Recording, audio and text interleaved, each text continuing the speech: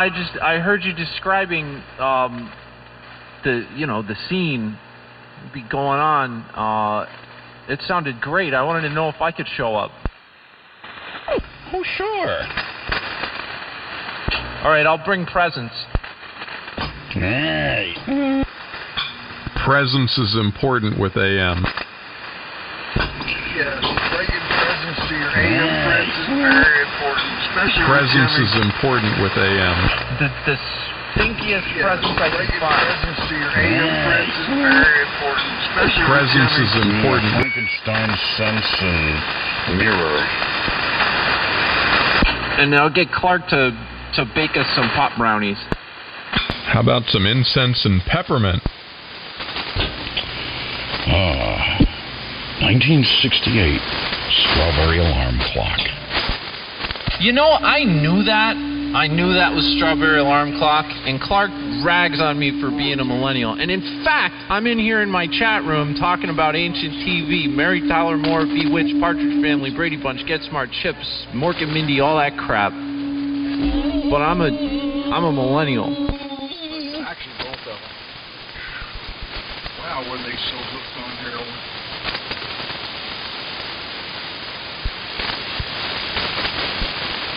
Well, sha-la-la to you too. What?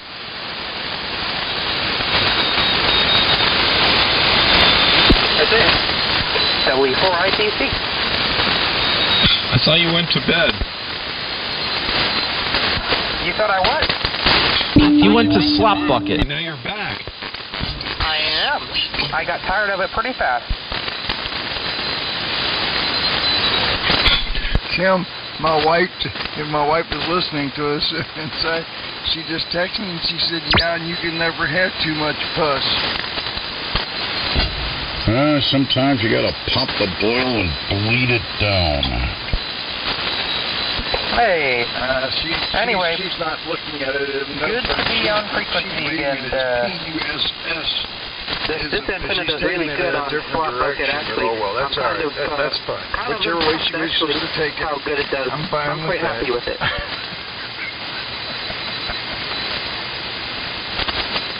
Oh, I just got texted again. Oh, that's the way she's going to take it. But anyway, you guys are sounding good. And oh, man, my brain is dead. Hello to the young lady up there. Man, I know your name. It's on. I'm sorry.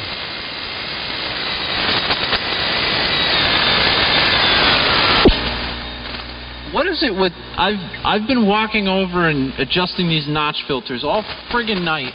It's somebody throwing a carrier between 3880 and 3882, anywhere in between, just for like hours now. It's insane.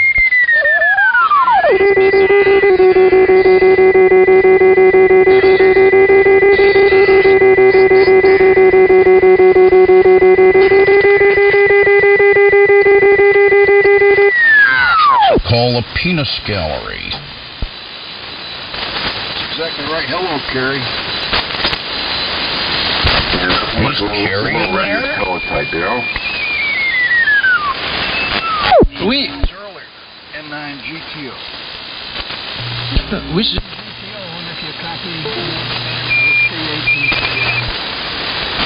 Say CATKR something. Who is that saying? Do you copy N9 GTO?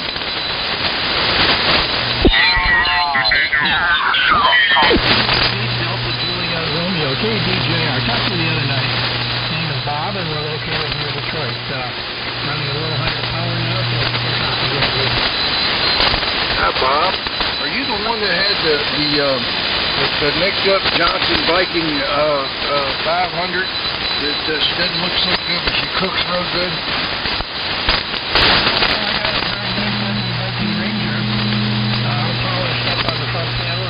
Driving my Henry 2K4 at the moment, about 300 watts, so you guys can hear me. And listening on a R398. And I have to tell you, we need that. You're putting the meter right up on the pin there at 100. I right. Well, thank you. That's a Mother Nature thing. There's nothing else I can say about that. That's just a Mother Nature thing. We're just blessed with some good conditions tonight. Yeah, it is very nice, and I don't hear the static crashes that we heard the other day. So we're lucky, I guess. Anyway, I tried to call in on the PR4. You guys didn't like that little carrier 150 watt signal when that thing puts out. So I had to resort to the real AM setup here. We got it. Yeah, the PR40 is not designed for AM. You better get you a D104 and better get you a radio with no antenna, put a set of headphones on, tune that damn thing off. If you have no bass, little mids, and all highs, if you want to talk with a piss weak, I got a lot of guys on 3880 at night at 10 o'clock. They bring in their rice burners, and we try to teach them how to run a rice burner properly on AM without burning up their amplifiers and this and that. And some Can any of you other guys hear who Louie's talking to? Some pistol leakers. They're weaker than me. Why didn't you tell me? Well, it's in your damn owner's manual. Don't run 811. Well, both of you guys are getting over. I don't know if you want to hang out and wait or talk or what. Maybe I'll put the 600 on. Hey, I'm curious. W4IPC. I'm curious if Timmy can hear me up there. WA1HLR. Do you hear Connor? W4IPC. Hopefully not so this week.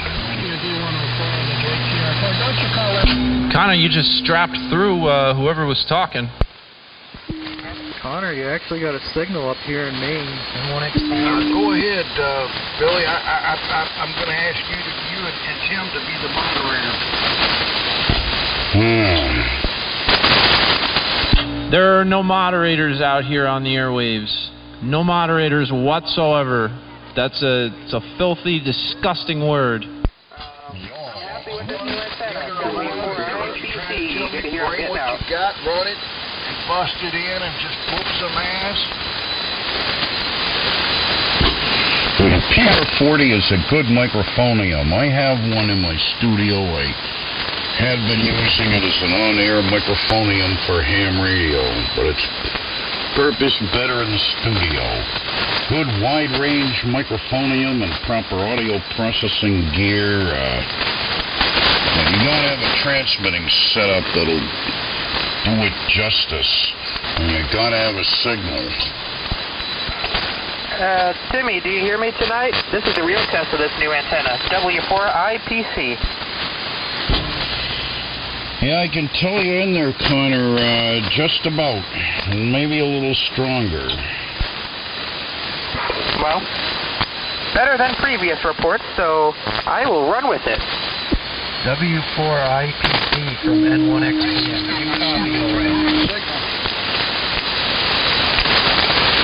Yeah, I didn't get that. Yeah, this is N1XBM. Do you copy me, Connor? Do you copy? Are you receiving my transmissions? Yes, I copy you. Well, I'm south of Tim in southern Maine, and I am hearing you just fine here at the home QTH. You're much stronger than you used to be. Yeah, you're S9 here. Solid S9 here. Good to know this new antenna is doing what I was hoping it would do. Getting better receive and better transmit. So, good to hear. W4IPC. Alright, there you go. Just wanted to give you the old signal report. Yeah, I don't know how. I calibrated this S meter many years ago. It was accurate, but you're bouncing around between S9 and 10. So I got you about the same. Man, that just cleared my speakers. Sorry. What is up with the carriers? I swear to God. Light them up, Timmy. Light them up.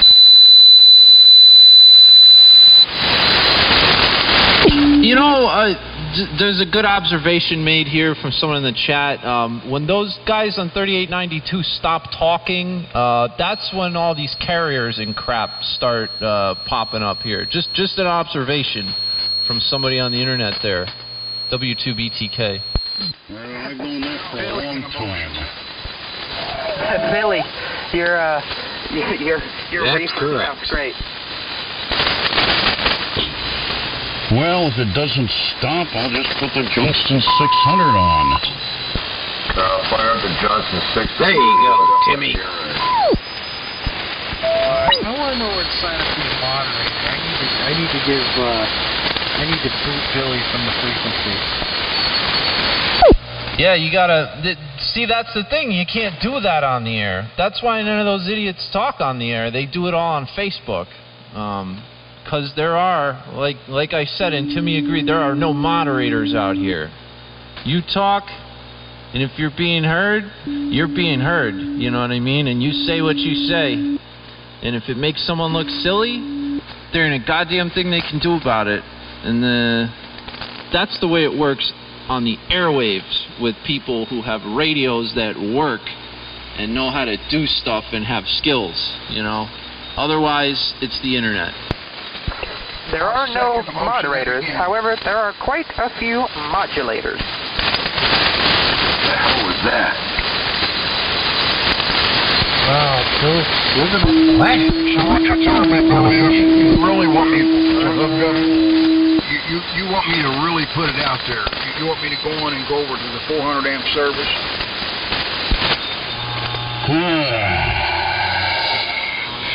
How now, shit brown cow? Wow. I don't care if it's There you go. 150 watts or 4,000 watts. If it's Mother Nature's not with you, it's over with. Damn, Timmy, that sounds good. K1KRS. How you doing there?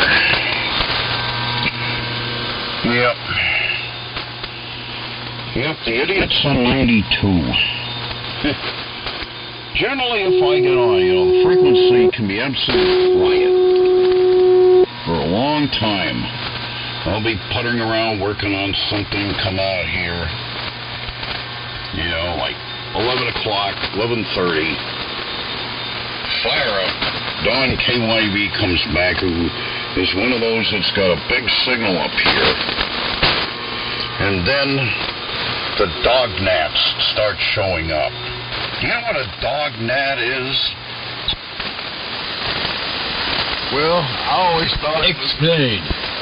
shit. One of those little bugs that's always making your ball scratch. On a hot day, a dog will be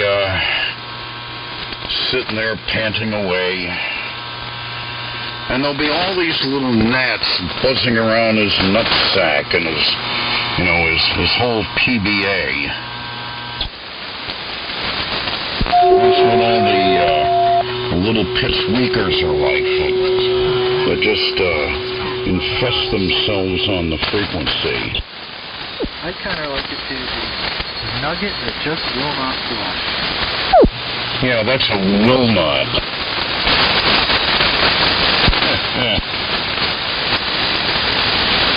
NOXPM, no moderators. That's the thing. On the internet, nobody is strapping. Everybody is the same. It's basically a communistic society, whereas here, as Herbert would say, it's the boisterous sea of liberty. Okay, fine. No, Timmy, that's where moderators come in. And you nailed it. Everybody is equal on the internet. We're all 50 over, unless you're blind. So, to level the playing field, you've got cliques and cronies and groups and moderators, yeah. Some moderators are good. They do their job, but most don't. It's just a guy with short man syndrome, and I ain't talking about feet. I'm talking about inches. And they get on there, and they give certain people very strapping signals onto the web page, and then they make sure that other people are piss weak onto the web page. And it's done, with usually a bias and an agenda applied to it. And that's why the internet, mainly a lot of these Facebook AM groups, are just cesspools of talentless operators. And, I'm not talking about everyone, but at least the people who run it. Talentless operators who can't get a rig on the air that busts a grape and blow crap up and just suck in general, and they need to throw their weight around. That's how they do it. They moderate web pages, and that's how it works. And, well, no, I should say, and there you go. Oh. Yeah, I've noticed that. I'm not a member of Sit on My Facebook. I don't have the time for that. You know, this is enough. This is enough. But I've noticed that, you know, the AM website, you see, AM phone used to be the AM window, and that was pretty much the boisterous sea of liberty, and even though there were moderators and all that, and then it became AM phone, and Gary INR had it, and then he passed it on to others, and every once in a while I'll get on and make comments, but very, very, very rarely. And the thing I noticed is that there's always a lot of comments from a lot of people, and a number of the comments are from those that are active here on 75.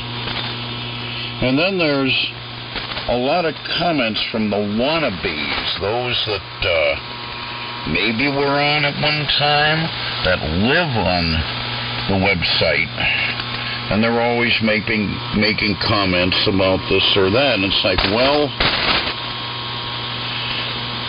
you should get on the air and exercise your radio. After all, that's what it's all about.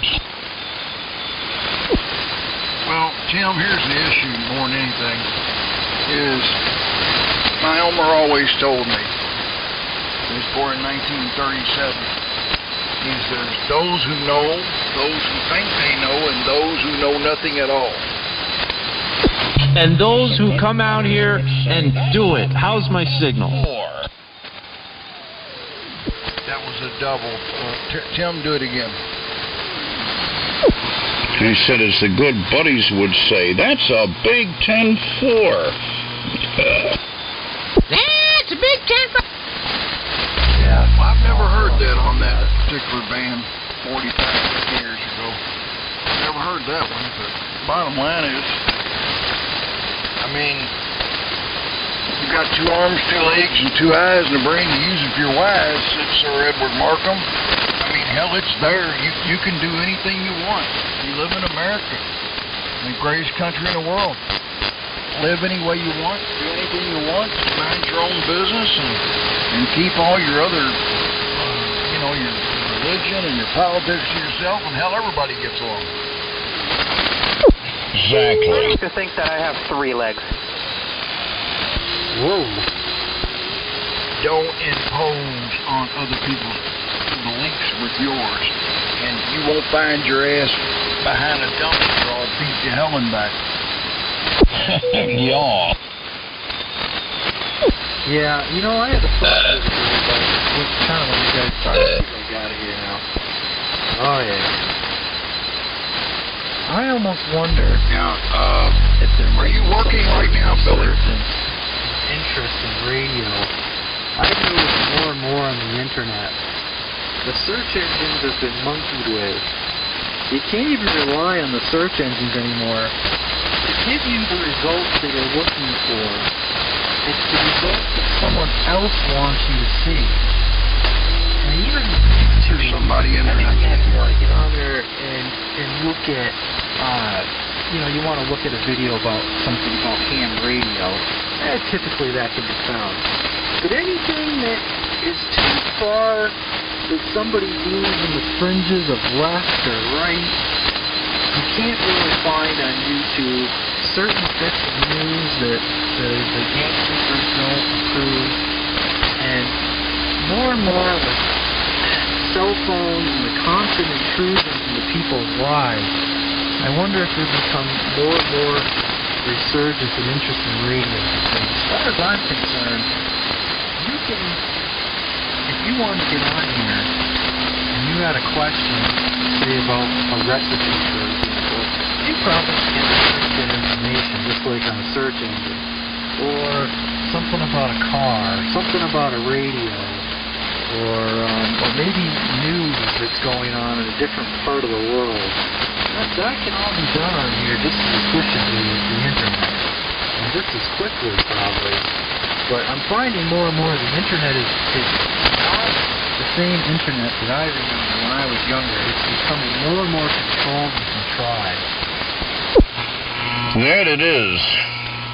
You're absolutely right. But a lot of people have forgotten about other uses for amateur radio rather than cornhole testicling and, working counties and all that kind of thing. It's all about what we're doing here, right now. I agree. I know lately I've been listening and talking on the radio more, and I've been hearing different, little bits of news and information.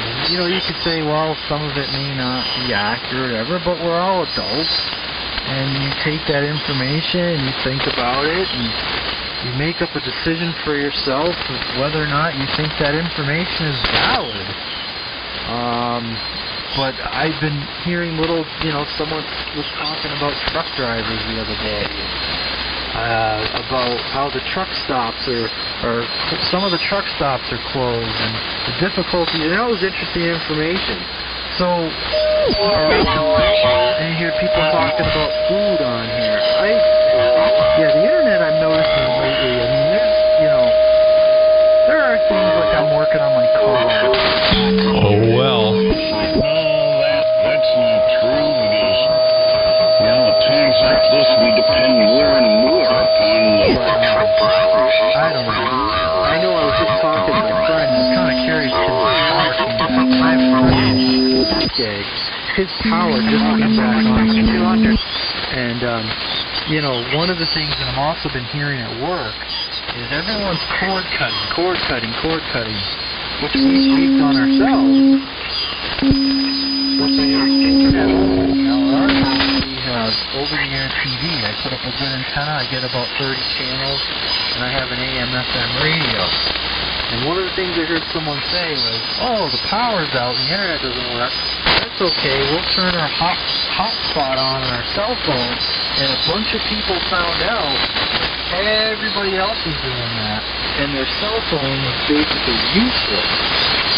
And I heard a couple people talking about this, and they couldn't even watch anything on TV because all their TV comes through the cords or the internet connection. And at least here, I can flip on the TV with the generator and still pick up 30 channels. I think it's more than 30 now, but it's somewhere around the 30. All of them are shopping channels, so I guess I can't really count those. But a good number of those are watchable channels. So there's a lot of that. I just find as time goes on, it's not as good as it used to be.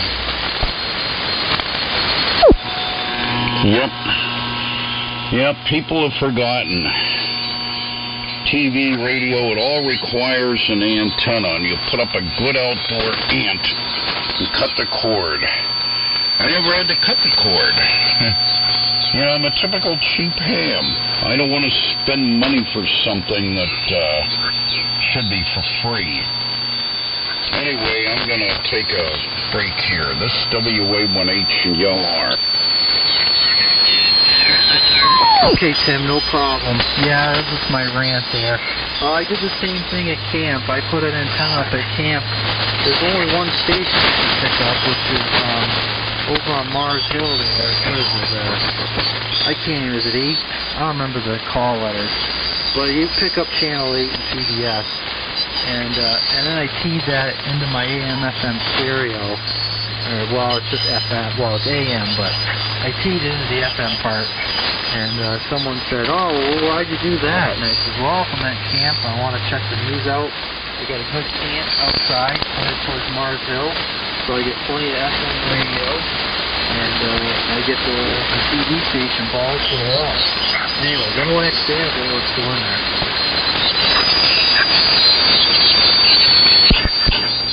Oh man, my foot pedal. Uh-oh. I have to fix my foot pedal, but... yeah, I don't know. I might kind of ride off into the sunset sometime soon here. There's, this QSO on 80 now, and a QSO on 3890, and this QSO on 3885 that's been going on for 4 hours, 27 minutes, and 12 seconds, as long as I've been here. And I look up and down the band, and it's just nothing. There's 4 megahertz of spectrum here on this band, and it's like a ghost town. But here we are, 3 AM QSOs within a 10 kc spread. What are we supposed to do? Run like, I don't know, 2.5 kc of audio bandwidth each, so we don't interfere with each other? Oh no, I have a better idea. Why don't we spread out? Not sure if these guys are idiots, if they are just not idiots but very inexperienced and don't know how AM works, don't have a clue. In which case, I'll be a friendly guy and tell you that that's way too close, way too close, and we should spread out if we're all looking to use AM here. There's no reason. It's stupid. And if you really didn't know that that's too close, I'm telling you. So, let's all just, I don't know, do something that makes sense now. W2BTK. Gonna ride right off into the sunset. Straight Yeah, I can tell there's a little bit of a squeeze going on. Billy, how well are you hearing me on this thing anyway? You're strapping, Tim. Well, you're doing well. So is Bob, XBM. I think some of the others left. But, well, last thing I've noticed, as long as I've been playing around with ham radio, there always seems to be this 5 kilohertz channel spacing mentality. Well, the shortwave broadcasters do it, but it's more or less an interlaced situation where, stations that have big signals in each other's areas maintain at least 10 kilohertz spacing, and those that are much further out from, say 3885, like way out west, may be on 3880, 3890, where they're not loud enough to be a problem. We're not loud enough to be a problem there. But when a couple of stations fire up that have big signals at each other's locations, 5 kilohertz apart, I just don't get that. Where it's really bad is on 40 meters. And the way you overcome that is to run as much power as you can, good antenna, and full bandwidth audio.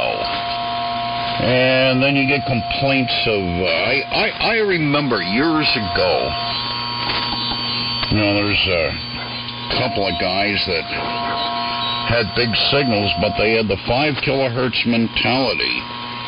So, fired up 5 kilohertz away from the QSO I was in, and I put on power, and the other station I was talking with put on power, and then the other guy that was 5 kilohertz away broke in and asked how is it that he was hearing us on his frequency, and it's like, well, that's another duh moment. Yeah, I don't know. But how did that mentality come about? Who sat down and was like, that's a good idea, Anyone who knows how AM works, if you're 5 kc apart, right, carrier to carrier, you can run 2.5K of audio bandwidth before you start interfering with each other, What does this space shuttle run? That's what I'm interested in. Well, back in the day, everybody has been brainwashed into 300 to 3,000 cycle audio. And that's all you need to be heard. Nobody cared about quality. And so, because of the burgeoning ham radio population and the limited bench space, everybody started packing in like sardines. And at the same score, a lot of people had very narrow receivers, and everybody sounded like crap. And it kind of worked.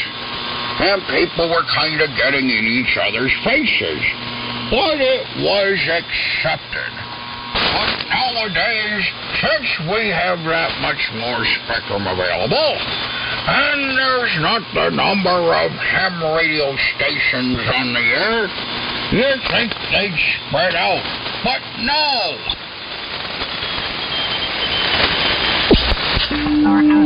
I get it now, Tim. That's fine business on that old man. Swine business. Okay, it makes sense. Just the right amount of echo there. Just the right amount. It's coming through. That's good. It's hard to set because when it becomes apparent in the headphones in the monitor is like way before it becomes apparent over the air, so it's like a fine line to walk. I don't want it to be too present and like kind of not noticeable most of the time unless I give you like a nice S like that or something. Timmy, do you hear that stuff? What stuff? I got reverb on this thing. It's a good level.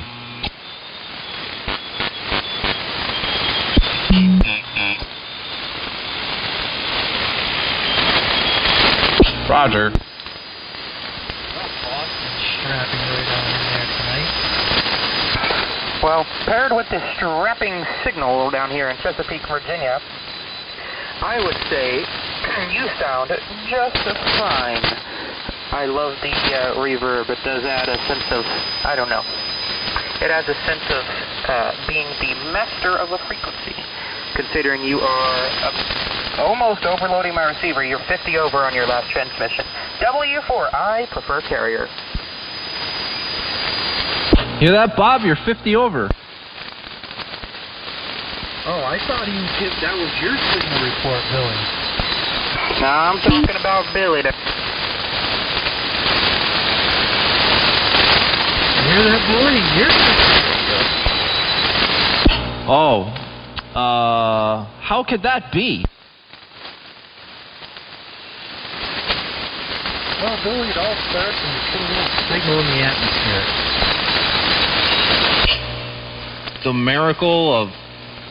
Through the miracle of thermionic emission.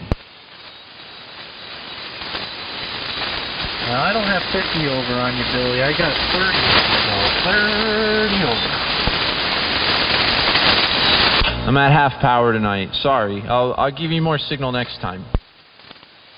Yeah, shove some more coal in that 811 rig. Just shovel it right in there. Speaking of the 811 rig, yeah, I gotta fire that thing up. Yes, fire it up.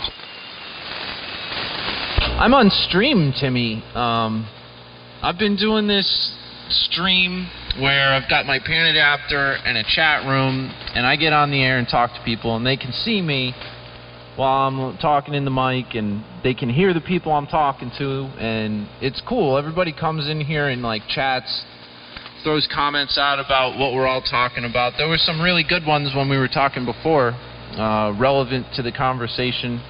And you know, I upload these things. You could watch it later, or you could watch live. You know, it's so I can't do that. Is my point, because I'm in public right now. That's why I like being in private. Yeah, but with all this crap going on, nobody leaving their house, I just figured it would be nice to do something like this. People could come hang out in the shack, you know, as best they can through the internet. Just give you something to watch, some radio hobby stuff, content out there, you know, that's all.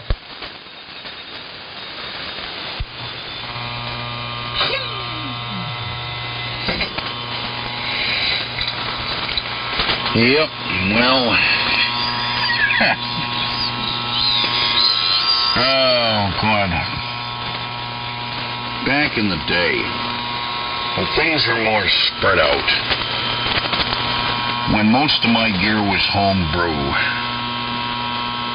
I had big transmitters with fire bottles that glowed in the dark, blowers that whirred. Well, all I have is a moderate-sized transmitter with a hummy buzzy contactor and a mechanically buzzing cabinet.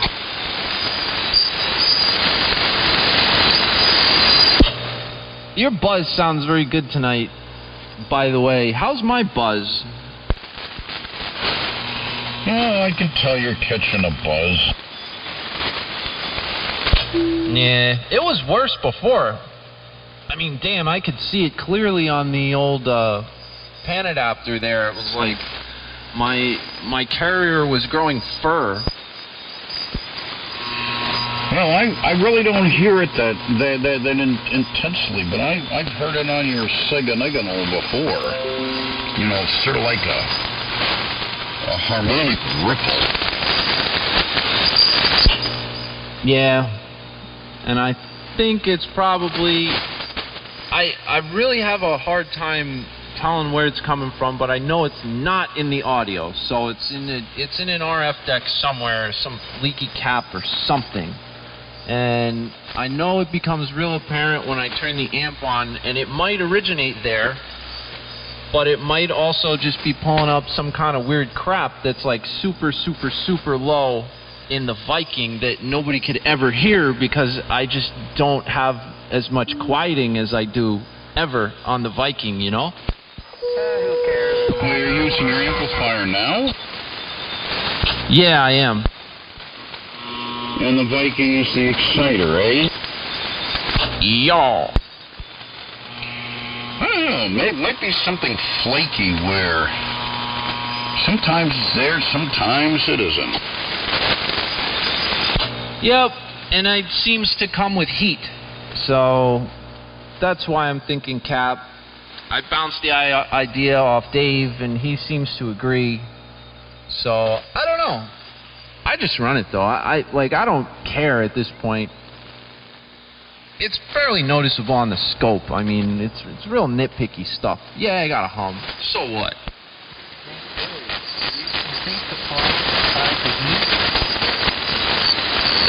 Problem inside the what? I said you think the problem is what you were saying. Did I hear that correctly? The problem is exacerbated with heat. Okay. Well, sometimes techniques like troubleshooting with a basically a reducer that goes over the end of it and then reduces it down to a tightness of maybe like 3/8, maybe even smaller. And then it will blow the heat gun onto targeted parts. See if the problem is heat related. I've had pretty good luck doing that.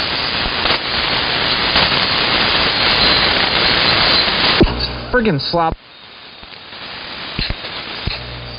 buckets drive me nuts. My foot pedal's broken. I mean, yeah, I should temperature probe some stuff, but this amplifier does not get fired up with the RF deck open. It's just not right now. It's too much.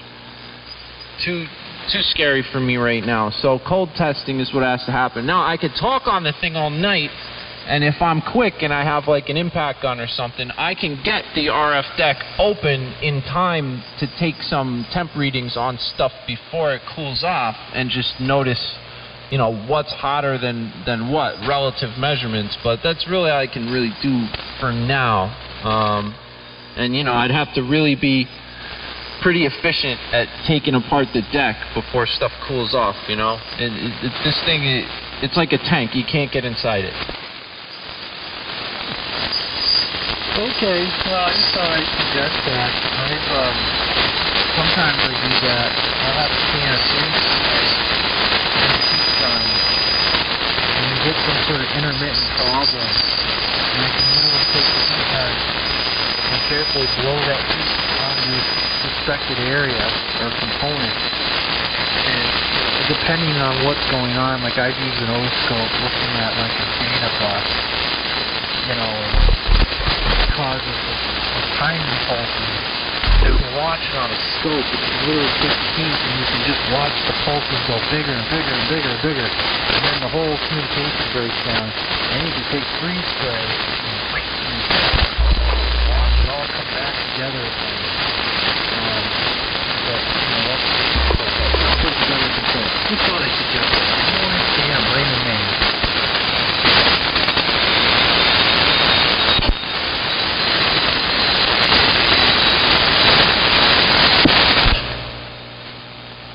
I'm sitting here like wiggling the wire to try to get my thing to key out. I have to go turn a soldering iron on and fix my foot pedal. But yeah, I think I've heard of that. I've never tried it though. I should. But all I'm saying is that I can't get in the thing to spray anything or do anything. God damn it, I'm getting pissed. To do anything, so I'd have to take the the whole RF deck apart to expose anything that would tell me anything. It just can't. I don't know what I'm trying to say here. I'm gonna go fix my foot pedal, I guess. You're a mess. Do you need me to send you a nice heavy-duty foot pedal? Do you need a foot pedal? I mean, what's going on down there? I probably got one of those real heavy-duty ones. You need one there, you good.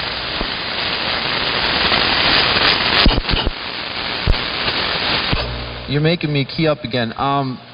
No, the foot pedal's fine. It's robust. It's very nice. It'll never break. It'll outlast me. It's the connections inside of it and the wires that I entered into the enclosure in a JS manner, and I just keep JSing it every time.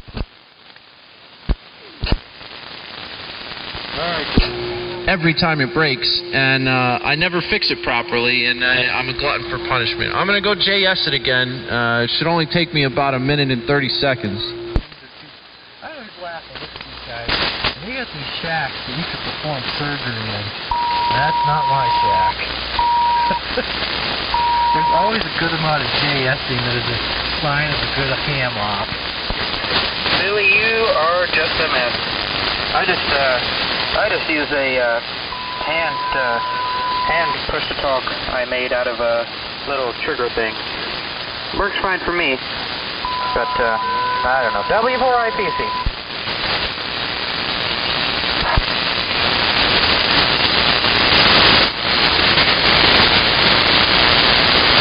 Well, I bet you Timmy's asleep in the chair. Nope. I broke free from my mooring and I've got some cheese and crackers.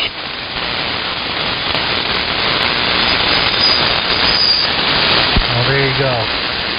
Yeah, my foot switch on the downstairs station has a good amount of JSing in it. I realized my amplifier needed a key line, and I was looking at the foot switch and I wanted a separate key line. I wanted a good hard dry contact, and I had a crapped out Kenwood LAN mobile desk mic, and I ripped it apart, and there's a little micro switch in there that fits perfectly with my foot switch. I mean, it was like it was meant to be. A little bit of hot glue and a good amount of jock strapping, and me and that thing have been in there for years.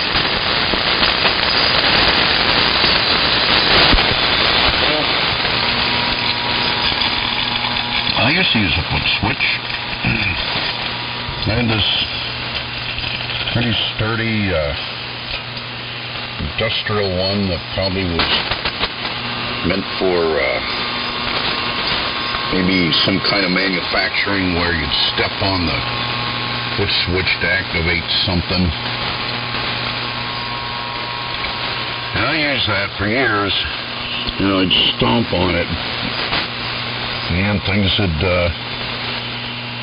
come up. But the fire of 92 destroyed it. So over a period of time, I just evolved to a switch. You can take a micro switch. I learned this from Uncle Willie, W3DUQ, when I first visited him when I was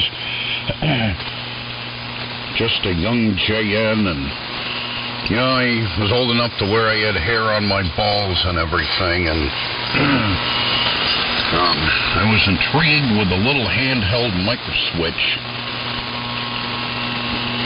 It had the little lever on it, and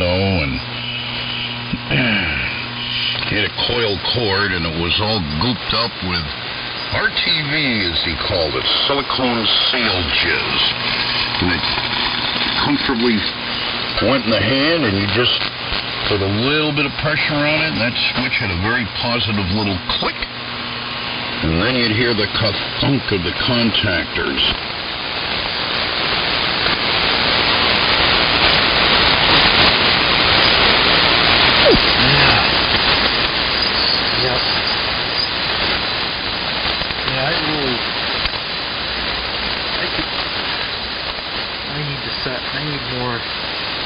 I need more contacting. I have something set up for headphone modeling, but I need to blend it into the receiver. The other thing I want to set up is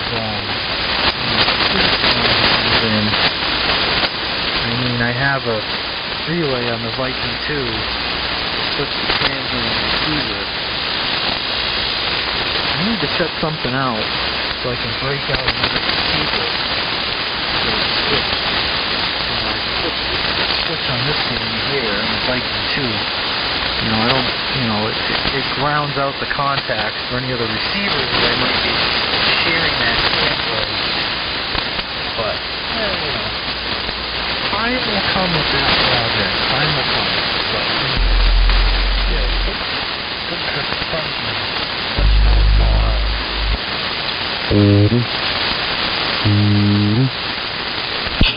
Is this thing working or what? Alright, it's working.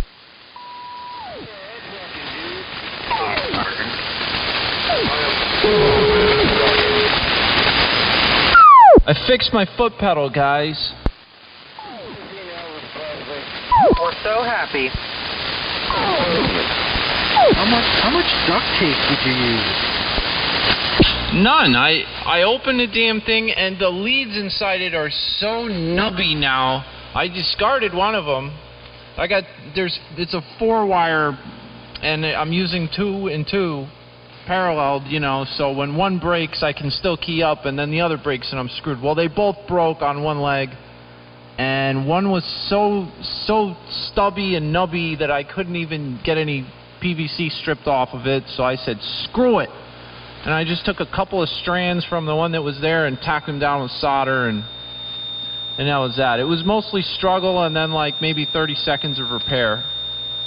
Good stuff, huh? And nubby, not the first time you've had that problem. W4IPC.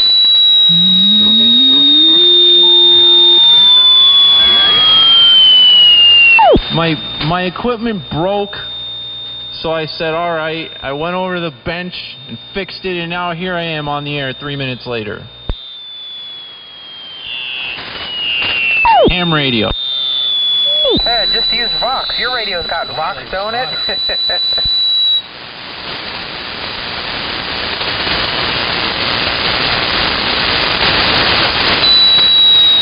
It's going to break again soon if I move this foot pedal too much. Timmy, what you described, that's what I got. I have a tread light. It's like a machinist's foot pedal for like a lathe or some big ass machine. I don't know. That's what it's for. Fix it right. Yeah. That's exactly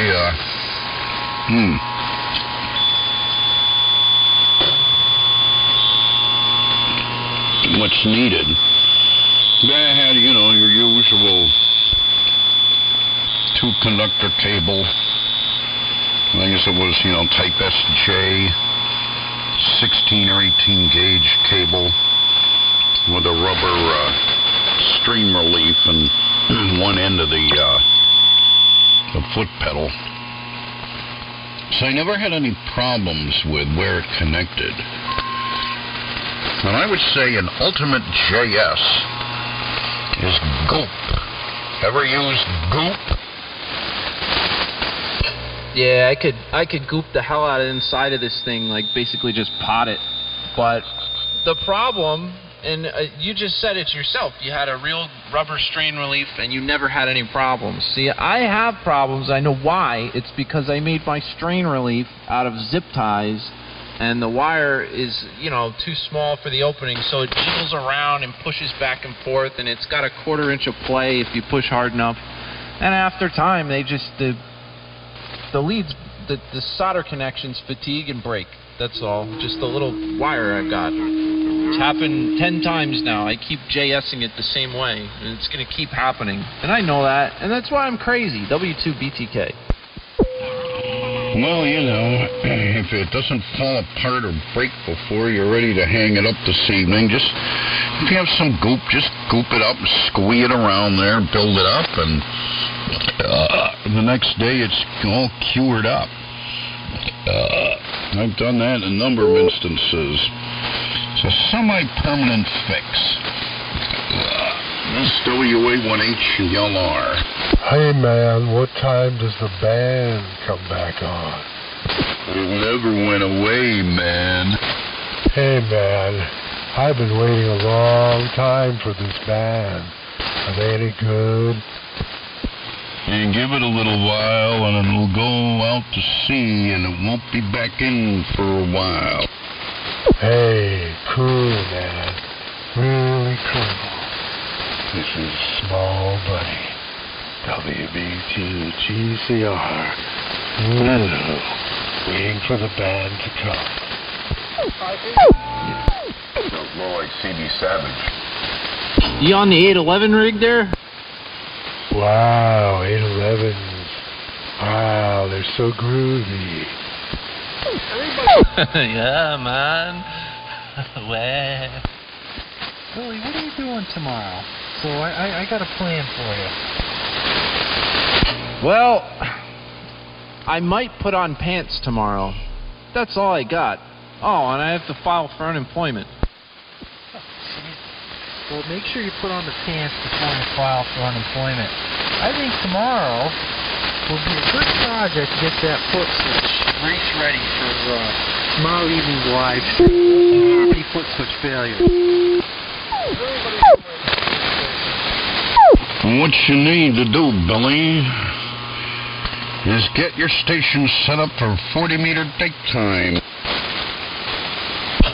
That's a good idea. I was doing digital on 40 the other day during the daytime, but that's like 70 to 90-ish area, right? I have taps. I've got taps for that, Timmy. Well, there you go. I've been up there for a while, but sometimes I'm up there several days a week around noon, 1, 2 in the afternoon, 3. Yeah, that might be a lot of fun.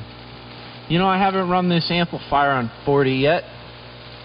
It might be a cool experiment.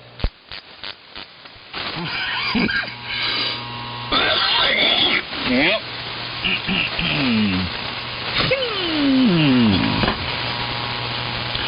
Thing is with 40, when the wind's blowing the right way, it works real good. If the wind is not blowing the right way, it don't work too good. Or I hear a piss weaker in there. And I was yellowy also. Yeah, I can hear you, Steve, but you're piss weak. Yeah, I got an old using mobile that I had for, that I dug up. just try it out and see how it gets out. I know it's pitch weak. It needs an amplification and de-amplification and a bit of a radio douching. Well, it's doing all right, all things considered. Bear is in there, and he's that much louder, so that's why I was saying, Maybe I'm much higher than him. Anyway, I might be just putting down the microphonium and wandering off back into the moon set. I'll catch everybody during the day tomorrow. What do you two TRH? But I'll be listening, so how about me? All right, Steve, I believe we doubled. Yeah, well, considering the piss weak willpower, it's Q5. It's well modulated, albeit somewhat yellowy audio. And, well, I guess with a lot of people being laid off and, a number of us like myself being somewhat retired retardeds,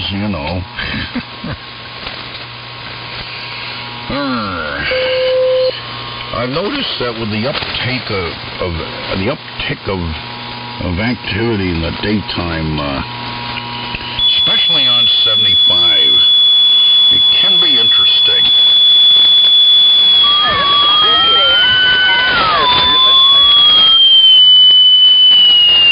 Yep. Well, tomorrow's going to be a bit of a busy day for me, so probably not going to be around much.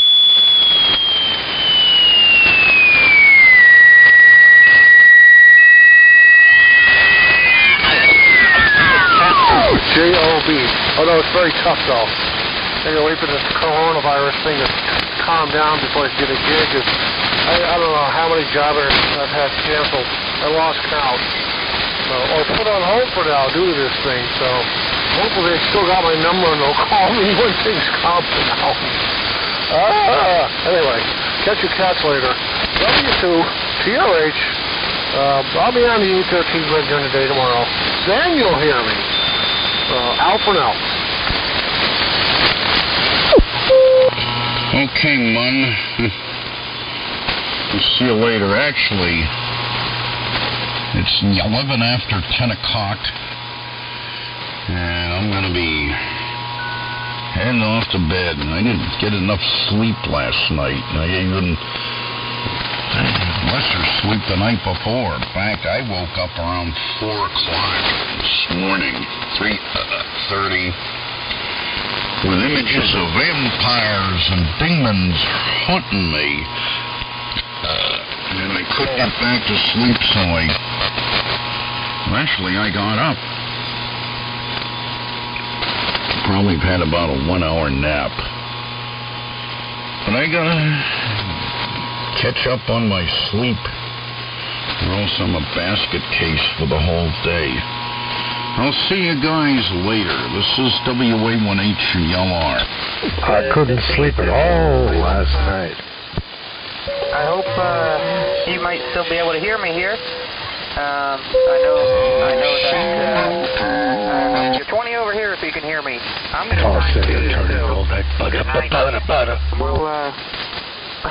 we're going to bed too. I'm tired. I need to be ready for antenna work tomorrow to finish this new antenna. W4 IPC with people keying over me, 73.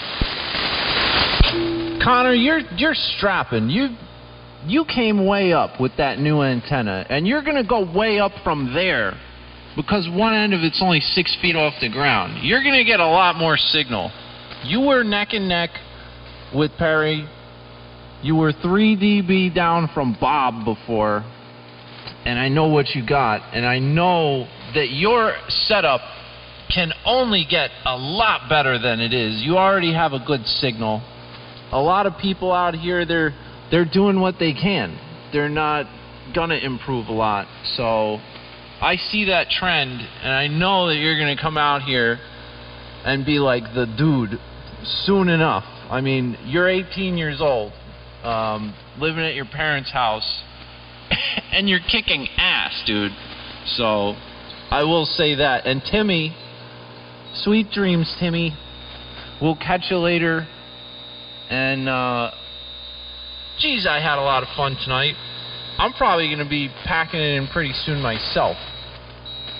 So, with that, I guess I should identify my station now. W2BTK on Montana Mountain in New Jersey. 73 Billy. Well, yeah. Well, anyway. W4 IPC. Good night. So, Billy, how's the dental floss in Montana? Tim, see you later. Connor, see ya. Billy, have a good night. There, you too. This is N1XDM. I'm trying to get in there, but I haven't. Trying to break in. I gotta go. N1XDM, I may be Dublin, but I'm out of here. I don't care. Yeah, but I want to know about the dental floss in Montana. There's no... See you later, Bob. A lot of fun. There's no dental floss. Bear, what you need to know is that I have a radial system here, and it's the reason why my antenna works better than it should. My radial system. Now, it doesn't consist of anything conventional like copper or aluminum or anything like that. I'm talking about old radials from the 70s, rubber ones, in the ground, everywhere around here. That's why rubber becomes conductive after it gets old and buzzardly. I'm convinced. Well, I don't understand why you would bury all those old radios, you know? I don't see how that's really going to help you.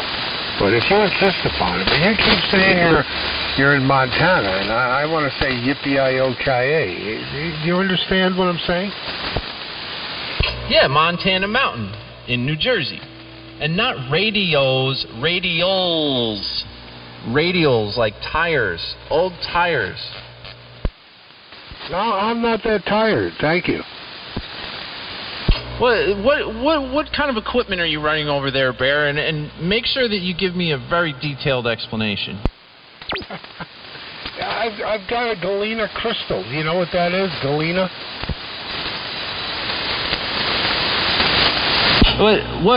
What's the... you're running tubes? No, a Galena. If you know what Galena is, I'm serious now.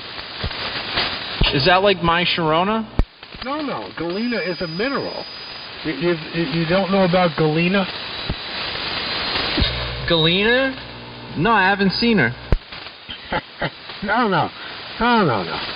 Galena, all you need is a cat's whisker and a piece of Galena. Galena is like a rock, and it looks shiny, sort of silvery, and it's layered. It's kind of a layered, faceted crystalline rock. It's a mineral, Galena. Look it up. That's my radio. And I'm serious. That and a cat's whisker. And you're coming right in. I've got a cat over here, but she's using all of her whiskers. Is there anything else I can use to improve my station? Well, yeah, like I say, you need a Galena detector. You got to look it up on the web. It's a real thing. You know, I'm not kidding.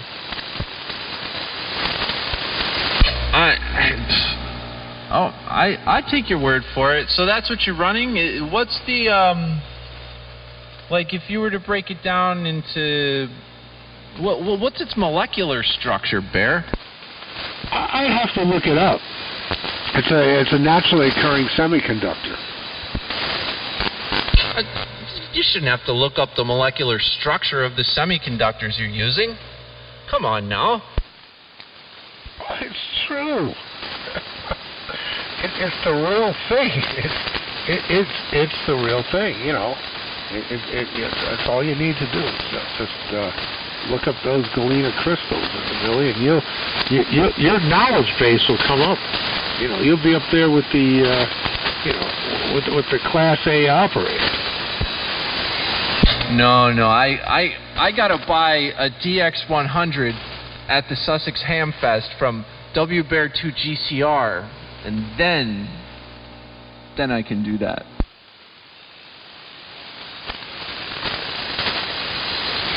Well, you didn't buy a DX100 from me, did you? No, my buddy did. Remember we heard him on the air with it?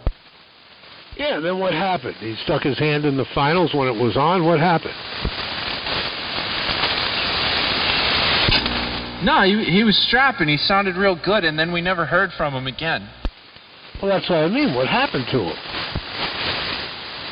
I don't know. It rode off into the sunset, but I heard it on the air. It was nice. Yeah, stupid me sold the one that worked. You know, I didn't know from that. I got another one here. It probably doesn't work. You see, that's how you got to understand. That's how things work for me. You know, TRH, he buys stuff, brings it home, plugs it in, it works perfectly. I buy stuff, bring it home, plug it in, it don't work. I have to spend like 2 weeks fixing it. And then I sell it to your buddy, although I didn't fix that one. Well, I thought he's your friend. How come you don't have any idea what became of him? WBTGCR said. Well, his old lady's got a bun in the oven, and he just went poof. He disappeared from ham radio. Oh, the beatings. Yeah. I have his TS440 here, actually. That thing smokes... Well, no, it doesn't smoke. Well, it might if I turn up the carrier all the way, but it runs really well. Yeah, well, I've got two of those. One is the one I got years and lots of years ago, you know. And the other one I got a few years back, and you know, it was a basket case, and I bought another bunch of parts for it and put it in, and it runs pretty good. It's got one peccadillo. I can't quite figure out what it is. But it runs really well, and I was running it around in the van for most of last year.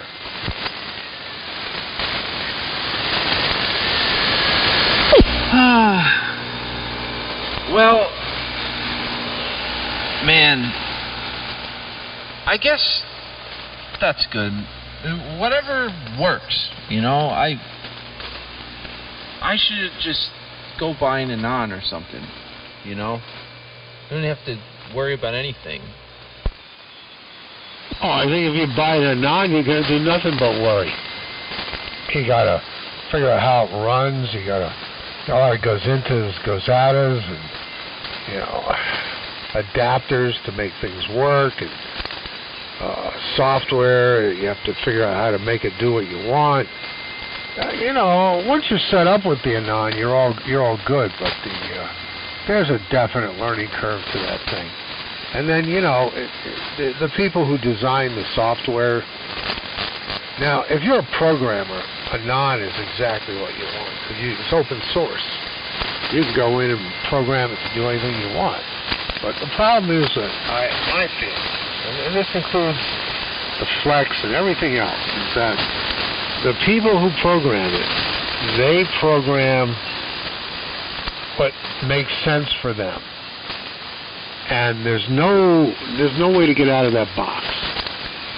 You know, in the case of all this software, you can't resize the buttons easily, or move them to another place, or get rid of a feature you don't want. For example, I don't want to see the bloody waterfall, and I don't even want it there. You know, once in a blue moon, it's cool. You know, I don't need it. I can see the spectrum display, and the spectrum display, you know, makes sense to my brain. That dang waterfall thing, I just find annoying. It's just bloody annoying, and the colors suck. Did I mention that? And then the colors aren't really changeable the way I want to change them. You can do a lot. Don't get me wrong, but you can't do what I want, you know? And you play with it, and you know, proverbially bang on it. You bang on it. You bang somewhere, and you go, why won't they let me do that? So, you know, it's much easier to turn on the Valiant here, key it, except this morning. You didn't even hear what happened. And listen on the R388 or the R390A, and, you know, run my... You know, and I'll tell you something else. You know, the receiver's really good on those Anons. It really is. But the noise reduction on it is, you know, you do need it. You need it. But the noise reduction on it is okay. It's good, you know. But this stupid DHI outboard ASP noise reduction's got to be. It's just got to be. You know, it's also pain to tune these dang things. When I say tune them, to change frequency, it's a pain. You're diddling with a stupid mouse, and you're dragging stuff, and it doesn't do what you want when you drag it. And, oh man, it's so much easier to turn a knob. WB2GCR. Yeah, well, okay, that stuff is a pain in the ass, and I agree. But, I don't know, it does a lot of stuff for you. And SDR receivers are the way, man. That's the... Excuse me, they kick ass. I'll never run a non-SDR receiver. I feel naked without them.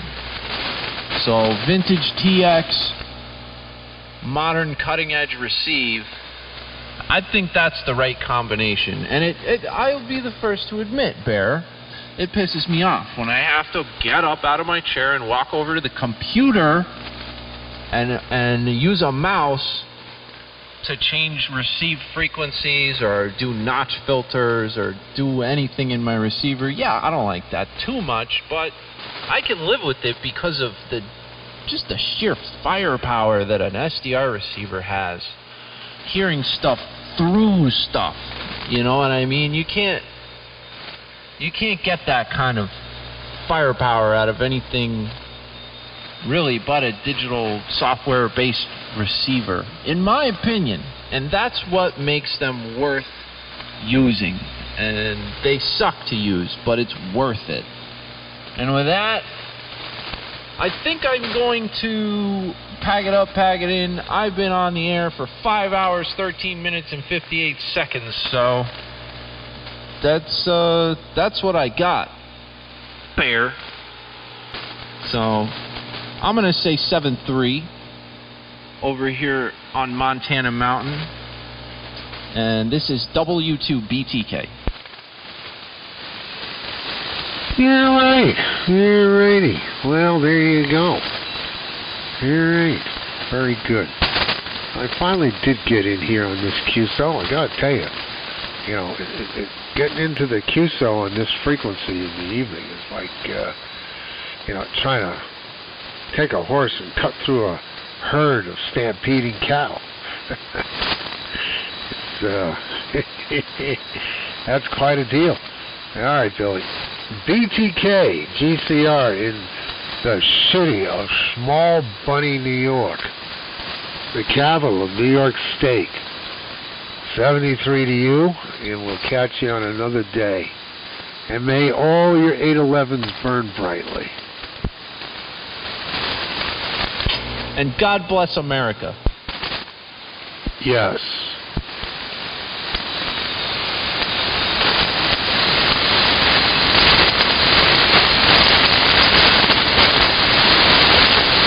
QRZ,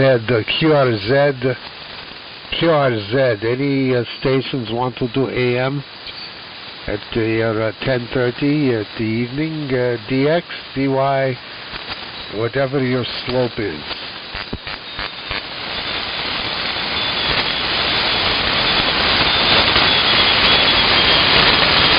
Calling the claustrophobia net. Calling the claustrophobia net. This is WBear2GCR. WB2GCR. That's Giant Chocolate Resistor. WB2GCR. Calling and listening for your call.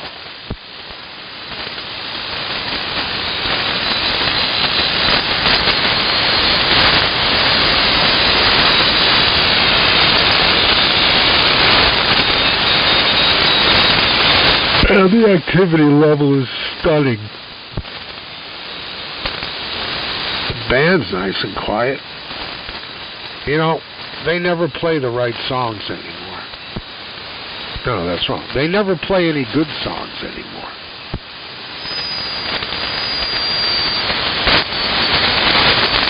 You know, Clark's voice and inflection is so much better than mine.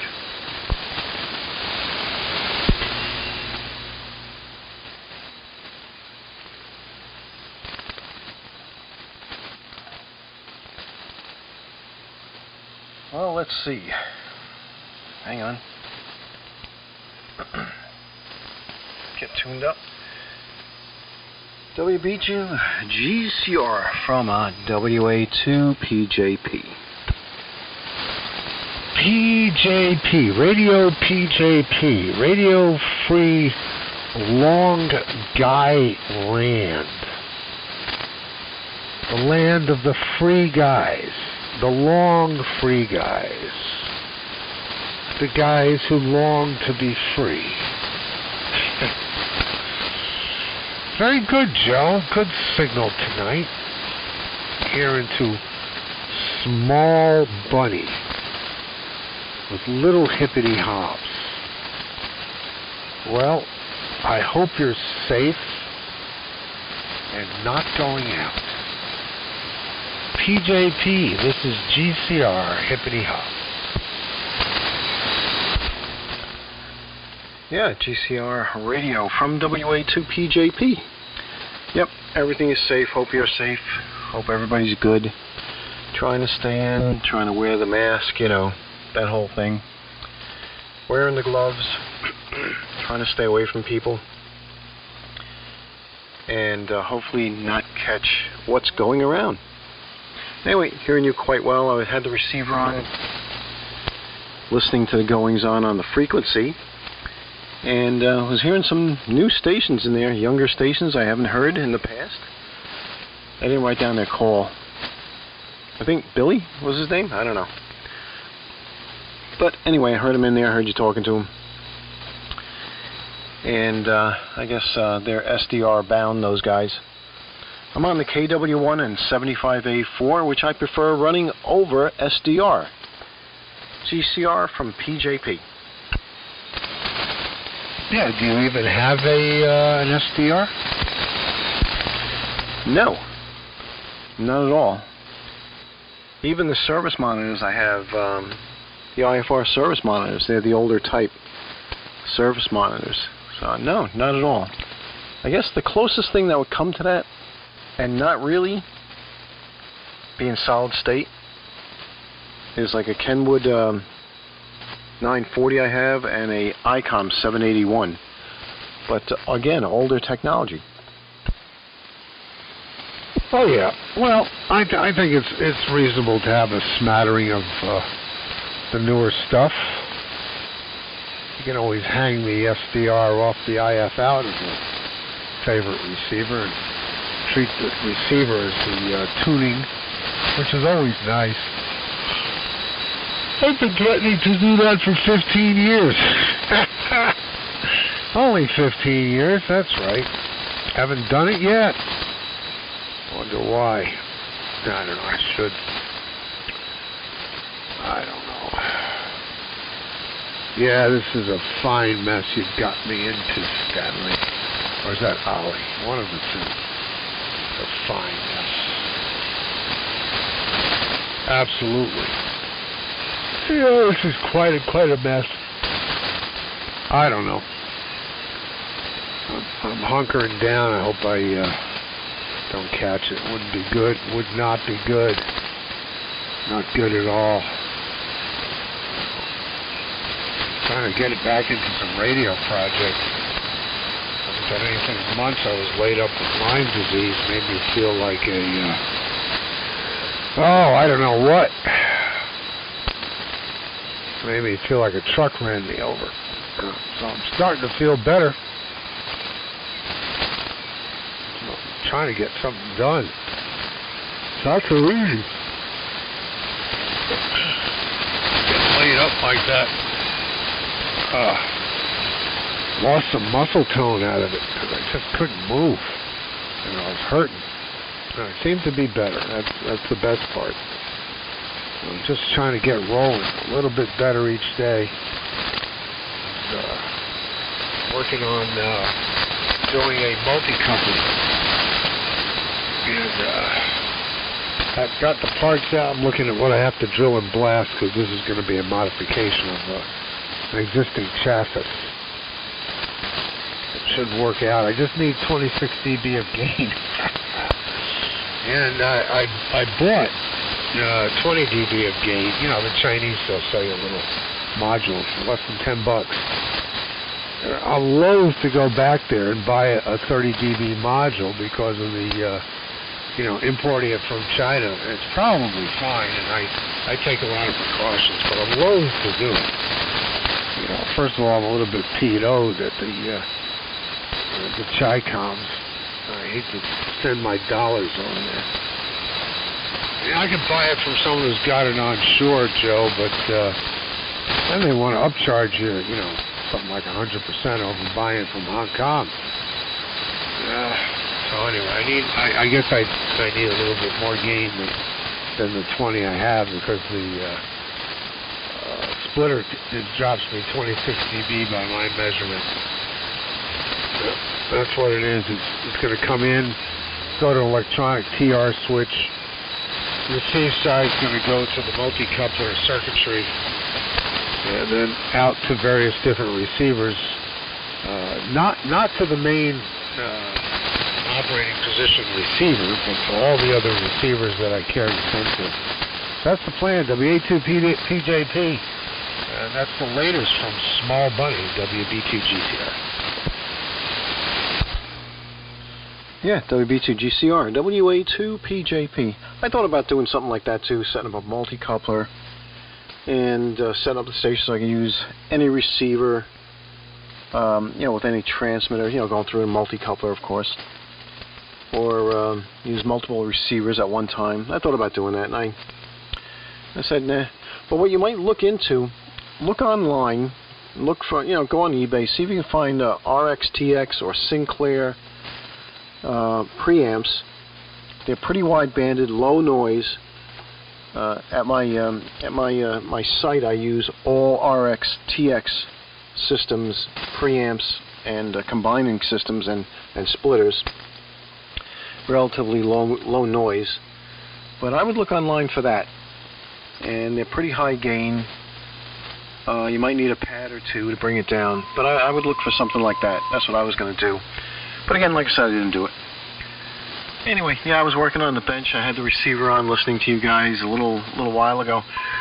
I'm actually building a Heath kit. I'm building another Heath kit. I'm building the weather station, the 4001 weather station. I found it online, unassembled, and decided to build it.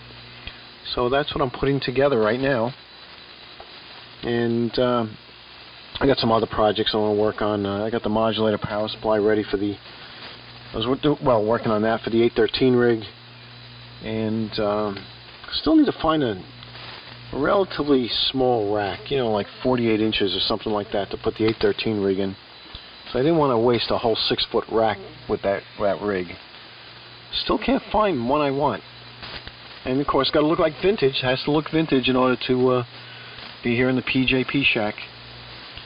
But that's about it. So that's what I was working on. And what was I going to mention? Considering building the DX60 next. But I got a number of other projects to do and work on, and trying to do my online flight instructors course to finish that up. Renewal, FERC renewal. I got to do my renewal because all the schools are shut down. Nobody can do any of the renewals, so I got to do it online. So I've been working on too. So that's what I've been doing. And I pray to God I'm being careful as all hell, trying to stay away from people, and when I go to the store, of course, glove and masks and all that other stuff, which I hope you're doing too. Anyway, got a lot of rain today. It was pretty rainy and windy. A number of trees down, not in my yard, but around the neighborhood. Oh man, hit the mic. WB2GCR, WA2PJP, Long Island. Hi, guys. K5VR X-ray. Whoa, there's a station that's got a signal.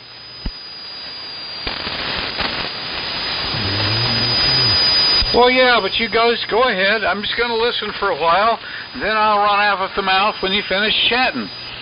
Evening, Joe. Good to hear you, Raj. Good to hear you in there. And Bear is in here, too, so let me get it over to Bear. Bear, go ahead. Something TX, it sounds like you're running almost into sideband. Try it again. Little 1 DTX, Delta Tango X-ray. That's better. Delta Tango X-ray, I hear you. Yeah, Joe, before we get carried away with a bunch of stuff here, just quickly tell me what the Sinclair deal is. When you say TXRX, that's just like a model number, or has it got a special feature? And I've got some microcircuits gain modules too, but go ahead and tell me. Oh yeah, microcircuits too. Yeah, that was another one. TXRX Systems builds multi-couplers, combiners, splitters, antennas and all that, and you can buy the preamps. You can buy the preamps by themselves, and I've seen them on eBay for fairly cheap. Also, Sinclair Labs, another manufacturer, also builds preamps, splitters, antennas, combining systems, for the commercial market. It's all for the commercial market, not amateur. But if all you're looking for is a preamp, just do a search for that. Look for TXRX Systems. Look for the preamp, because they got preamps that are really nice and wide. Or Sinclair Labs. Telewave is another one. Telewave. But these are, again, commercial manufacturers. Back to you, Bear. Yeah, I was able to, a little bit of patience in shopping on eBay, I was able to pick up a really nice microcircuits unit. Of course, I was looking for 20 dB for a particular splitter. Now I need, a little bit more dB. I'll go a little higher and live with it, 3 dB of gain. But I picked up a 20 dB microcircuits for, I think, $25. So hard to beat that type of money. Yeah, for $25, you can't go wrong. Anyway, let me get it down to Roger. Roger, you're here in the KW1 and 75A4 tonight. I've been running that, so let me get it down to Roger, and you turn it back to me. And I heard somebody else breaking in, but their audio was a little muffled, so maybe we'll try it again in a minute. But anyway, Roger, go ahead. All right. Giuseppe, a.k.a. Joe on Long Island, in the quest of moving, and Bear. And we've not chatted since you last told me how to improve the audio on my Johnson 500. Keep in mind, I'm not going to try and improve it until it breaks. As long as it's worky, I'm leaving it alone. K5VR X-ray in Northern Virginia. And Joe, the KW1 is muy macho tonight, along with the propagation. Very loud, very beautiful. Now, normally you're on with the Heathkit stuff and your polished knobs. Now, I'm on the A4 listening also. There's a lot of noise still, but the weather was not as bad. And, of course, the 500 still sort of seems to work. But I do have a few issues now and again with antennas and the wind. Anyway, I just wanted to jump in and say hello. We had a good day here. The storms, the 60-mile-an-hour winds didn't come through and destroy everything. We had porterhouse on the grill, baked potatoes for the first time in a long time, eating, truly comfort food. Everything is nice. Now, I'm telling you, I will do the Collins Net one more time, May 1st. It was pretty noisy. April Fool's Day. I will go QR Taco for the summer. I hope you're staying in your moon suit. I hope the kids are making you smile. I hope the construction of your new place is going well. And then I'll listen to Bear some, who's particularly loud tonight. WB2PJP, or is that WA2? That's right, you've been around over 50 years, puppy. K5VR X-ray. Actually, it's Bear's turn, so Bear, why don't you go ahead and pick it up?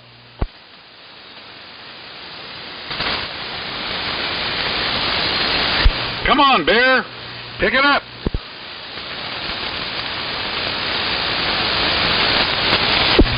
I don't know what happened to him. So I'll pick it up for a second here. Well, construction on the new house has come to a complete halt, and we may not be able to continue until after May 1st.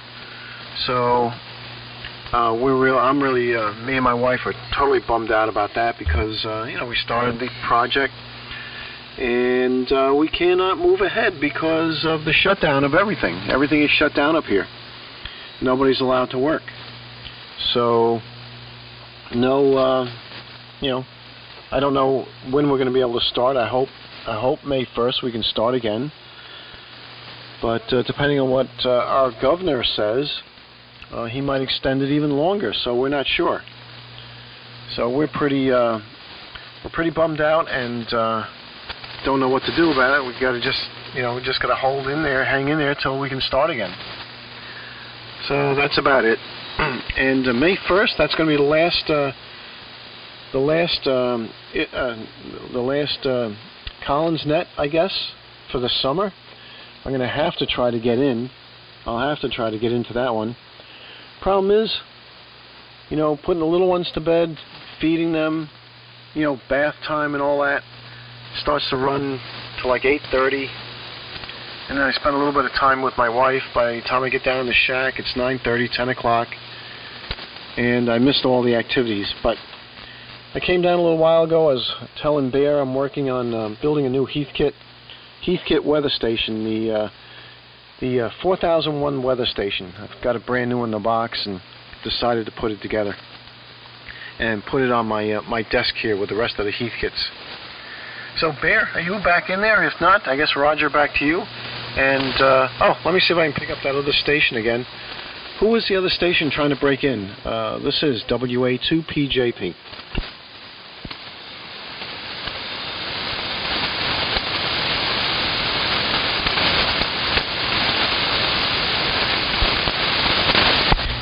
Well, no audio on that transmission. Oh, all right. Well, how about if I turn the mic switch on? Does that make it any better? Significantly better. That improved everything. Yeah, well, I figured I'd back off the mic. It seems I've been on it too much, and it probably makes it sound like this. So I'll try it this way. It's experimenting with the audio here, using the DTX-20, which is the W1 DTX's DX-20. It's the old CW rig. It's being modulated with a couple of 6L6 GTs, and everything's still in the breadboard stage, so I've been tweaking, playing with the pre-audio here, and figured I'd give the thing a little bit of a warm-up. We had the power out for about an hour and a half. Started to flicker here, and I was talking to a buddy in Iceland, Long Island, and we're on sideband on a little up the band waves, and power started flickering, so I switched over the rig to battery power and run 100 watts, and as I'm talking to him, out goes the power. But I had a little inverter and kept the lights going. So sat there and chatted on the band for a while, and about an hour and a half later, power comes back on. Had 50 mile an hour gusts, and wind's still blowing a little now. Forecast says it's supposed to quiet down after midnight. but it was pretty impressive.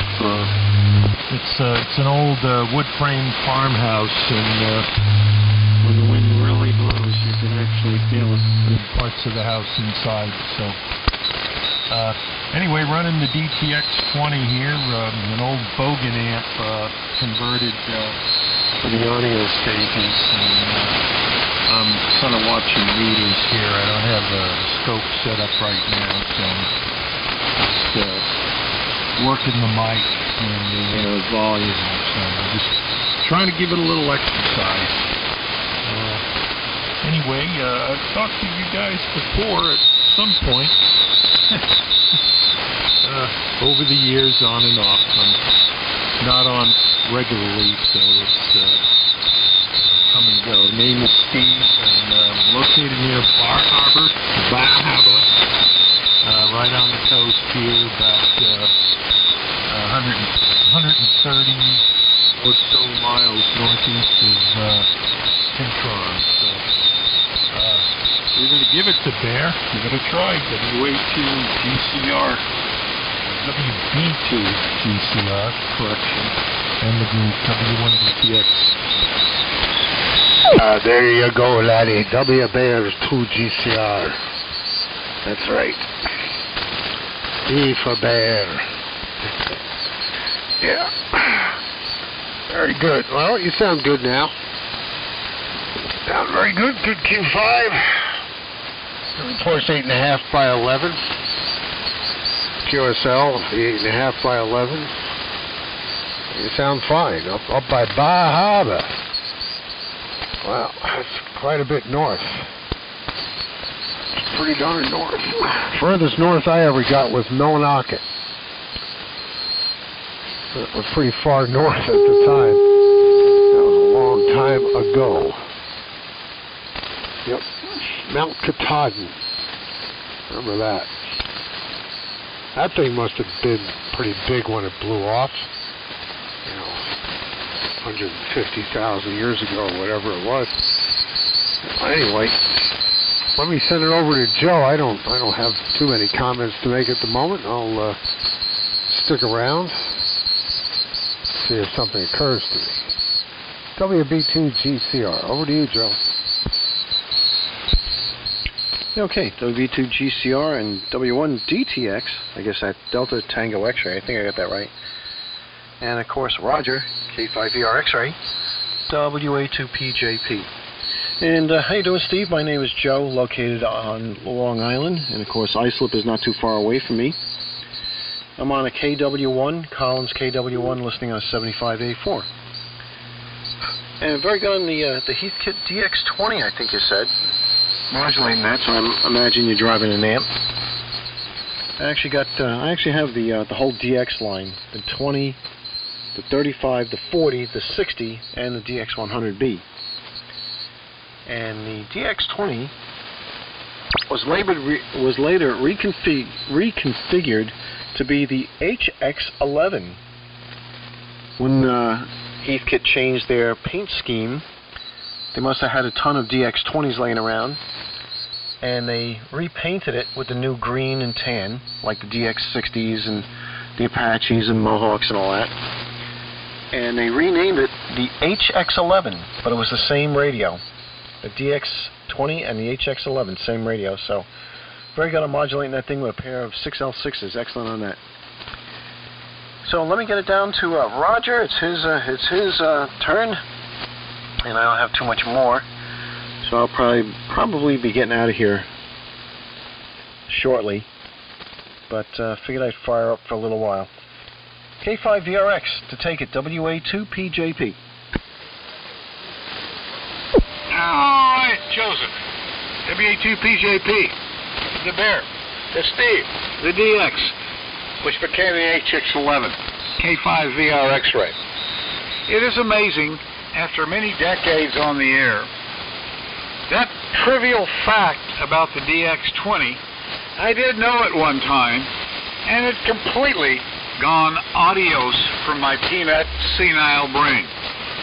And you bring it back to life. Then again, any man who's had 11 S lines at the same time like you which of course was attractive to your new wife, makes me realize that I'm not so far over the edge after all. Even though any of us on the radio tonight on 75 AM do happen to live in a little particular corner of the Twilight Zone. All right, I can't stay either. I would love to. I wish you well, Joe. I hope you can get on in time for the last net. I know the pupsters are a lot of work. I'm sorry about the other work. The fact is, we are on Groundhog Day. We don't know how long we're going to live or whatever. But compared to 50 years ago, this is much better. When I would wake up in the morning in a certain strange part of Asia and wonder if I'd still be alive at night, it was kind of like this, but really a lot more intense. Anyway, sleep well, Joe. Up to you, Bear.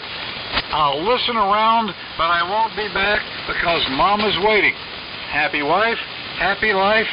K5VRX Ray and the gang. Bye for now. Oh boy, K5VRX WB2GCR. All right. Very good. Well, you go take care of the XYL. And, pat her on the head. Well, if she lets you do that.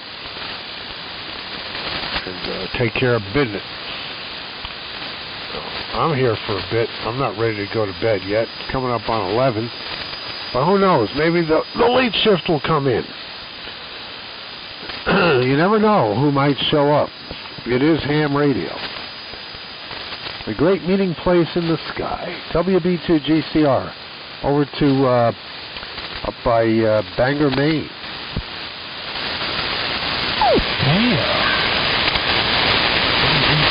WB2GCR. Rest of the planet. W1DCX. Real fine on all there. Just trying to work my mic here. Writing down names and call signs, and I just went through 4 pens. I've been sitting here for a while. One I was using just ran out, and there's 4 on the desk here. None of the others broke. I wound up doing some of that deep scratching with the pen, trying to get it suited, but I've got it.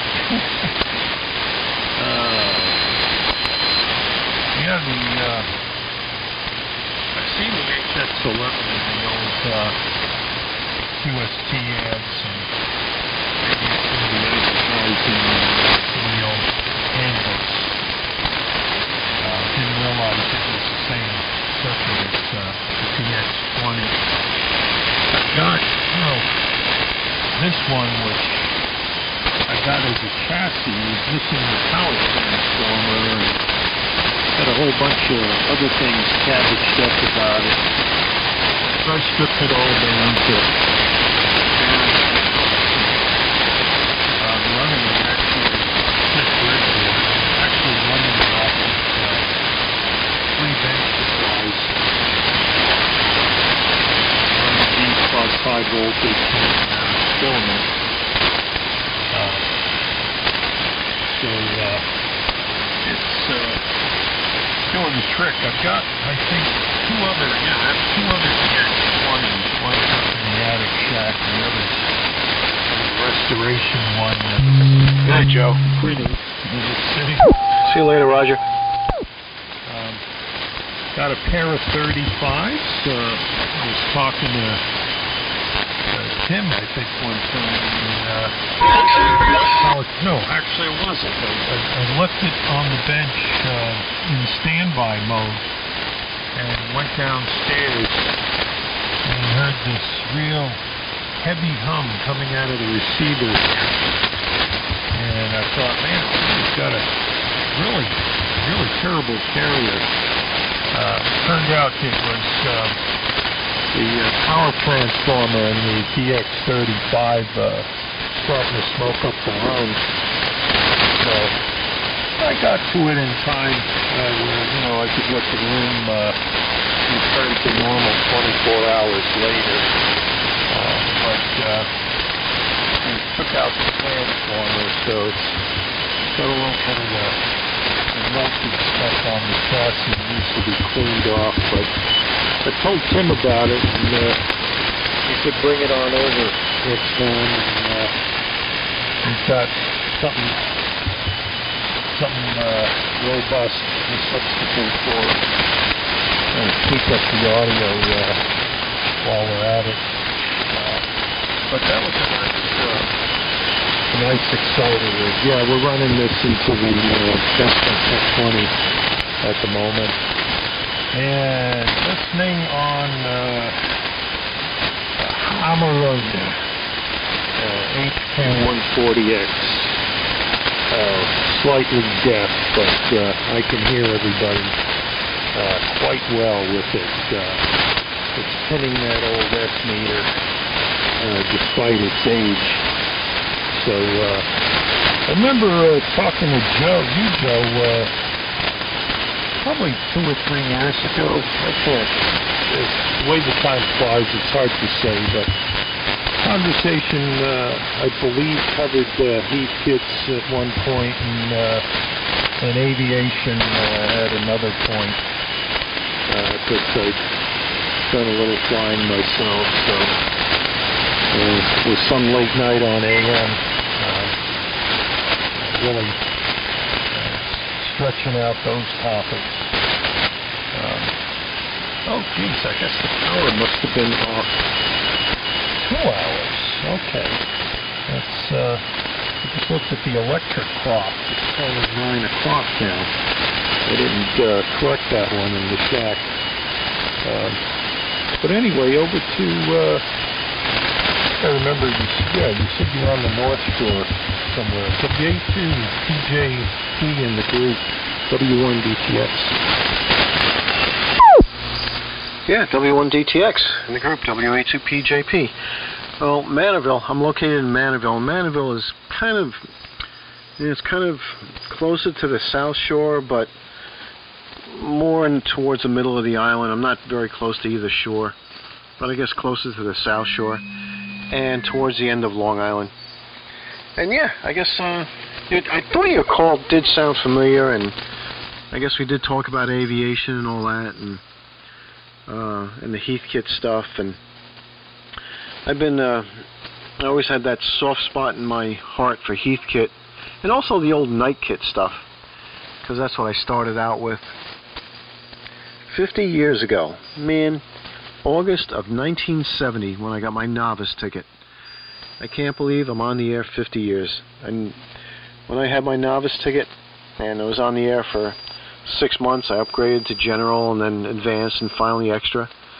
And I'd hear these guys on at the time that 45 years, 50 years, 60 years, and I'm like, wow, man, that they're on the air a long time. Now here I am, like a lot of us, approaching those numbers.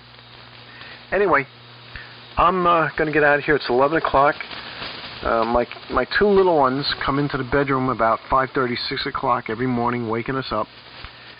And my wife is doing homeschooling with them because all the schools are shut down. So I have to get up early with them and help feed them and keep things on the roll. So I'm going to get out of here.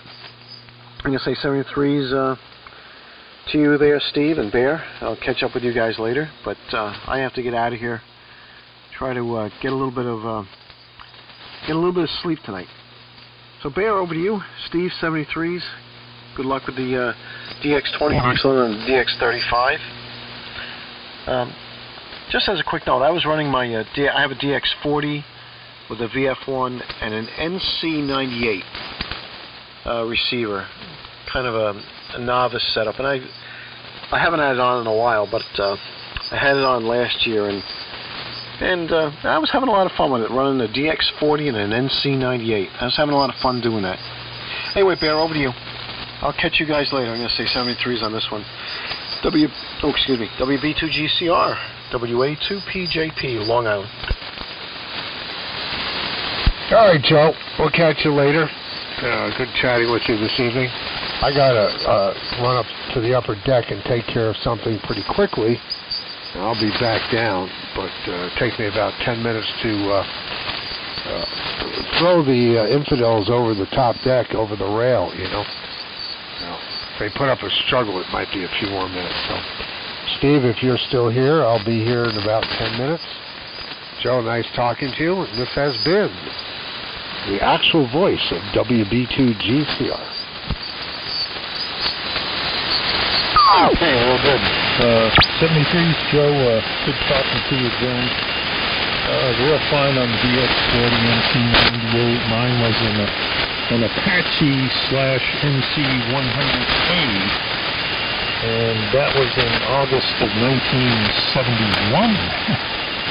And I'd been looking at old QSL cards recently, at least the ones that I somehow survived the years.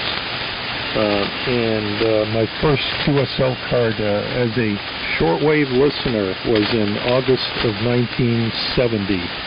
And I just looked at that card about 2 or 3 days ago, so puts me right into the zone there. So have a good night, and look forward to talking up the heat kits and things like keep the blue up and the green down, etc., on another night, W1DTX.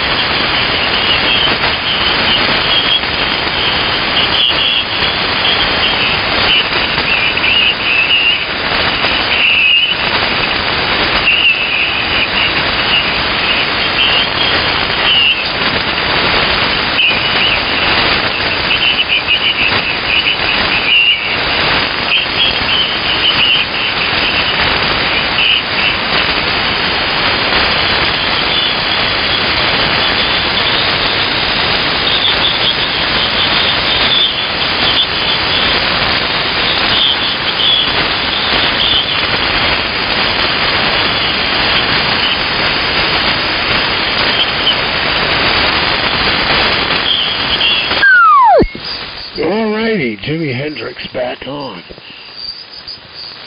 WB2GCR has returned to the AM airwaves of 3885.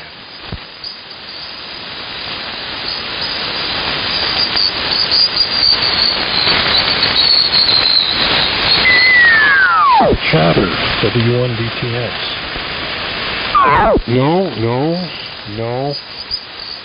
No chatter at all.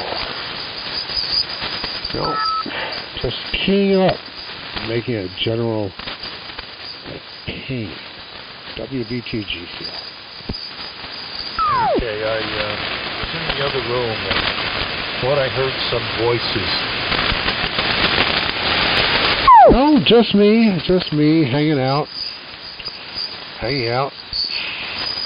Came back. I was on the upper decks here of the good ship Lollipop, having a good time, throwing patrons off the over the top rail.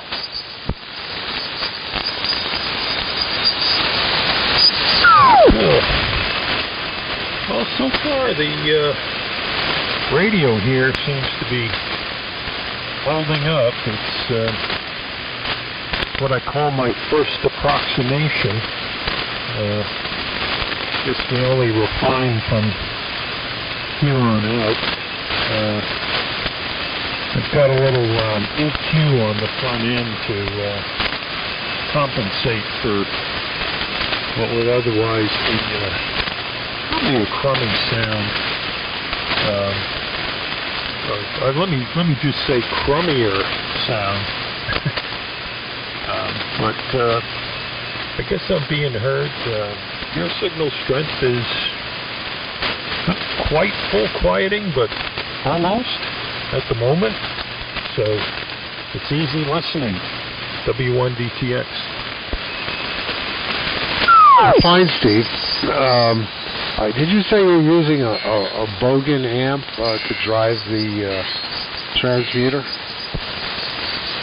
It started out as a Bogan amp, but I think I've stripped enough and changed enough of the circuitry. There's the sockets and one of the tubes. I got a 6SL7 here, single-ended driving the two 6L6 GTs. And so everything before the 6L6s is kind of original, but I stripped out the tone control connections. I want to keep everything as simple as I could right at the moment, just until I got something to sound where I wanted it before adding any bells and whistles, if I'm even going to do that. But there's enough real estate left on the chassis to probably put the D+ supply back in order on the modulator. I don't know about the high voltage. I could probably pull off one of the filter cap cans and replace it with something underneath the chassis, modern and a lot smaller, which would free up some space. But I got other projects too, so I usually run the AF67, which is Intron modified into the SP220, and been talking to him about a DX100 for the past couple years.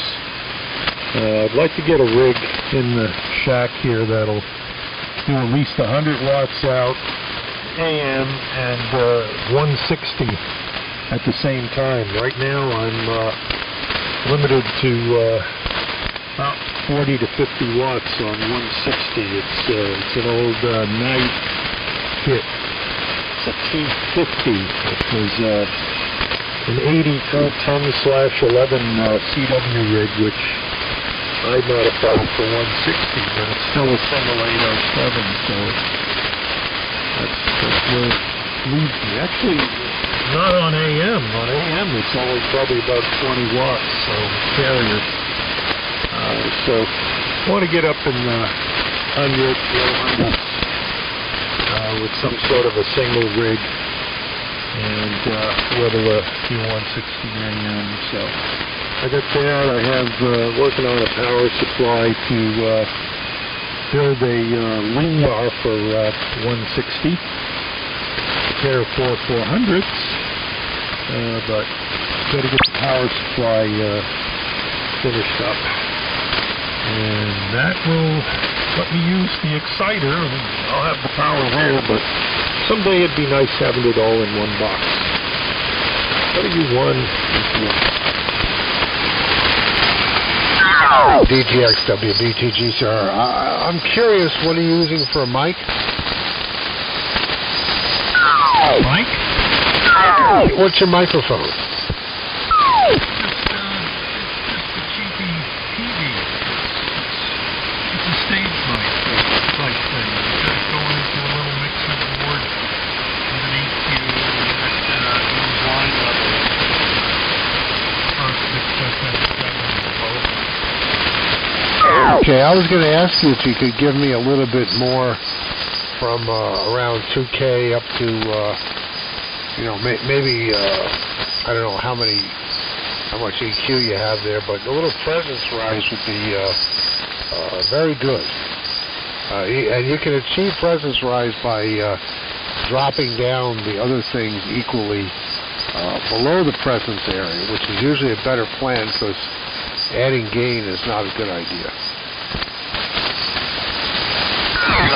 Okay, slider up a little. Let's see what that does.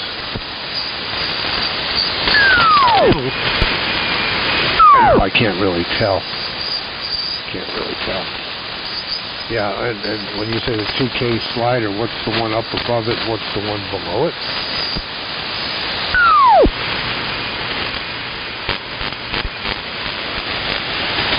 Oops.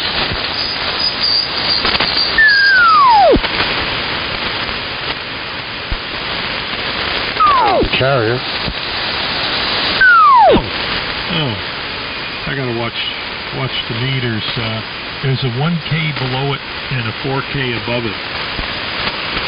Okay. Yeah, a little 2K would be good, but I would suggest, I don't know. Let me just check something here, Let me check something else. Let me switch this switch off just to get a little more purity. I could use a little bit more upper presence area.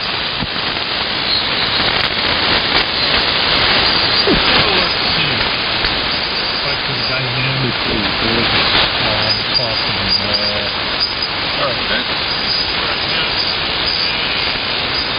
about there, and I can bring it all the way up to there. I don't know if that makes a difference.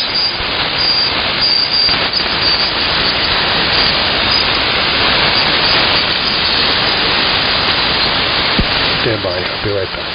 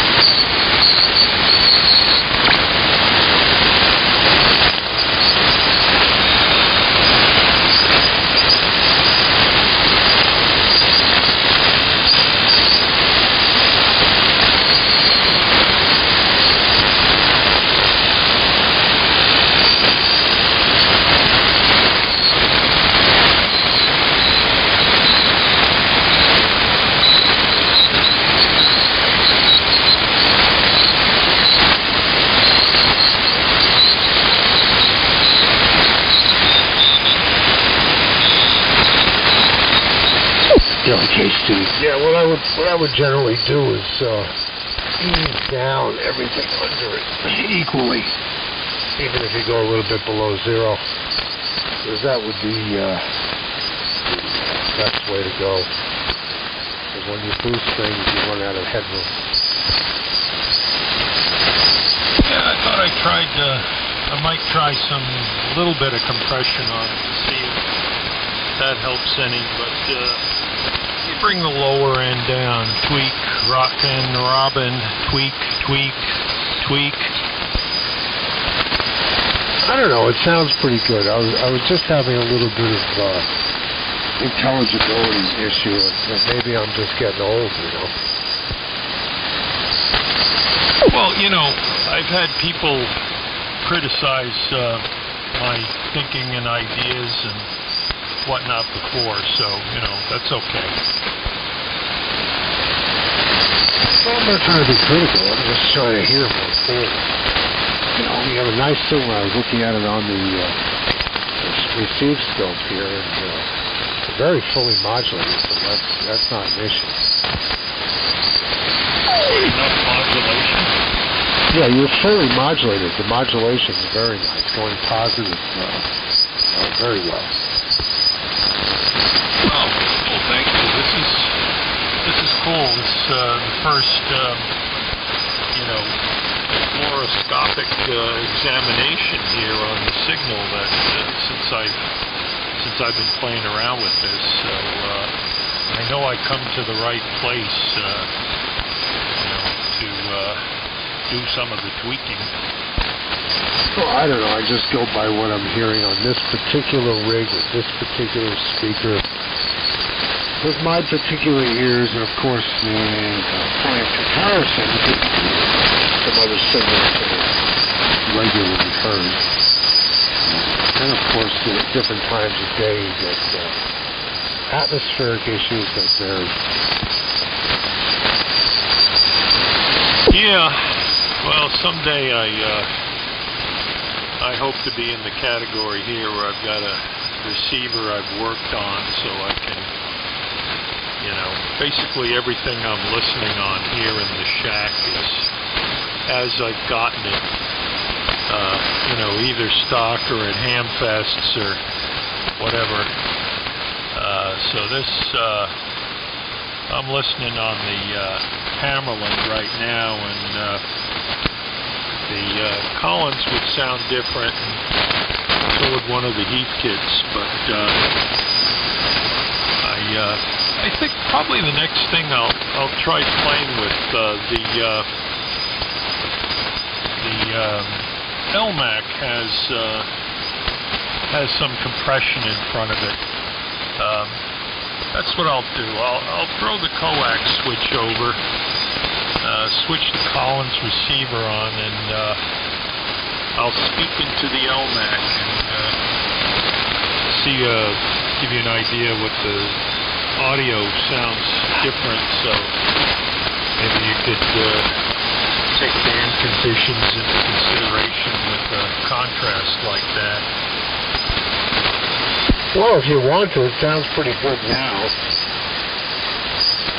Sounds pretty good. I guess all depends upon various different details.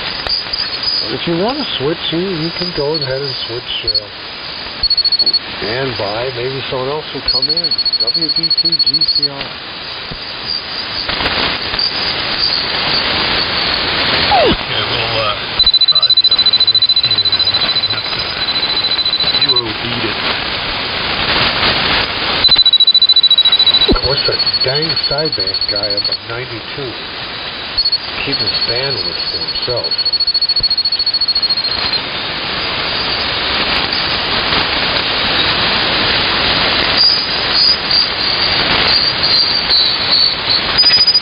He sure likes to spread himself wide. Sideband station. I don't know. Right now is a good time to have an SDR. And you can see how wide it really is. I don't think his audio is that wide. I think he's running something into distortion. That's just my sense of it. WB2 GCR 3885. Keep it alive on 85. This is W1DTX. Let me see what the SWR is saying here. W1DTX on another radio. Yeah. Same microphone or a different microphone? Same model microphone, different mic. Yeah, I think you're fighting the microphone. That's what I take it. Because it's got a... how can I explain it? It's got a forward, lower, mid-range. Can we say that? Yeah. Forward, lower, mid-range. And, yeah, it sounds okay. It's not bad. It's just that it isn't crisp. Can we say crisp? Crisp maybe is not the right word. It's not as open as I'd like to hear on my end. Now, another receiver, it might sound great. There is that issue. But I'd really like to hear more open sound. I don't know how. You know, the best thing you could do would be to fire up one of these SDRs that has the record capability, record button, and fire that up and make a little short recording. See what you think. You know, make sure you have the bandwidth wide and all that. Make yourself a short recording and decide for yourself. Oh, does it sound like I've got, why isn't my...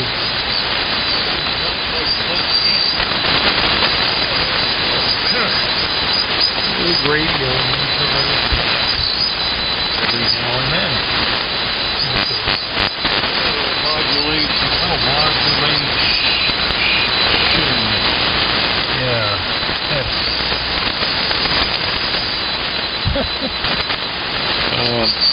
Yeah, I haven't had a chance to,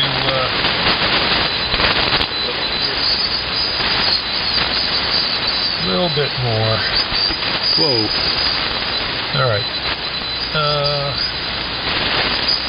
Yeah, somebody said, there was a little RF tumbling about a week ago. I moved around some cables, so I don't know if any of that's changed or not. Someday I'll have a station signal monitor, but until then, how am I sounding, W1DTX? Well, you don't sound bad at all. You know, I'm being too critical, perhaps. You sound good. I think the other one sounds better. The other one modulates better. It certainly has nice positive peaks. My, it really does.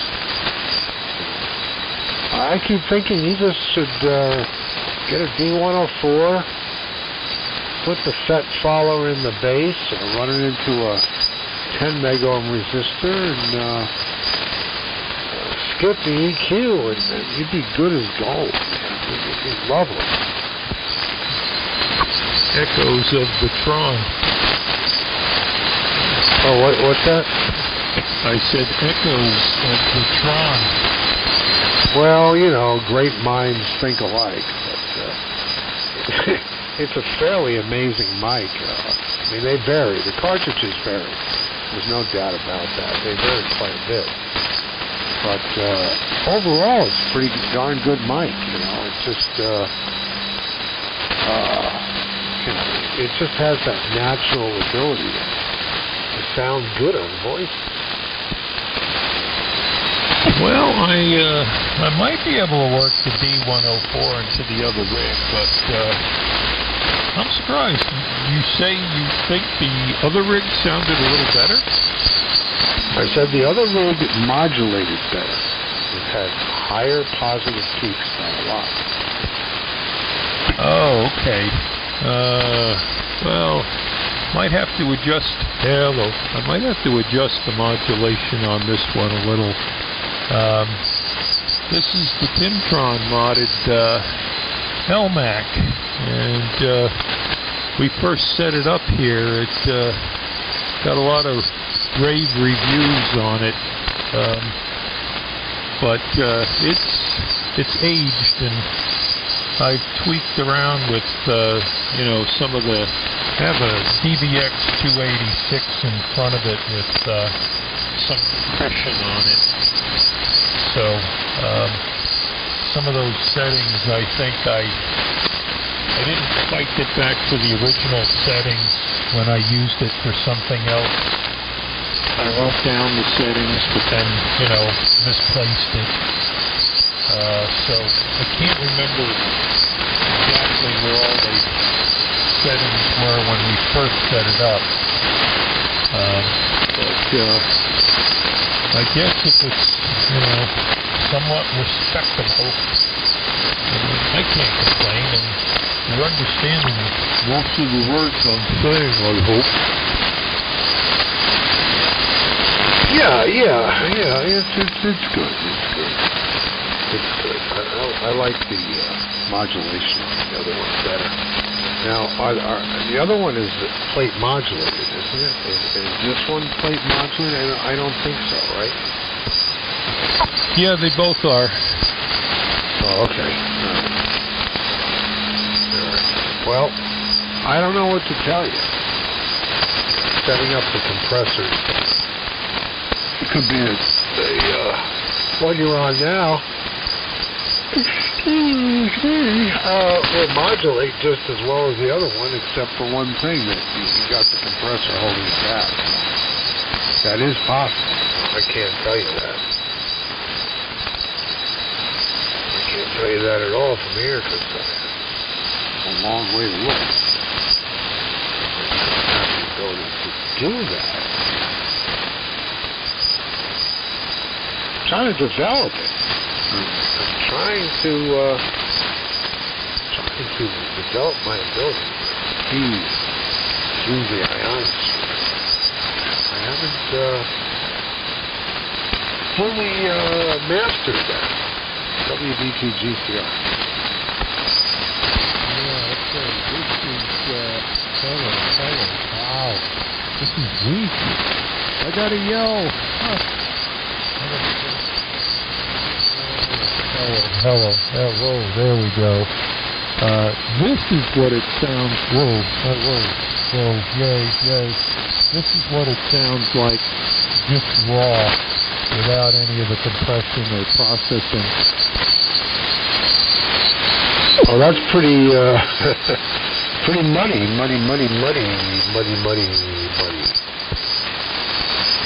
Yeah, so, I think that's more what the mic would sound like by itself. Yeah, like I said, I think you're fighting the mic. Yeah, well, I got a couple of D104s here, and one of them has the stock amp, and Tim mentioned that to me not very long ago, and I couldn't remember. I know he said the FET preamp. I couldn't remember in my own mind whether I was thinking substituting a transistor or two, or just ripping it out and putting in a different amp. You know anything about that? Yep. The stock amp is basically no good. Here's the idea. The crystal element to sound good for AM wants to look into something like a 5 to 10 megohm repeater. So you got a choice. You can either change the first resistor back at the input to your speech amp to a 5 to 10 megohm resistor, which is perfectly okay. Of course, it won't load a regular mic quite the right way. Or, lacking that, you can put a JFET, not a transistor, into the base of the D104, which could be done by bulldozing the existing board, or you can just solder it into a terminal strip and put a battery in the base. Of course, if you have one that has the preamplifier already on it, you can use the battery holder that's over there and the battery clip. Either modify the circuit board as the circuit is published, or as I say, you can just take it out, put in the JFET. Now the follower circuit is online. It certainly can be found at AM Phone in the technical section in the upper left corner of most of the pages, which you can click on and find at least one or two of the versions of it, but it's super simple and pretty easy to do.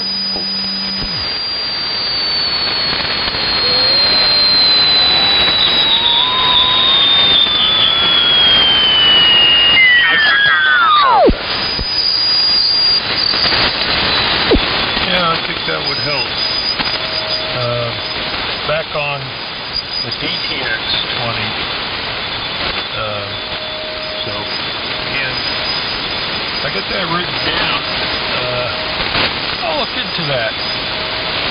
Yeah, I knew about changing the input with the rig.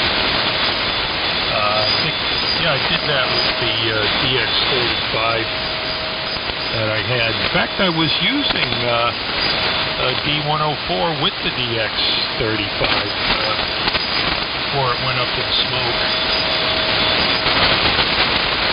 But as soon as we're all starting to intermingle again, we'll go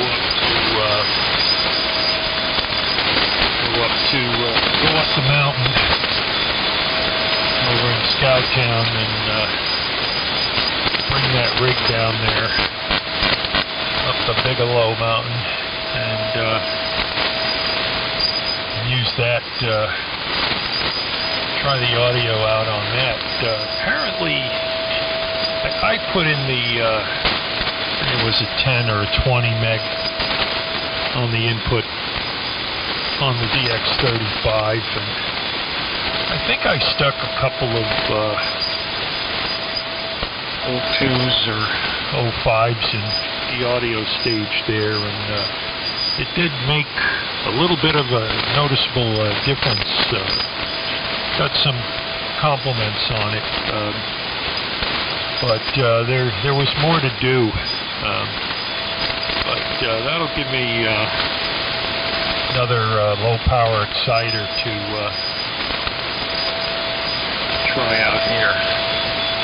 And I got this night kit here too that I'll probably do something as well, seeing that's my current 160 meter AM rig, but I'll figure out which, I saw, we were in Augusta in February, and I saw a guy who had, they were like a couple of $15 D104s, $10 or $15. They probably sold in the first, 100 milliseconds or so.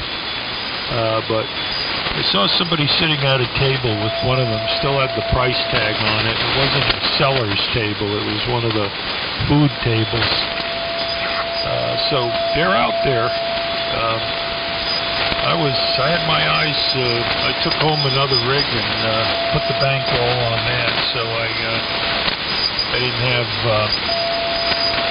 extra cash to blow on grabbing a couple of microphones. There were a couple of them left there. I think you could have gotten for maybe $20, $25. Not sure, but it's at this point with only two of them, I could say I don't quite have enough of them yet. But one is wired up for all the Heath kits right now. That has the stock amp in it. And the other one I use on the belly button rigs. I got the DX35, some of those older radios there. So I don't, either I'll have to make an adapter, or I don't want to chop any mic cords now, but probably just pick up one just to modify would be the ticket. W1DTX. Anybody else joining in? Guess not. Oh boy, no. Turn that gain back down, Sonny. Yeah. Yeah, well, boy, I wish I had been at that Hamfest. $15 or $20 D104s harkens back to the days of yore. And half of them you buy at a Hamfest. Oh, yeah, they worked last time I used it. Right. I run about 50-50.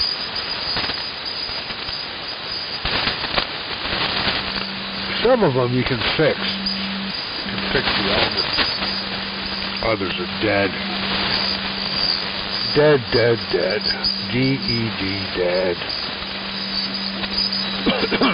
Yeah, I think it would be a worthwhile excursion for you. This rig sounds pretty good right now. I like it right now. Very nice, easy to listen to. No problem hearing you. Well modulated. The way you've got it set right now for this condition is great. If you pound it in 50 over and everybody, maybe you can richen it up a little bit. But it's excellent. For right now, it's just what the doctor wants. From you to doctor. There you go. Yeah, it's an easy enough mod to do. And actually, you don't even need extra mics. You just need extra bass. You can unscrew the head and put it on a different bass and run a different rig. It's really that simple. It's really that simple.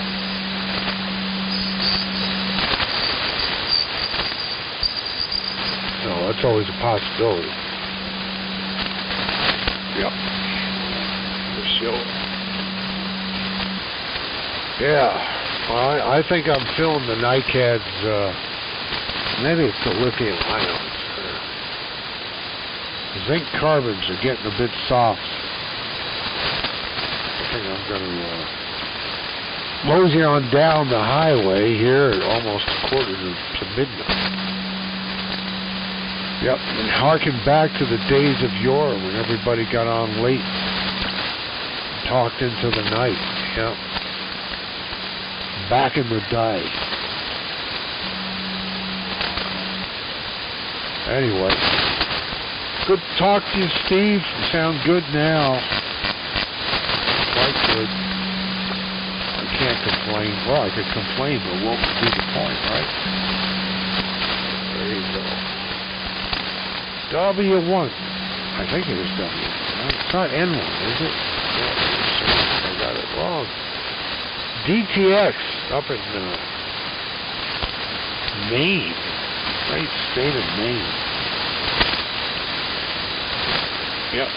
This is WD2GCR on the West LA fadeaway. Yep, it's W1. Think whiskey. W1 DTX. Yeah, I forgot about that. Just swapped the heads on it. I had one my very first microphone was a D104. That was back in the day, when Nixon was president.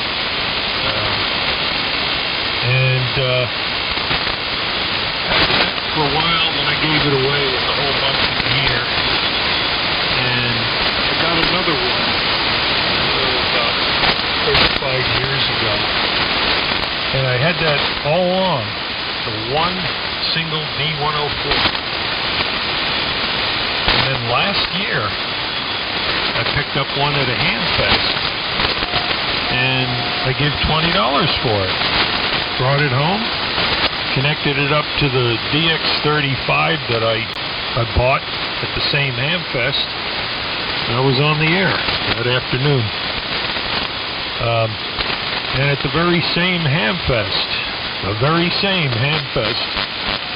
I give $10 for a cartridge for a D104. So I don't know. I saw a couple of them there for, $30, $35. This one had a $30 price tag on it. I don't know. I tried it off for 20 and it worked, so I got 2 of them at the moment.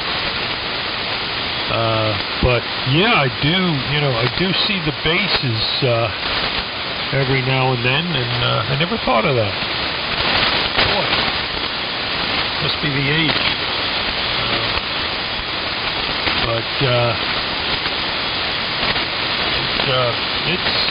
I used the D104 going stock into an Apache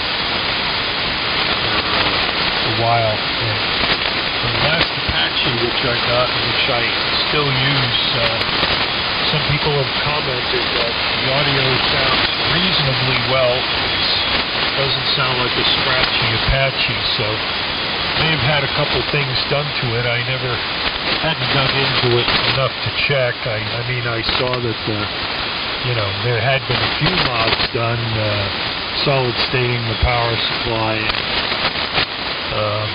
whatnot, but they said the on the air people said it didn't quite sound like a terrible stock Apache, so the idea was to get another rig going on the air so I could eventually tear into the Apache and do some audio mods on that. And I talked, the Timtron mods are a little bit more involved than just simply changing a few capacitors in the front end and a resistor. So to do it right, I'm going to have to make it a little bit more of a project. But in the meantime, I got these little 20-watt radios to go into an amplifier, and got an external modulator, so everything's kind of interchangeable. Something goes up in smoke like the 35, I slap the 20 in its place and back on the air. So besides, it's fun. Gotta have fun till whatever it was they used to say. W1DTX. All right, Steve, I've got the serious fade going on here. So I'm going to sign with that thought. Catch some ends and turn them on their side. Turn them into Z's. Because I'm done for. Living in the village of Dunfor. I'm going to get some rest here. We'll catch you. Good to hear you on. Signal sounds good. You're holding up. Rig's working. And I'm not. I'm faded. I'm totally faded. So, if you don't want to just be talking to yourself, you're going to take off. I mean, if you can talk to yourself, even if I take off, but you wouldn't know because I didn't say anything. See you later. W1DTX. I got my mask on, and I'm riding into the sunset. Whoa, WB2GCR 73. Yeah, okay, real good. Nice chatting again, and thanks for the audio feedback. Appreciate that. And as they say, you look out in the backfield and you see a couple of trees, and you plant 68 more of them, and you know what you got.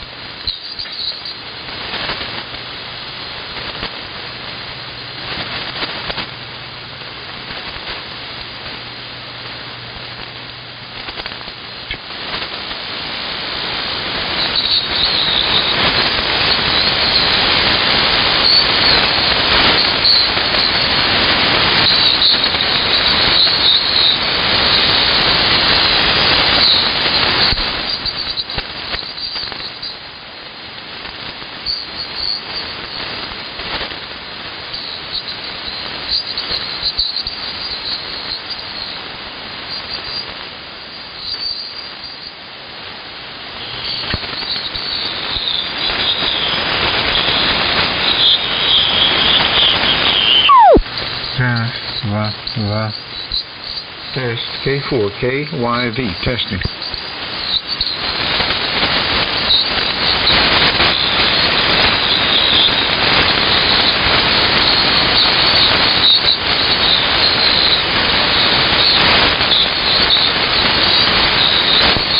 K4KYV W1DTX. Let's see, was it a W1 station? Was it VTF? I'm not quite sure about the gave you kind of quickly, but I think I'll be able to copy you okay. Thanks for the shout. W1 VTF. This is K4KYV. Yeah, okay, Don. It's Whiskey 1 Delta Tango X-Ray. Steve, located near Bar Harbor. And I'm in the state of Maine. And good evening. I'm turning on the backup rig in case it gives me a little farther reach. W1 K4KYV W1DTX. Okay, Steve. Oh, yeah, you're coming in here quite well. I wonder what the rig you first came on with is, and also I'd be curious what the backup rig is. But yeah, putting in a nice signal in here. A little bit of static, but it's not too bad. It's not as bad as I thought it would be, considering the violent windstorms that were around last night. But the way things actually sound pretty decent here, and it's been chilly here for a couple of days. You know, it's sweater weather again. You know, we had been having short sleeve T-shirt weather, but it's back to wearing a jacket weather now. So maybe things will stay calm for a few more days anyway. So W1 DTX from K4KYV. Yeah, okay, Don. Real fine. We've had some crazy weather here too. About 4 days ago, there was an ice storm that brought a lot of snow and put about 1.5 inches of ice on my long wire antenna. And, with the weight and the wind, it took it down. Also blew down my 5-element Yagi for 2 meters. I guess the gusts were up near 60 miles an hour. So I got the Yagi straightened out, just had one bent element on it, and I straightened it out. You'd never know the difference. Got that indoors right now, because tonight we had 50-mile-an-hour gusts with a rainstorm during the day. So we got hit with that one storm about 4 days ago, recovered from that, and then another high wind storm rolled in tonight and knocked the power out for about 2 hours. But I'm back online now.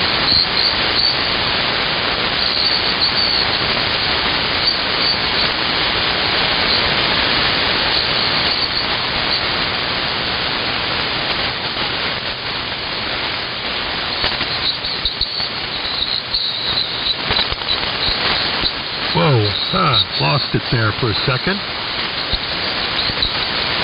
Yeah, the radio here is a Heathkit DX20, which is an old Heathkit CW radio, single sweep tube.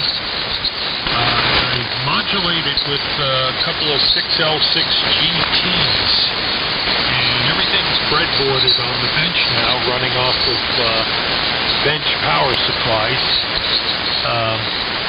But I've been playing with the equalizer on the audio, and at least trying to get it so it doesn't sound too muffled. But when I get everything where I want it voltage-wise and whatnot, I'll get a more permanent power supply. It'll be an external supply for an external modulator for a 20-watt radio that's driving an SB220 linear going out to an inverted V. The Elmac. It's an AF-67 that Tim did some modifications on here in Maine, and I have that also able to go through the SD220 out the antenna there. So if there are any issues with this radio, I'd switch over to the other one there. But I'm just using a little low-budget PV type microphone, which I have going into a little mixer that has equalizer on it, and that's going into the first 6SN7. Then it goes into another one which single-endedly drives the two 6L6s. So, and then there's a universal modulation transformer going to the stripped-down RF chassis. So, playing around with it basically and seeing how it's doing, and I'm not surprised to hear you showing up here on the band at midnight. I've worked you when we both shown up around 2 o'clock in the morning, so it happens sometimes. K4KYV W1DTX. Yeah, this is K4KYV. Well, okay, Steve. The rig's sounding good. I thought when you said you're running a DX20 plate modulated with a 6L6s, you must be using an amplifier with it. So it's definitely it's doing a good job. You know, you're fully modulating it, and you probably could have a better sounding microphone, but you know what you're using is not too bad. You know, I'm hearing you loud and clear here. Well, I don't know. It's not too that late to me. It's what is it, 0405 GMT. To me, that's only 5 after 10 Central Standard Time. I don't pay any attention to this business of the smoke and mirrors, setting your clock an hour ahead and pretending like it's later in the night than it really is. To me, it's just 5 after 10. So it's not late at all. Of course, I don't have to go by anybody's alarm clock to get up in the morning, since I've been retired now for over 12 years. Well, I'm running a homebrew rig here. Probably, if you talk to me on 75, this is no doubt the rig I was using last time. A pair of a homebrew transmitter, a pair of HF300s. Modulated by a pair of 810s, and the antenna is half-wave dipole, center-fed with open wire tuned feeders, and it's approximately a half wavelength high. And receiver is a Collins 75A4. And I'm listening to you using a separate receiving antenna, which is a Beveridge. The Beveridge antenna points to the north-northeast. I'm getting you better on that antenna than I am the transmit antenna.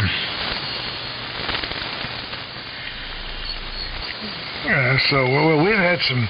It's been quiet here, although you know in this part of the country they had some violent weather. I think again last night there was some tornadoes down in south of us, and you know, so we've had some pretty violent weather here in the last 2-3 weeks. But here, the worst we've got of it, you know, has been maybe you might get a little bit breezy and some heavy rain that only lasted for maybe 3 or 4 minutes. That's about all we've had here. So you know, no significant weather event here. So.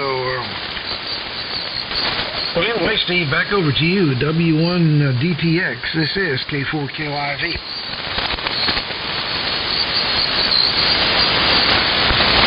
Yeah, okay, Don. How does this one sound?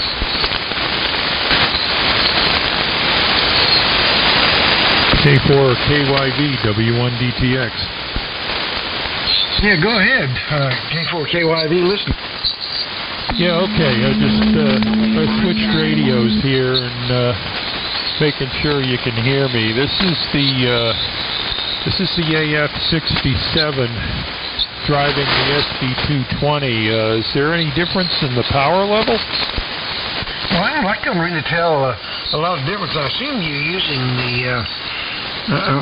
were you using the amplifier with the other rig too? The DX20? Were you using the amplifier with that? Because anyway, what you're having now sounds about the same as what you have before. Signal strength wise.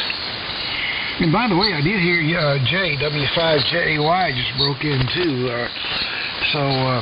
But anyway, Steve, I assume when you were describing everything that the DX20, you were running the amplifier with the DX20, and then now you're running the AF67 and to the amplifier. So I assume you were running the amplifier with both rigs because the signal strength sounds pretty much the same. Go ahead.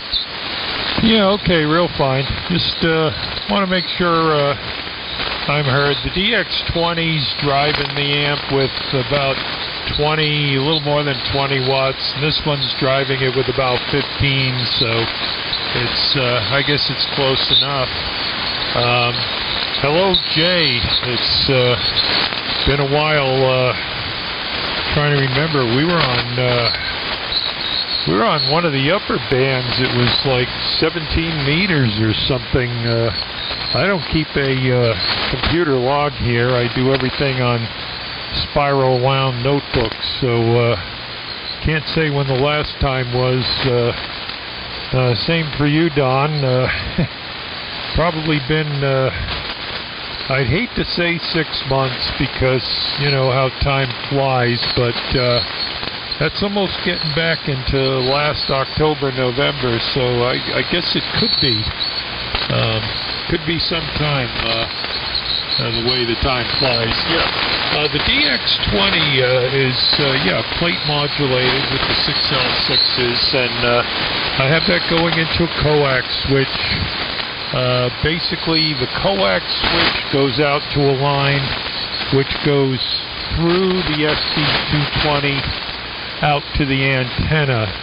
And there's a switch modified on the SB-20 for bypassing it. So basically the two exciter rigs just go to a coax switch to select the rig that I want to run into the antenna switch. So it's just an easy switch over. And both exciters are tied into the antenna relay, so I mean the amplifier relay. So it's just basically two switches in parallel, so either rig can trip the amplifier. So I really just have to throw the coax switch. I'm listening to you. Incidentally, each rig it's on either side. There's a long bench running across the shack, and one rig is on one side with like a center divider, and the other rig is on the other side. So I'm using separate receivers as well. Listening to you right now on the Collins R388 with the DX20. I use a Hammerland HQ140X. So you're coming in, shaking the speaker grill on both radios. A little bit of fade on the band right now, up and down, but still solid copy there. I don't know if, I didn't hear Jay. I heard you mention he's there, but I don't know if I can hear him or not tonight. But I'll give it a try. Let me turn it back to you, Don, and then you could turn it over to Jay, and then I'll see if I can hear him when he's talking to you. K4KYB from W1BTX. Okay, Steve, Yeah, Jay, I wonder, are you hearing Steve? And I guess Steve doesn't know yet whether he'll hear you or not. So go ahead and see if you guys can hear each other. I'm hearing you both very well here. So W5JY to take it with W1 DTX in Bar Harbor Bay, Maine. This is K4KYV. K4KYV from W5JAY. Yeah, I jumped the gun a little bit, Don, and I apologize for that. Heard you say you were listening, and I thought you wanted to keep on. Hi to you, Steve. Not a great copy on you, but I am copying you somewhat. So hopefully you're copying me a-okay. I won't keep it long. Been doing a lot of studying. Like I said, Don, I was down the bay and I saw that big carrier, and then I moved up and you said you were listening. I didn't know you were in. And I know how frustrating that gets when folks are trying to test and make changes and stuff. So Steve, if you're copying, from Arkansas, and continue onward, and I'll just kind of sit in the sidecar here. W1DTX from W5JAY.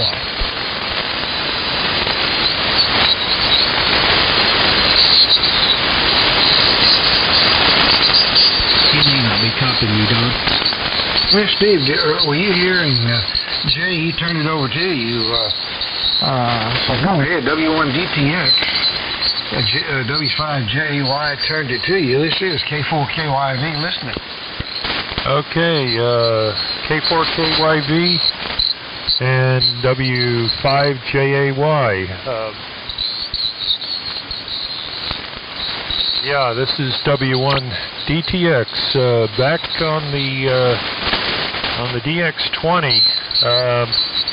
Yeah, I can hear Jay's voice in the background, and I was picking up some words, and I tried. Hello, Jay. I didn't quite hear if you heard me. I thought you said you did. But I tried tuning in the crystal selectivity here on both the Collins and the Hammerland, and turning the phasing a little, and I got a little bit better signal, but there was just enough fading in there that you'd get about even with the noise at times. So I picked up some words and then some noise, and that's it. I'm trying to tune it a little better here. The Hammerland's quite an old radio, and hasn't been really tuned up the way it should be as far as the receiver goes, and I don't have a separate receiving antenna yet. It's something I'd like to do. Just been reading about the Beveridge antenna, and I've got about 500 feet, 450 feet of field out back with about 200 feet of width. So there's some room out there to put up a decent receiving antenna if I can hang it high enough.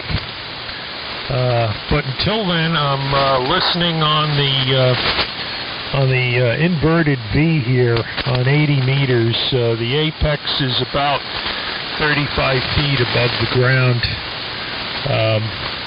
So from what I remember, Jay, you're out in Arkansas. That's a little bit more of a hop, but it's time of night when things can pick up just a little, just enough. So Don, you're probably 10 or 20 over here by the ear. I'll say 10 over to be conservative, but yeah, both radios were sounding about the same levels. Surprisingly, the Hammerland just seemed to be a little bit more sensitive. I thought the R388 was, but apparently the way the signals are running tonight, I'm better off working this side of the shack. But anyway, Don, that was a comparison between the two radios. I guess the signal strength would be the same, seeing that they're being driven at about the same level. And the only difference, if any, would be in the amount of modulation in the audio.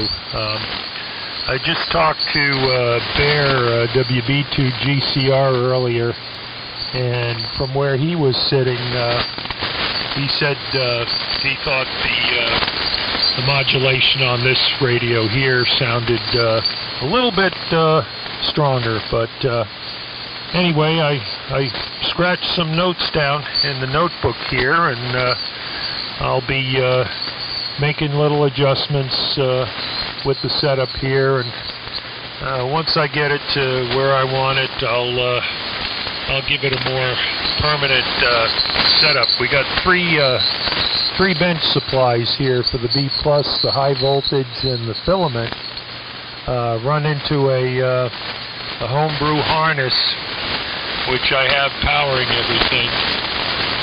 So I've got a bunch of Variac-controlled power supplies here. I can set various parameters, both in the modulator and the radio, to get it right where I think it sounds best. But sounds like the wind has stopped over here. We had gusts up to 50 miles an hour this evening, and I listened to the NOAA weather report, and they said that it was supposed to slow down after midnight, and it looks like it has. I'm living in a wood frame farmhouse that was built around the Civil War, and when we get gusts over 50 miles an hour, sometimes you can feel it in certain places in the upstairs of the house. So that's subsided for now, and I think tomorrow I'll be able to go out and put the 2-meter antenna back up, give it a stronger mount. But it's good to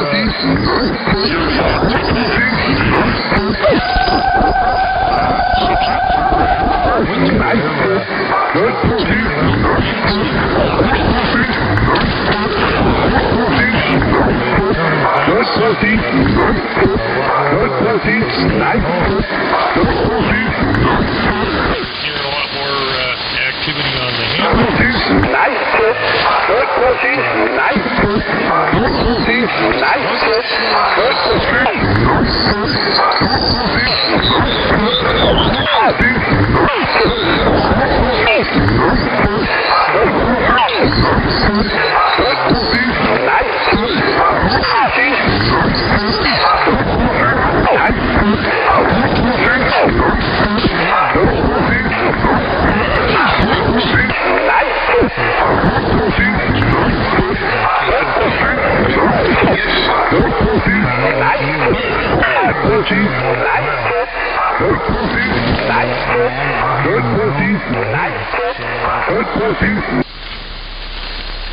And like I said, I couldn't really tell a lot of difference in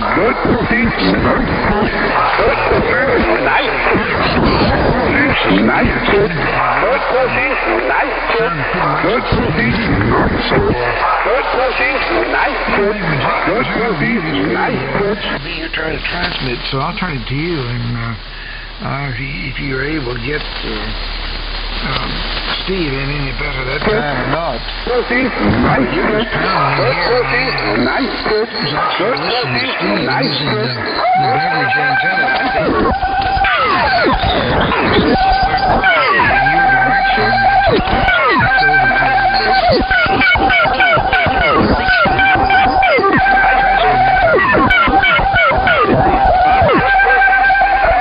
But anyway, go ahead. with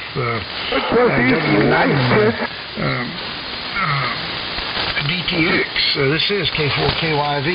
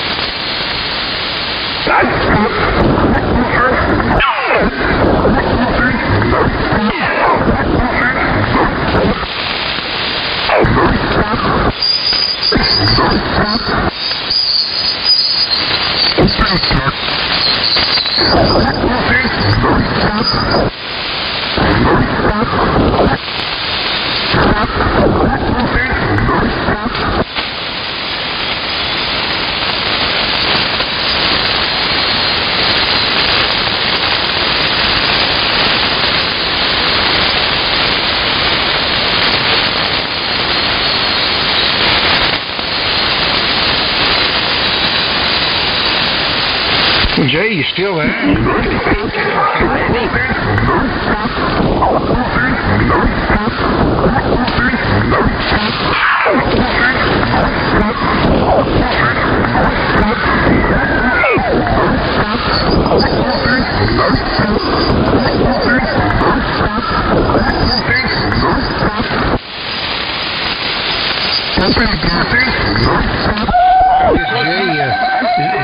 Maybe Jay didn't stick around, so go ahead, Steve.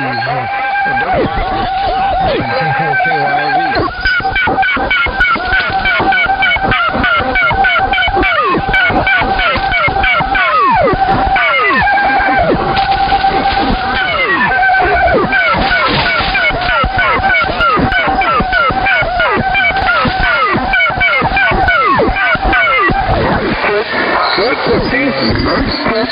Can't say, well, he's in Arkansas. I don't know if that...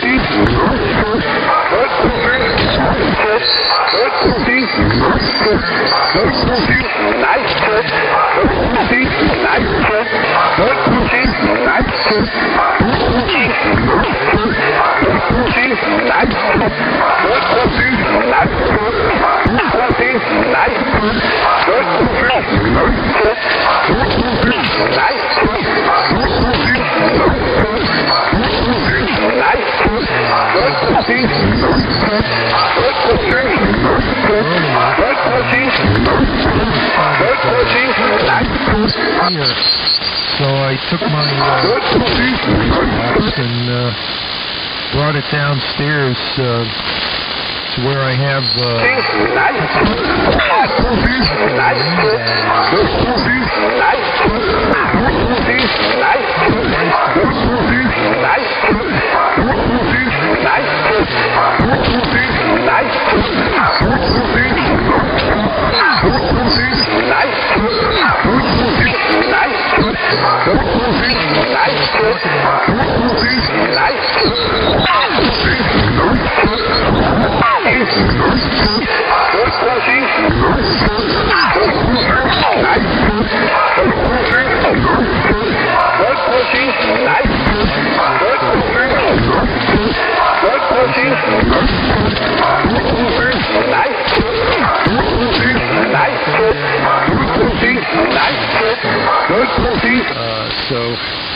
the last windstorm we had about 4 days ago didn't do anything.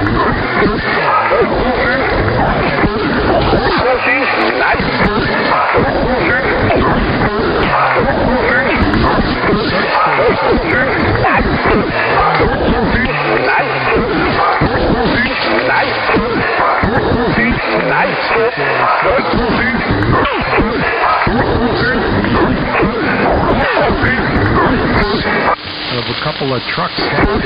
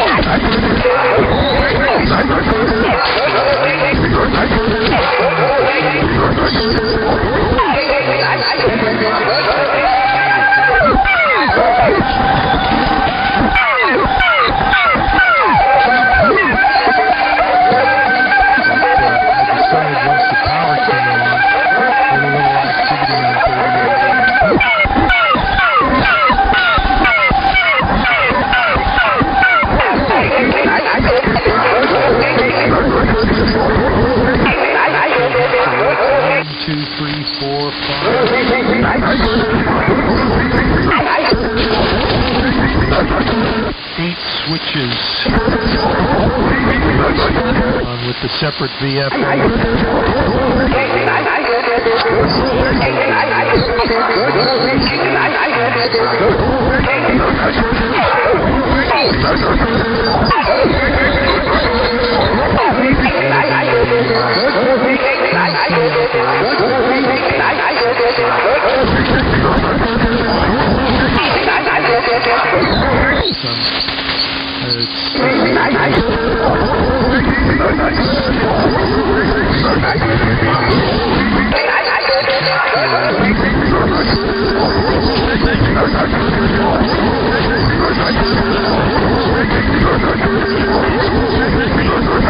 Degrees cool. 77.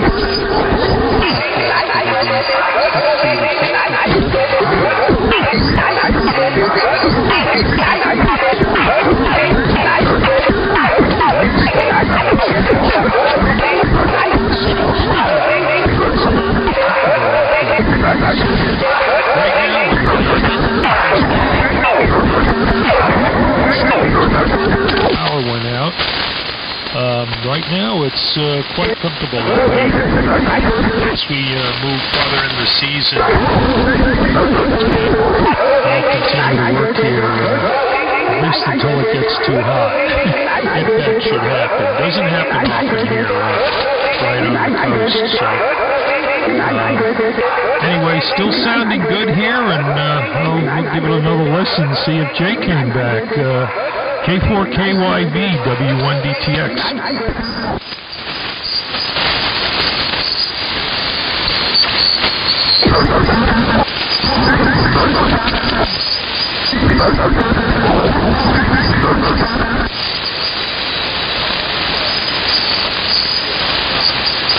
I see Jay's W5JY.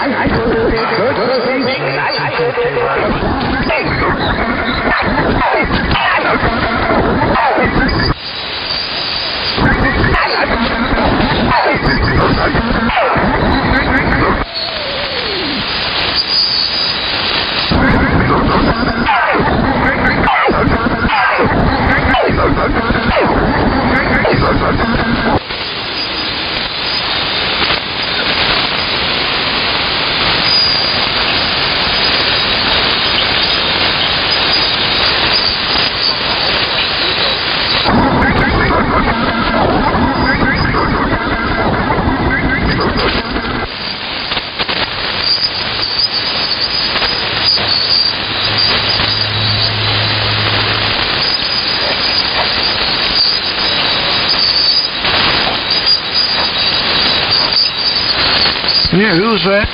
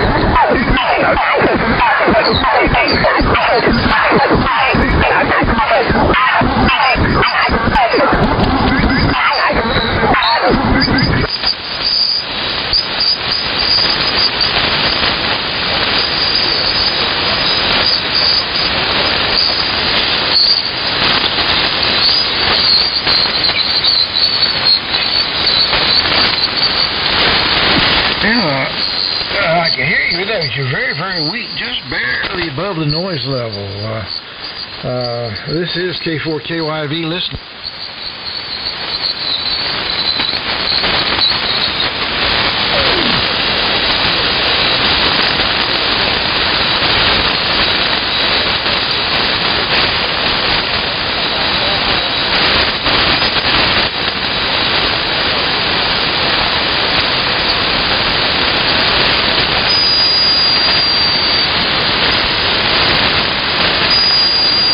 I don't think I can pull you through. You're just barely above the noise level.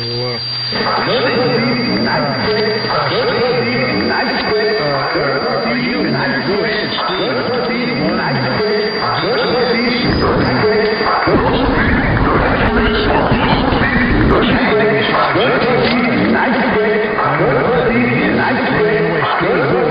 I cannot hear the other station. There's transmitting. Just barely above the noise. But anyway, Steve, go ahead.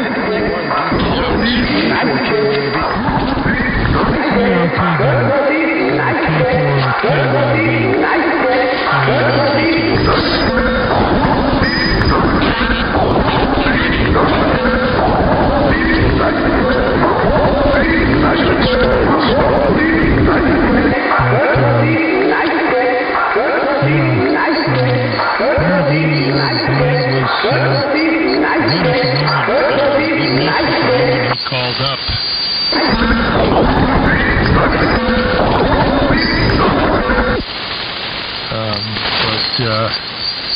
Yeah, if you're not getting him,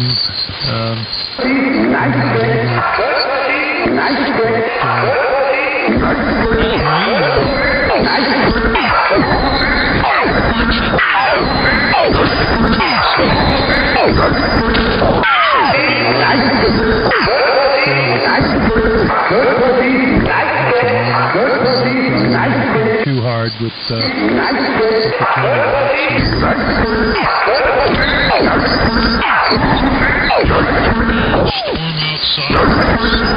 subsided.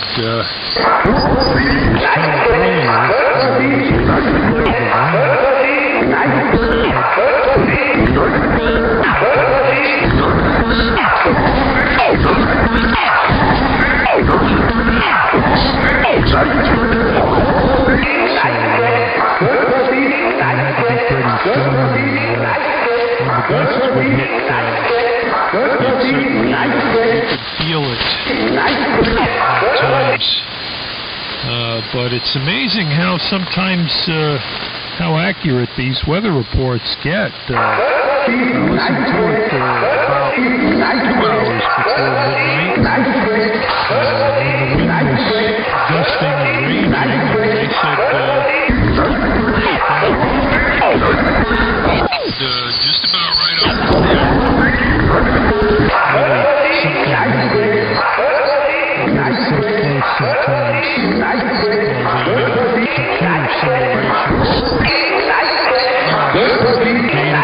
over the years, just refining forecasts.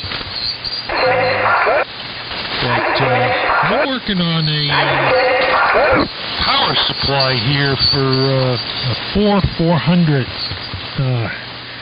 amplifier, two 400s I want to use on 160 meters.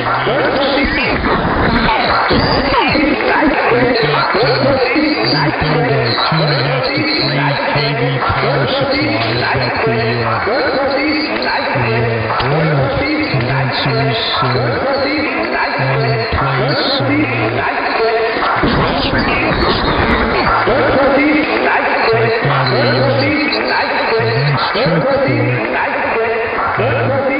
So I'm going to be looking at about 2,500 volts and at I'd say maximum up at 500 milliamps. This is the first power supply I'm building that's at that level. And I was looking in the handbook, and it's calling for an output bleeder resistor of around 20 to 25K.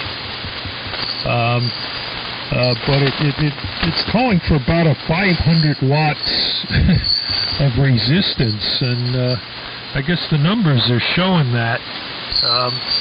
I've got some of those really big ceramic wire wound resistors. I have to go check some values on it. I'm going to be using a single stage choke input filter for it.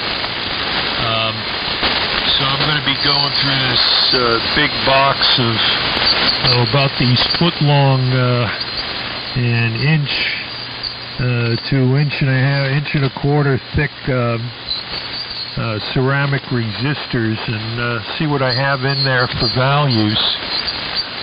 But once I get that in place, I'll start wiring it up. I've got some 10 kV rectifiers I can use on it, and a big hefty kilowatt variac, so I can make it as a bench supply right now. Use it for trying out the amplifier.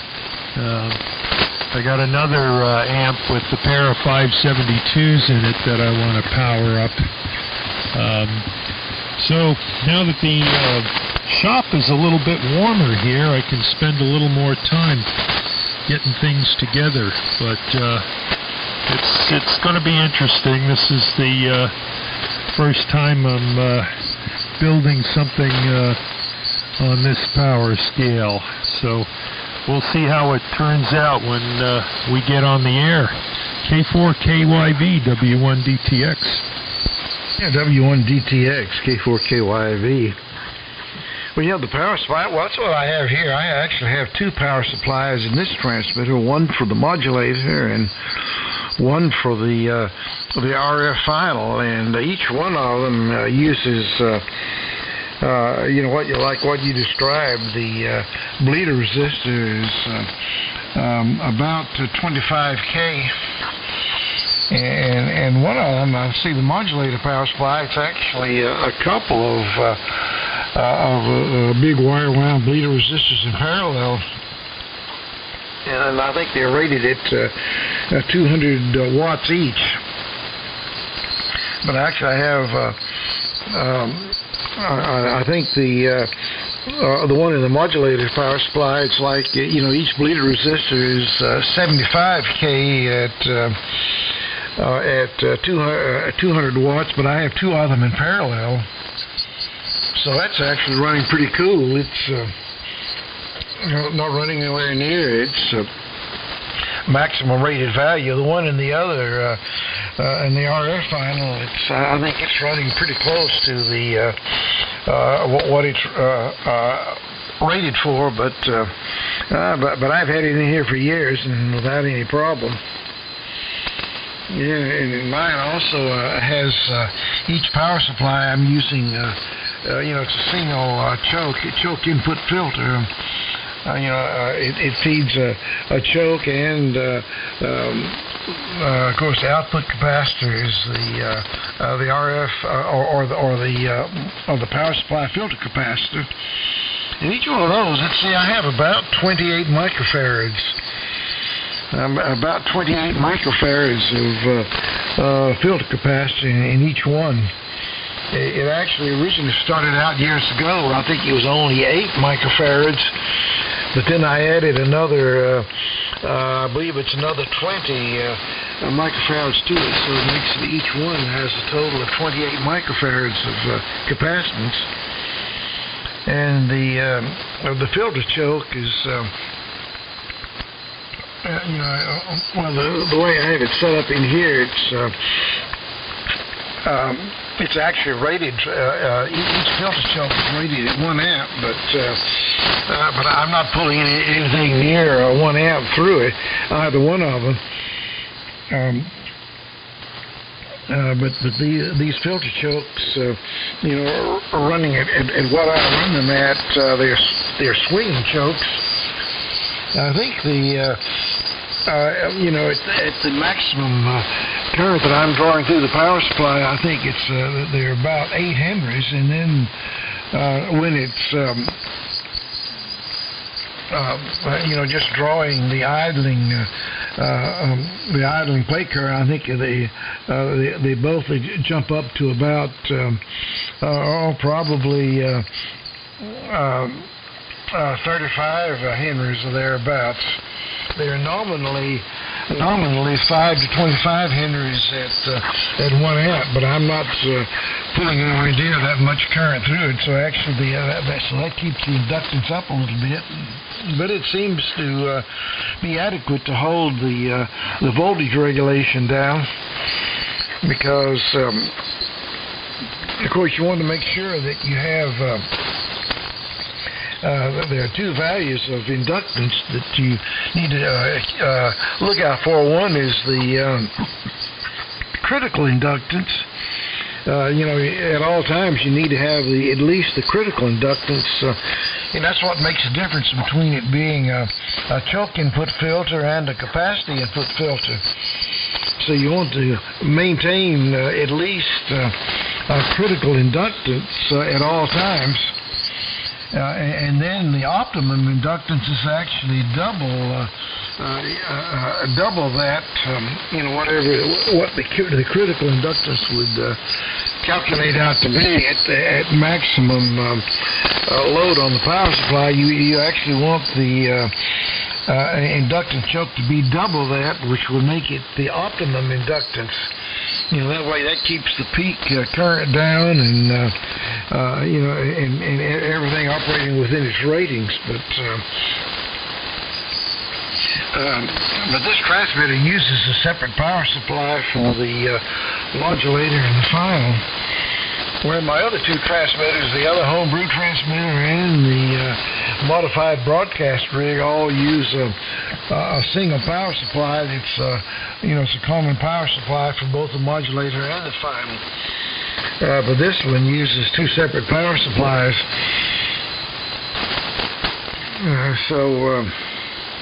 And I use tube-type rectifiers on this one. They're equivalent to mercury vapor tubes, except these are xenon gas rectifiers. It's a 4B32 is what I have. Each one of them is a 4B32, which is the xenon gas equivalent of an 872A. And with these xenon gas rectifier tubes, you turn them on, and within just a few seconds they're ready to go. Unlike the mercury vapor tube that it really likes a couple of minutes of warm up before you start pulling current through it. But the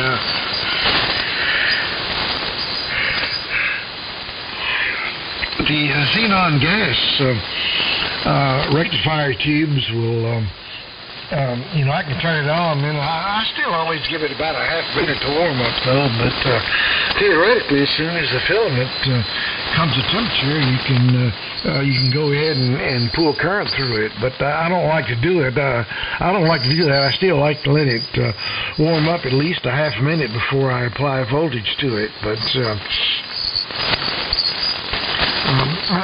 now on the broadcast, the modified broadcast rig that I use in 160, I changed out the rectifier tubes in it. All the rectifiers in that transmitter are solid state.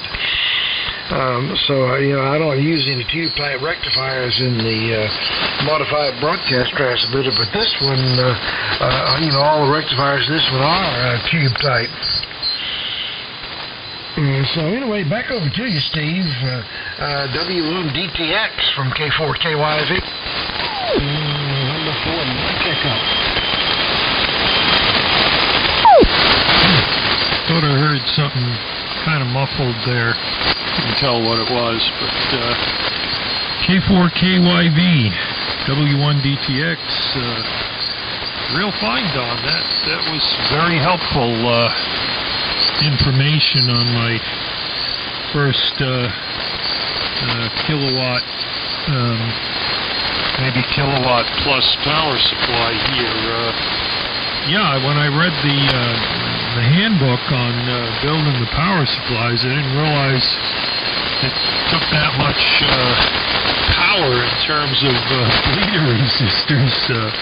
I thought maybe I was thinking in terms of 20 to 50 watt resistors at the time, and I know you can put a lot higher values in of resistance and use maybe a 50 watt resistor if you don't need that kind of regulation, but it made me stop and think. I had to think of what I had in terms of resistors that I could put in there, so that's telling me something.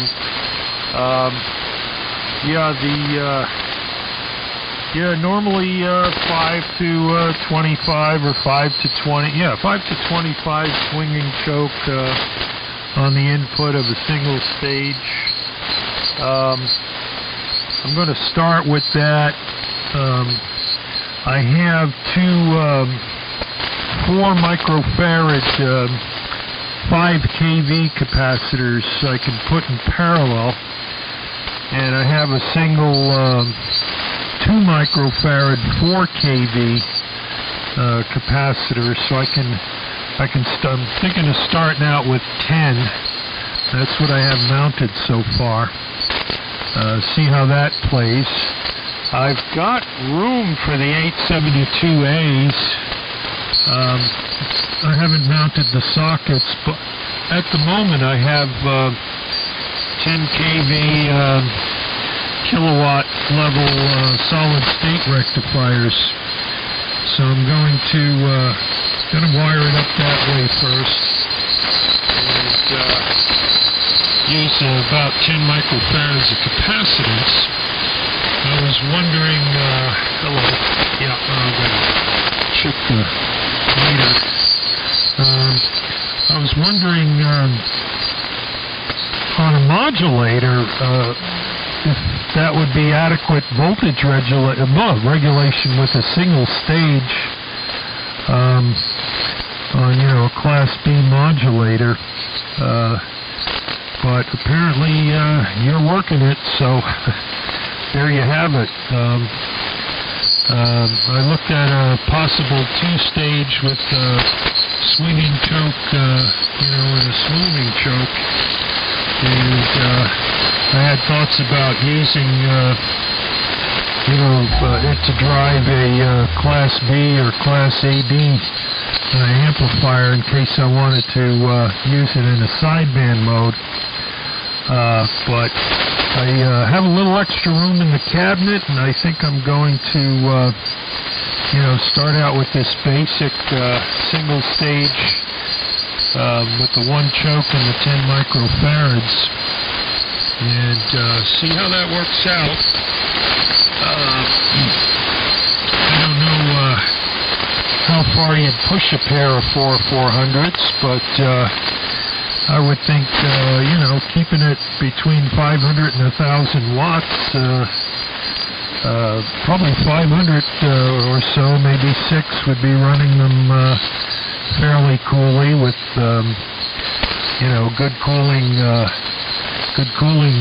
running across them. So we're going to start out with that. I got the chassis from Tim, and it has a lot of the components on it. It was missing the tubes, so I got a hold of a nice pair of 400s, and I've got to put meters in and probably a couple of switches, and I have to work on sealing up the bottom of the chassis for the airflow through the sockets. But once we do that, and I've got the power supply going, I can get ready to start some testing. I can use it as a backup for the SB220, but right now the 4400 amp can work on 160 meters. And it's the only radio I have the only amplifier I have right now for 160 meters. Right now for 160 I'm using a Allied Night kit. It's a T50, and it was originally an 80 through 10/11 CW transmitter. I've modified it for 160. I've it has a single 807. I've modulated it on 160, so I've put out about 20 watts. But as you know, 20 watts on AM isn't enough unless you're under real exceptional conditions. So I plan on using that as an exciter and driving the 400s and at least getting a couple hundred watts out of that arrangement, possibly, or even 150 watts would be nice. So that give me more of a signal on 160 till I get another radio for it. My rice box will put out about 25 watts of AM on 160, so I can use that as an exciter as well, and also talk to some friends long distance on sideband if I'd like to do that. So I'm getting it figured out on the high voltage. Tim said, the 10 microfarad be a starting point, and then I'll be hunting around probably for a couple more condensers to add on to it later on, and probably won't have to two-stage it, but we'll have to see how it goes. K4KYV, W1DTX. Yeah, W1DTX from K4KYV. On the power supplies, something that you need to take into account is both the static regulation and the dynamic regulation of the power supply. Now, the static regulation is basically what if you put a meter, a mechanical meter, a voltmeter to read the output voltage from the power supply.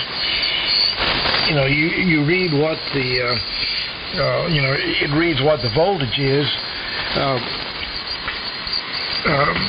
But on some applications, like if that power supply is running like a Class B modulator, or if it's a linear amplifier for slop bucket, or another case would be if you were running it on CW, whether it's class, whether it's linear or a Class C amplifier on CW. Any kind of a load where the load bounces around all over the place, like from a CW rig, key up, you're just really chances are key up that all your pulling is maybe a little bit of idling current off the final amplifier, if you're even doing that. And of course, the whatever the bleed resistor is drawing, that's the idling current. And of course, when it's keyed down on CW, you're drawing the full load.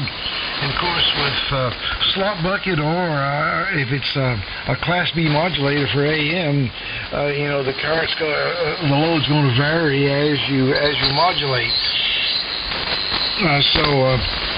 The voltmeter that, if you put a voltmeter on the output of the power supply, it may look like you've got good regulation, like from no load to full load. It might only read like maybe, a 5 or a 10% drop. The voltage sag on the meter may look like it's just, it's only dropping maybe, if you're running 2,000 volts at full load. When you at no load, it might, say it jumps up to 2,200. It's within 10%. You say, that's pretty good regulation. Now that's what you would call the static regulation, but you might be surprised if you check the dynamic regulation. You might be surprised what it's doing. And of course, the way to do that, you need some kind of instantaneous reading instrument. And what I've always used here is to use an oscilloscope. with the appropriate resistors, where you reading a sample, where you can use the oscilloscope, look at the trace on the tube. Of course, the trace on the tube will indicate whatever the instantaneous voltage is. So, or you might have one of these fancy digital meters that reads instantaneous peak voltage. That would be another way to do it. But anyway, you might be surprised if you have the meter with a mechanical movement where it looks like it's well regulated, even as the load varies, such as working CW or the slot bucket linear or the AM Class B modulator. You might think, the voltage is holding steady, but if you look at the dynamic regulation using the oscilloscope or some kind of a measuring instrument that indicates the instantaneous voltage, you might be surprised at how much the voltage is bouncing around. On my a modified broadcast transmitter, I decided to make it capable of working CW as well as AM. And of course, when it's operating AM, now that transmitter uses a common power supply for the modulator and the final.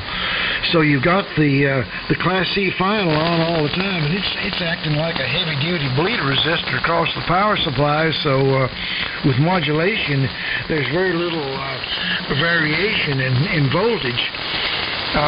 When I made the modification to using the CW, well, it looked like the voltage regulation was good then, because the thing on CW was running, it was 2600 volts DC. Was the voltage on in CW mode? It's 2600 volts DC. And when I would let up on the key, with no load, it would jump up, look like maybe it jumped up to 2750.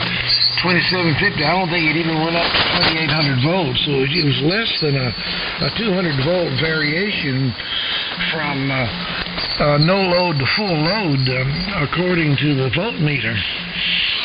But I put the scope on and checked the dynamic regulation, and I was amazed how that just keying the transmitter, the voltage was jumping all over the place. It was dropping down as low as 1600 volts and as high as 4000. As I would transmit on CW, and then using the oscilloscope to measure the power supply voltage, it was actually bouncing around and jumping between 1600 and 4000 volts. And of course, the waveform of the envelope pattern of the waveform of the CW signal, it looked atrocious. It was just very weird shaped,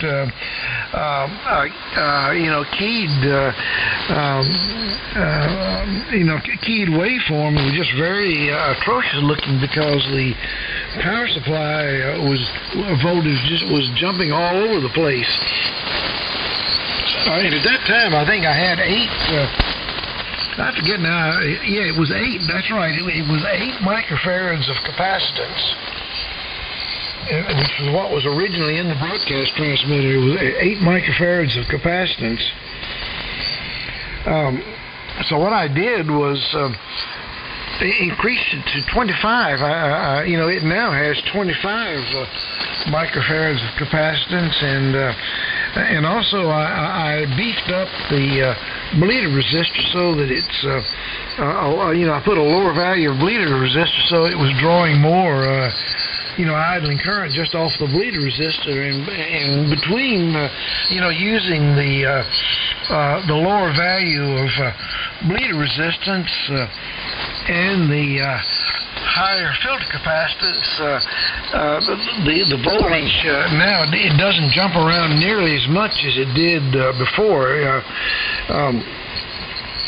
Because it would now jump it would still maybe jump, maybe 300 volts or so. I think, it probably would drop down to maybe 2,500 volts, and then maybe it would jump up to 27 or 2,800. So there's still some bouncing around in the voltage, but it was nowhere near what it was when I used that smaller value of filter capacitance and the higher resistance bleeder. So you want to use as much, pull as much bleeder current as you can feel like you can afford to do. Given the components available, let the power supply bleeder pull as much idling current as you feel like you can afford to let it do, and then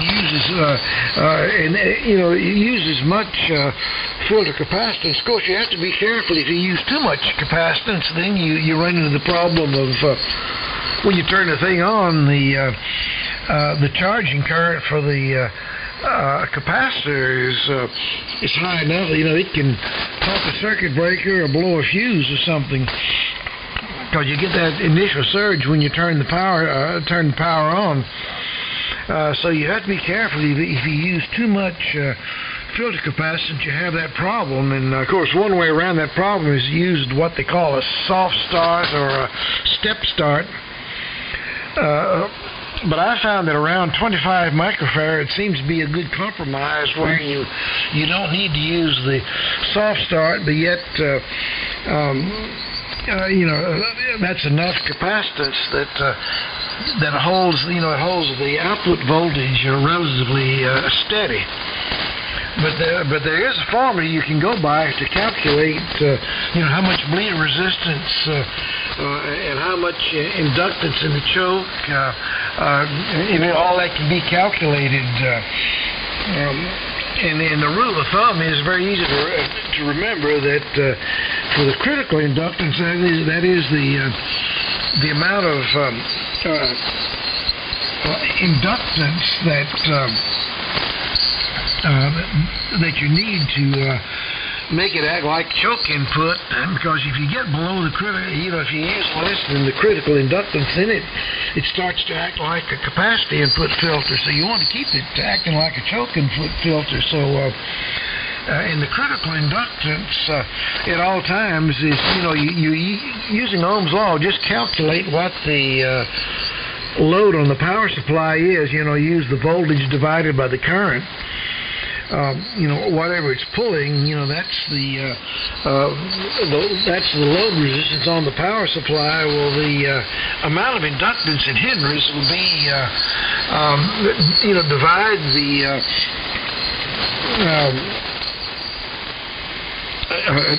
divide the voltage by 1,000. Divide the voltage by 1,000, and not the voltage, the resistance, the effective resistance. Divide that resistance value, using Ohm's law, then divide that resistance by 1,000, and that will give you the critical inductance. So say the power supply, if you're running 2,000 volts and you're pulling 500 mils, well, that'll be a 4,000 ohm load on the power supply. Well, that means the critical inductance at full load, the critical inductance would be 4 henries. However, you don't want to use just the critical inductance, because you still get very high peak current through the rectifier. And to make it a lot easier on the rectifier, especially if you're using mercury vapor tubes, you need to use the at least as much as the optimum inductance, and the optimum inductance is double the critical inductance. That means that the 2,000 volts at 500 mil load on it, that gives you a 4,000 ohm resistive load. Well, divide that by 1,000. That means you get 4 henries of critical inductance. You absolutely have to have at least 4 henries, or else it turns into a capacity input filter, but double that and make it 8 Henrys. And then the 8 Henry choke would, would not only give you a safety margin, but it would also keep the peak rectifier current down to a low value. So if you're using a swinging choke and say you were pulling 500 mils maximum, that means that the swinging choke should, at full load should have at least 8 Henrys. And then when you take the load off, such as key up in CW, or when there's no audio going through on the slot bucket rig or the Class B modulator, then calculate using Ohm's law, whatever that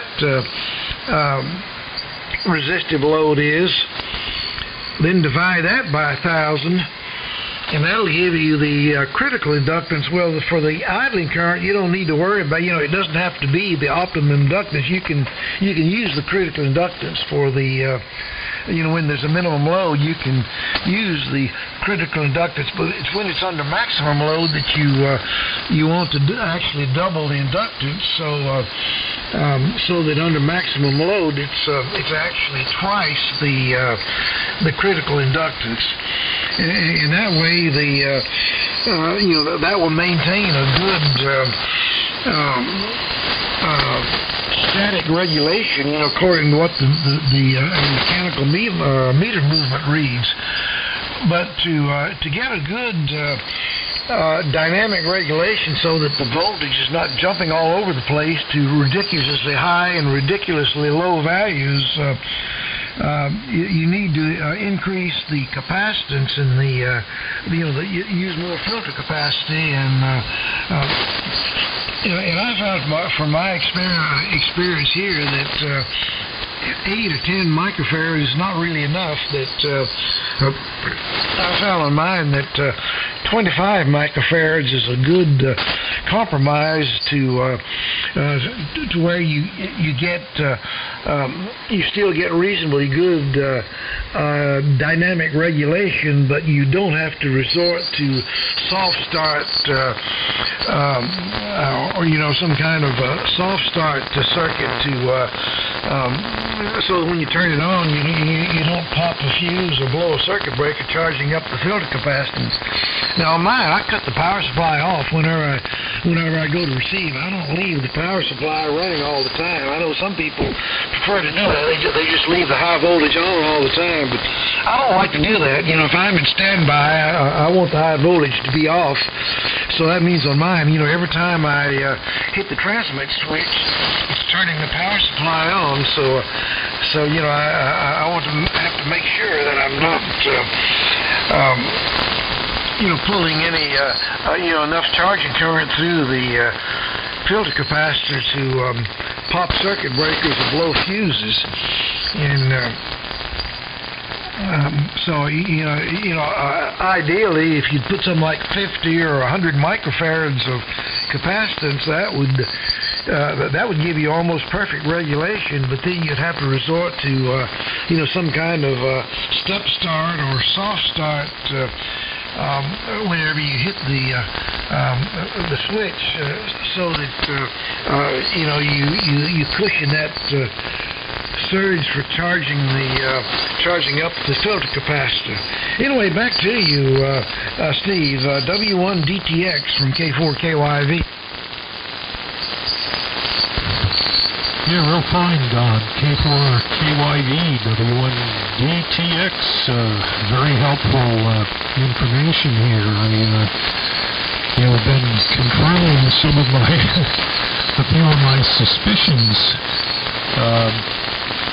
I figured, under the dynamic situation of CW and slot bucket that, there would be an issue, certainly with regulation that way, and I've been thinking along the lines of, having two stages, a swinging choke and a smoothing choke, and doing something like that. But what you just told me about having found sort of an optimum point of capacitance there for switching high voltage supply on and off, that I've filled a page of notes here as I was listening.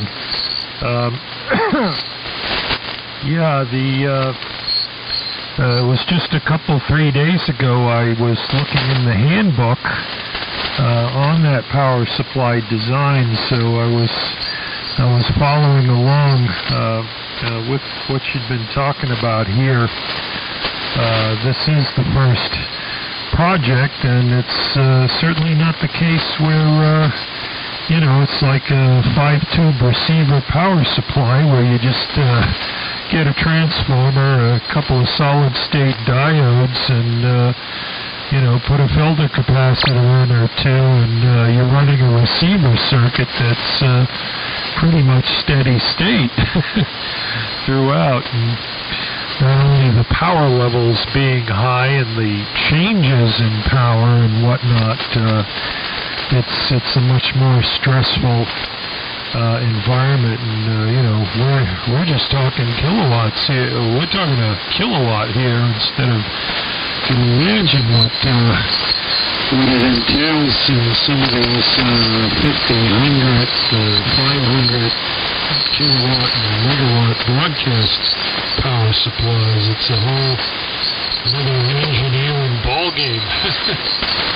But taking the step here, I'm focusing on a lot of the safety issues, having a nice shielding metal cabinet and everything, and when I'm playing with a 200 or 300 volts, a lot of times I'm dealing with open chassis and running voltage test probes in there and things like that. But I know when I get in the kV range here, it's shut everything down, make sure everything is bled out, clamp the meter on and go a distance away and turn it on and see what the meter says. That sort of approach. I even did that with my 1,500 volt supply. I'd shut it all down and make sure I ran a screwdriver across the capacitor after I gave the bleeder resistors enough time. Made sure it was dead. Then I'd clamp the voltmeter on, and then I'd go away from it and I'd turn the power on to the power cord and take the voltage reading that way. I wouldn't poke around inside there. It's just a little skittish about that. But so we got the cabinet and replacing all the insulators and electrodes. Make sure they got enough clearance between everything. Nothing's tightly packed. There's some open space in there, keeping the leads kind of short. But I suppose since your single-stage filters worked out with the 25 microfarads, I'll think about beefing that up and going with that. Because I really did suspect, at least from reading the power supply, design with the choke input filter, reading the material in the handbook, that doing all the calculations, that you got to have everything in the range there. It's much closer fitting than making a power supply for a receiver or an audio amp or something like that. So I'll just approach it with that in mind, and put your I got the scratch notes here. I'll copy this information over into my regular shop notebook here. Projects. Put in the section on the voltage supply. But tried and tested methods are always the best. No need to reinvent the wheel. No need to blow up any rectifier tubes in order to learn something.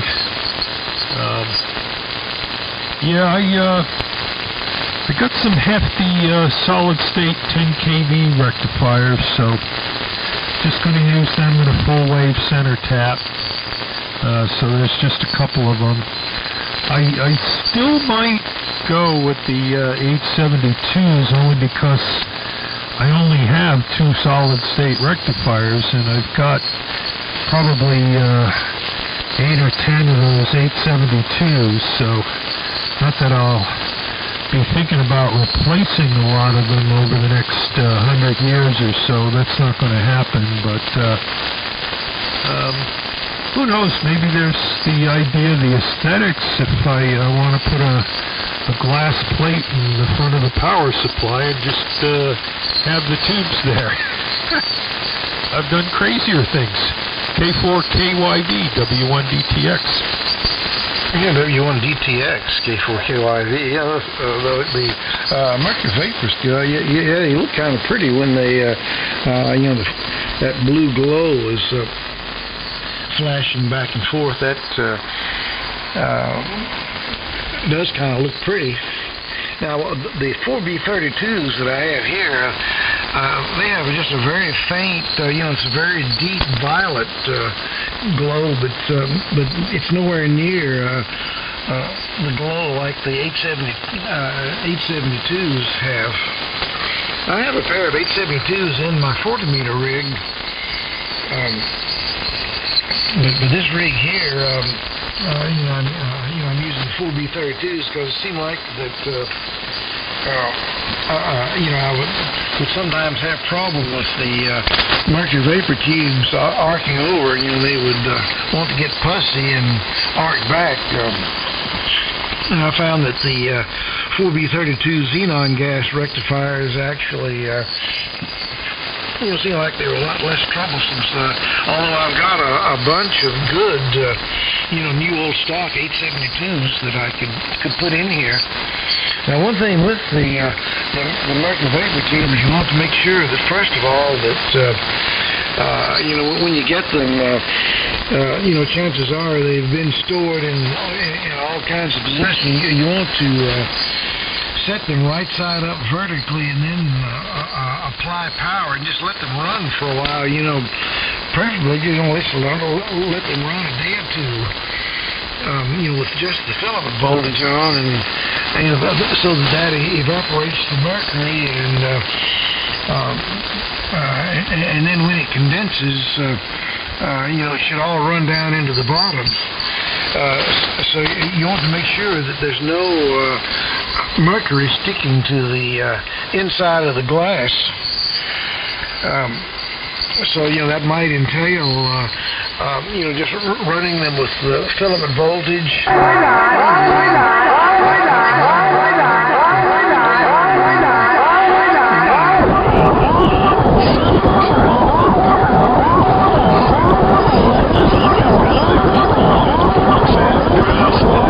Maybe like that through several times where they cool down, then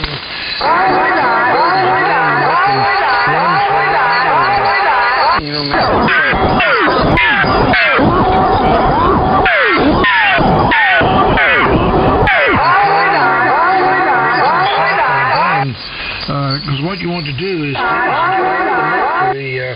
all the liquid mercury in the bulb.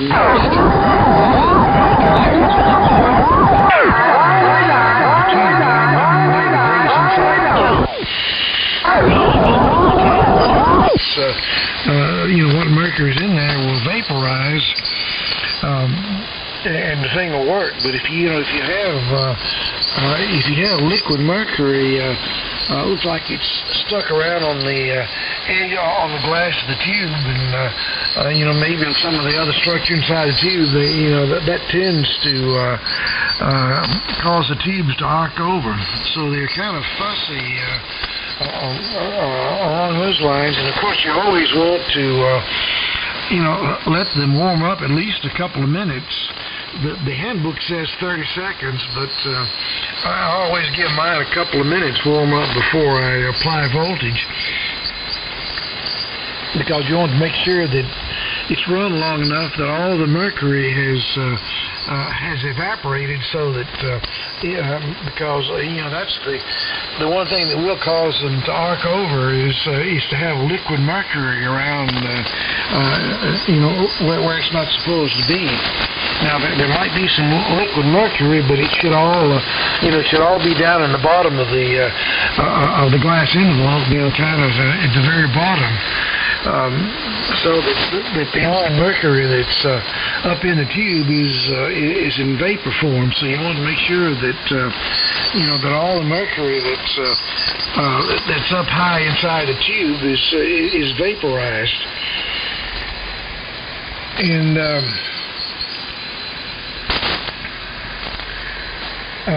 let's see.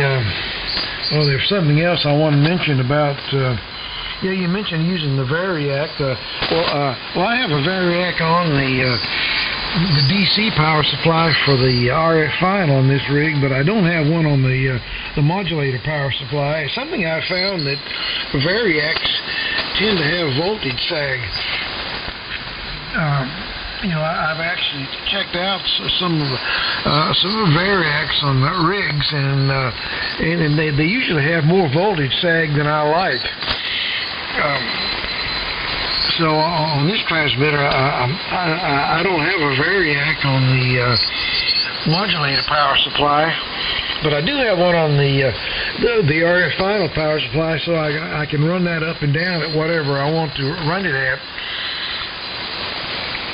But the modulator, at all times it runs full voltage. I run 2500 on the modulator and 2000 on the final, so I'm running actually more voltage on the modulator than what I run on the final. And that gives me a little bit of positive peak headroom on the audio. And something else that I do on mine is that the filter choke and of course, and if you're running plate modulation, the modulation transformer and the modulation reactor, those three components, the power supply filter choke, the modulation reactor, and the modulation transformer, is that I never ground those particular transformers. I never ground them directly to the chassis or the cabinet. I always float them on some kind of insulating material, because you have high voltage on the winding of the choke or the modulation transformer. You have high voltage on the coils, but it really serves no purpose to ground the case where you have the full high voltage between the coil and the core, which is grounded, and really that serves no purpose, because after all, in a transformer, the only thing that insulates the coil from the core is a few layers of paper, and if that insulation ever breaks down, then the transformer becomes useless if if those few layers of paper ever break down. So really, it serves no purpose to ground the case of the filter choke or the mod reactor or mod transformer, since the coils are all at high voltage. So I always mount the whole transformer on high voltage, so that the case is floating free. It's not grounded, and that way you don't have all that unnecessary stress on the paper insulation in the transformer. Of course, with a high voltage, the power transformer, you don't really have that option, because the center tap is grounded anyway, and then the 110 volt or 220 volt primary is it's only a couple of hundred volts from ground, so you wouldn't get any advantage on floating the plate transformer above ground. But the filter choke and modulation transformer and modulation reactor. Those, all the coils are at high voltage, and so it really serves no purpose to ground the core or the frame of the transformer, because that's just putting unnecessary strength on that paper insulation inside the transformer. So anyway, I'll turn it back over to you. I'm probably going to tie the ribbons on it here very quickly. I see it's already it's 05:30 GMT. So it's about my getting close to my bedtime, so I don't drag around in the morning. So let me turn it back over to you, and then I think we'll start winding it down. Maybe I'll hang in for one more transmission, then I'm going to tie the ribbons on it. So W1DTX, this is K4KYV. Yeah, okay, real fine, Don. Real fine. You got me thinking about, two things. One of them was grounding the cases. I understand that. I remember Tim talking one time about the filter choke in the power supply being on the negative side, in which case grounding the case didn't, with the negative ground. I'm not sure. That was a few years ago. I'm not sure I remember how that worked, but it was some sort of an alternative, and I'll have to look into it before I could really talk intelligently anymore on it. The interesting thing about the mercury vapor tubes that I found out, which for some reason I developed the notion that they had to go with high voltage, a couple of kV across one of those tubes to get a blue glow out of them. And come to find out, I've got a supply on the bench supply here. It's a DC supply, goes up to 35 volts or so, and it'll draw an amp and a half. And I lit up mercury vapor tubes. I tried a couple of them, and I gave them about 15 or 20 minutes really before the silver on the inside of the tube fully disappeared. I had been over at a friend's shack down the road here, and he had a pair of 866s, and he had one of those, I guess there was an optical pyrometer where he could just point it at something and it would tell you what the temperature was. So he was pointing it at the glass envelope on the mercury vapor tubes when we were testing a power supply of his. And we just took notes and watched the temperature climb, and excuse me. Eventually it reached a point where it stabilized. And so we decided to call that the operating temperature, and we decided to put the high voltage on the rectifier tubes at that point. And of course, they came up and they glowed. But what I found out on the bench one day, just experimenting, is I lit the tubes up and I gave them probably 15 minutes to warm up until I saw the silver disappear.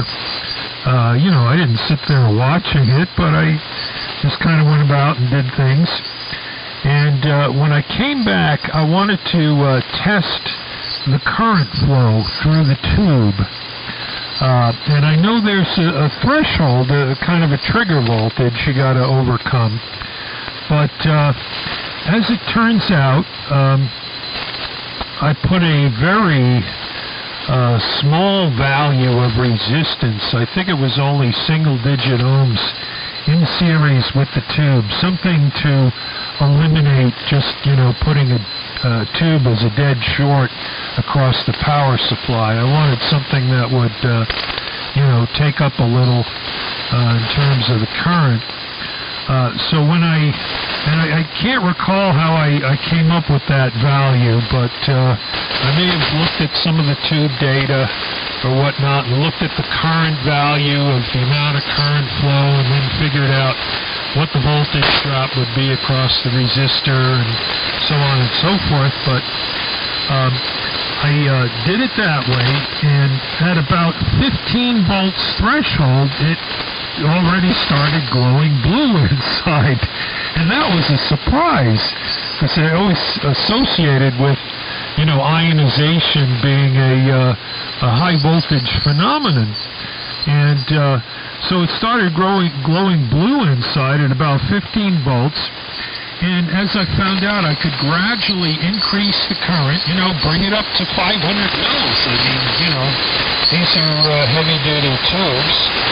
And what would happen was the glow inside would be proportional to the amount of current flowing through it, I guess, until you reached a saturation point or whatever. But you can get them at a nice low glow and then sit there and turn the current up, watch the meter crawl up there. And in the meantime, you're only dealing in the range of, 15 to 30 volts going across the rectifier there. So the thing was running quite cool. It wasn't, heating up. I mean, there was current going through it, but it wasn't a lot of power. But it gave off this nice blue glow. And I was thinking, boy, you could get a low voltage DC supply and connect it up to a pair of these tubes and, have it for show or put it in some guitar amp that doesn't have high voltage. Somebody who plays guitar could get a thrill out of it. But anyway, aside from the fact that, you'd be dropping it and dealing with the mercury, but other than that, I discovered that it was somewhere around 15 volts. And then I thought about it, and it occurred to me, I went and I grabbed an old chemistry book that was on the shelf there, and I looked up the first ionization potentials, for mercury vapor or vaporized mercury gas. And it was down in those low voltages, so, it was creating that ionization effect,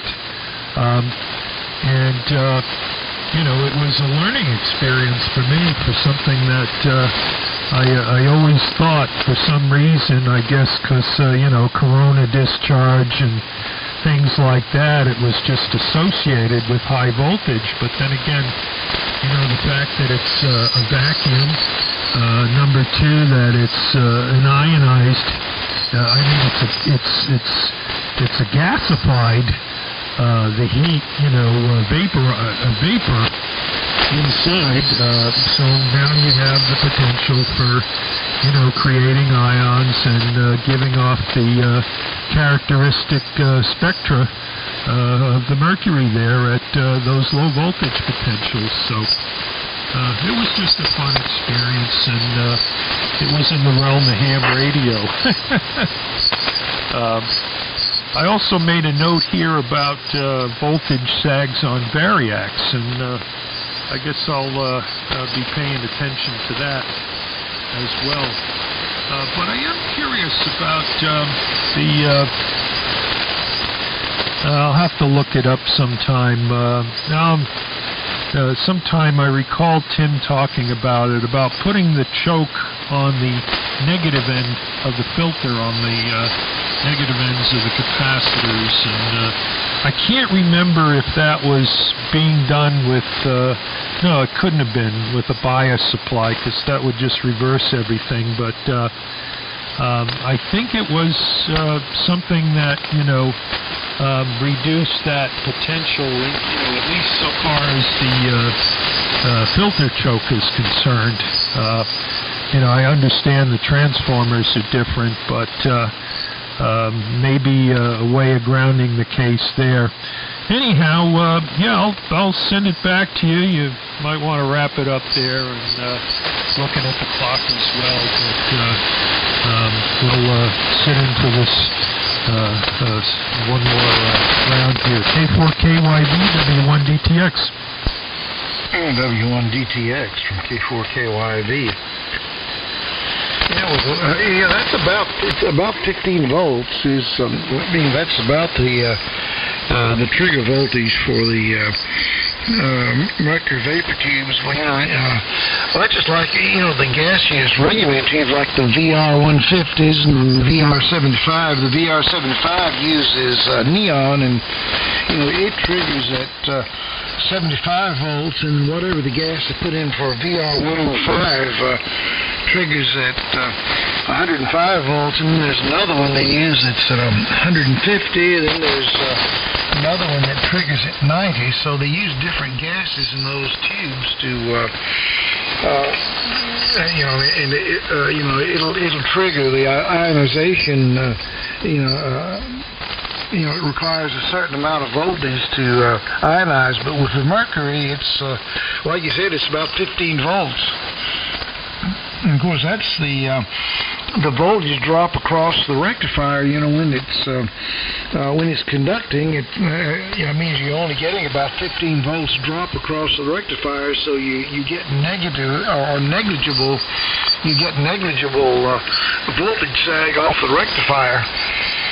So the mercury vapor rectifier is almost, it's very much like a solid state diode rectifier, is that it has very low voltage drop. When it's conducting, it has very low voltage drop, but it does take a certain amount of voltage to trigger it. So that'll be a constant voltage. That 15 volts will be, that'll be a constant voltage drop. No matter how much current you're pulling through the tube, the voltage drop across the tube will always be at 15 volts. Let's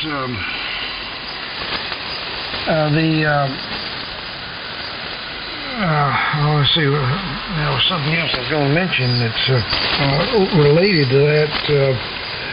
Now, on the, putting the filter choke, I think what Tim was talking about is that you can put the, if you use a center tapped full wave rectifier circuit, you can put the filter choke between the center tap of the plate transformer and ground.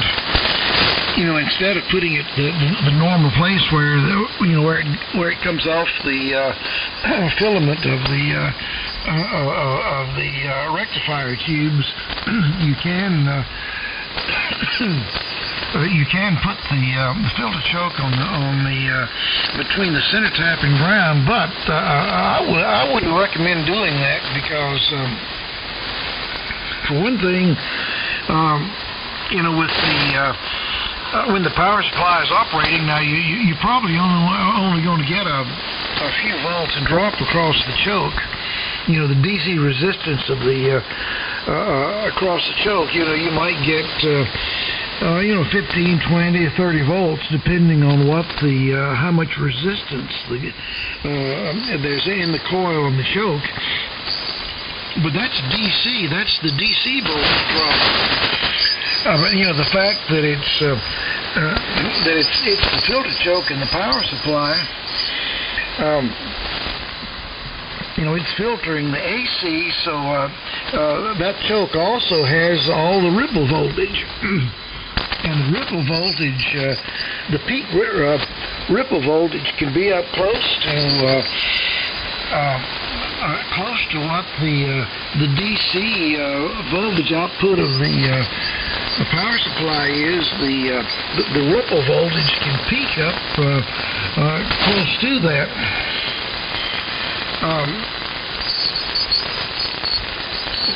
But then the problem is that you have that ripple voltage across the choke.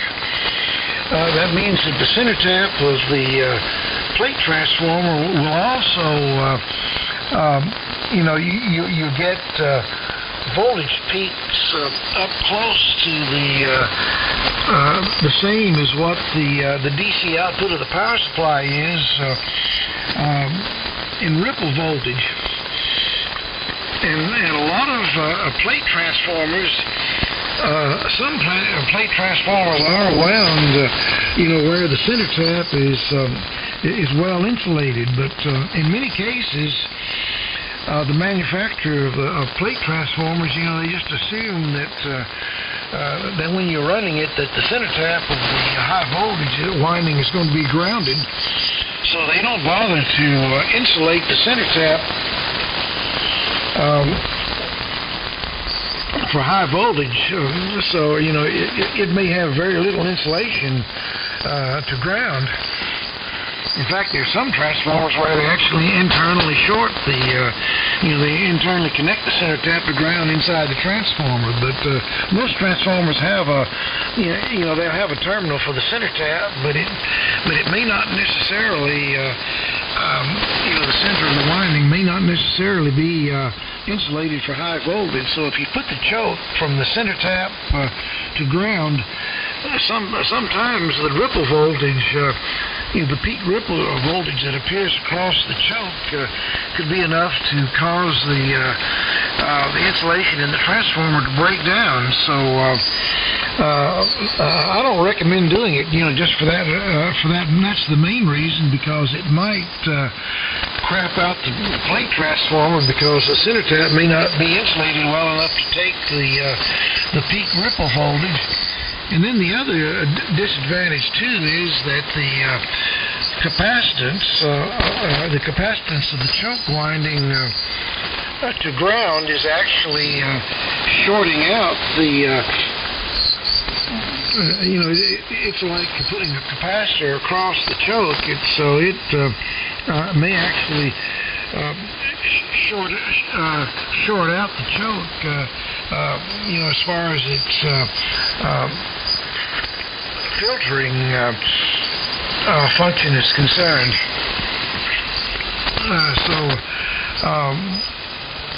So that's something else. Although I think that's actually a minor problem. But the main problem is the fact that the full ripple voltage from the power supply, because originally, it's AC. There's an AC voltage off the transformer, and then of course, it's rectified. So you have that rectified AC that's so it has ripple voltage that may actually peak more than what the DC output of the power supply is. And that ripple voltage appears across the filter choke. So that means that the center tap of the plate transformer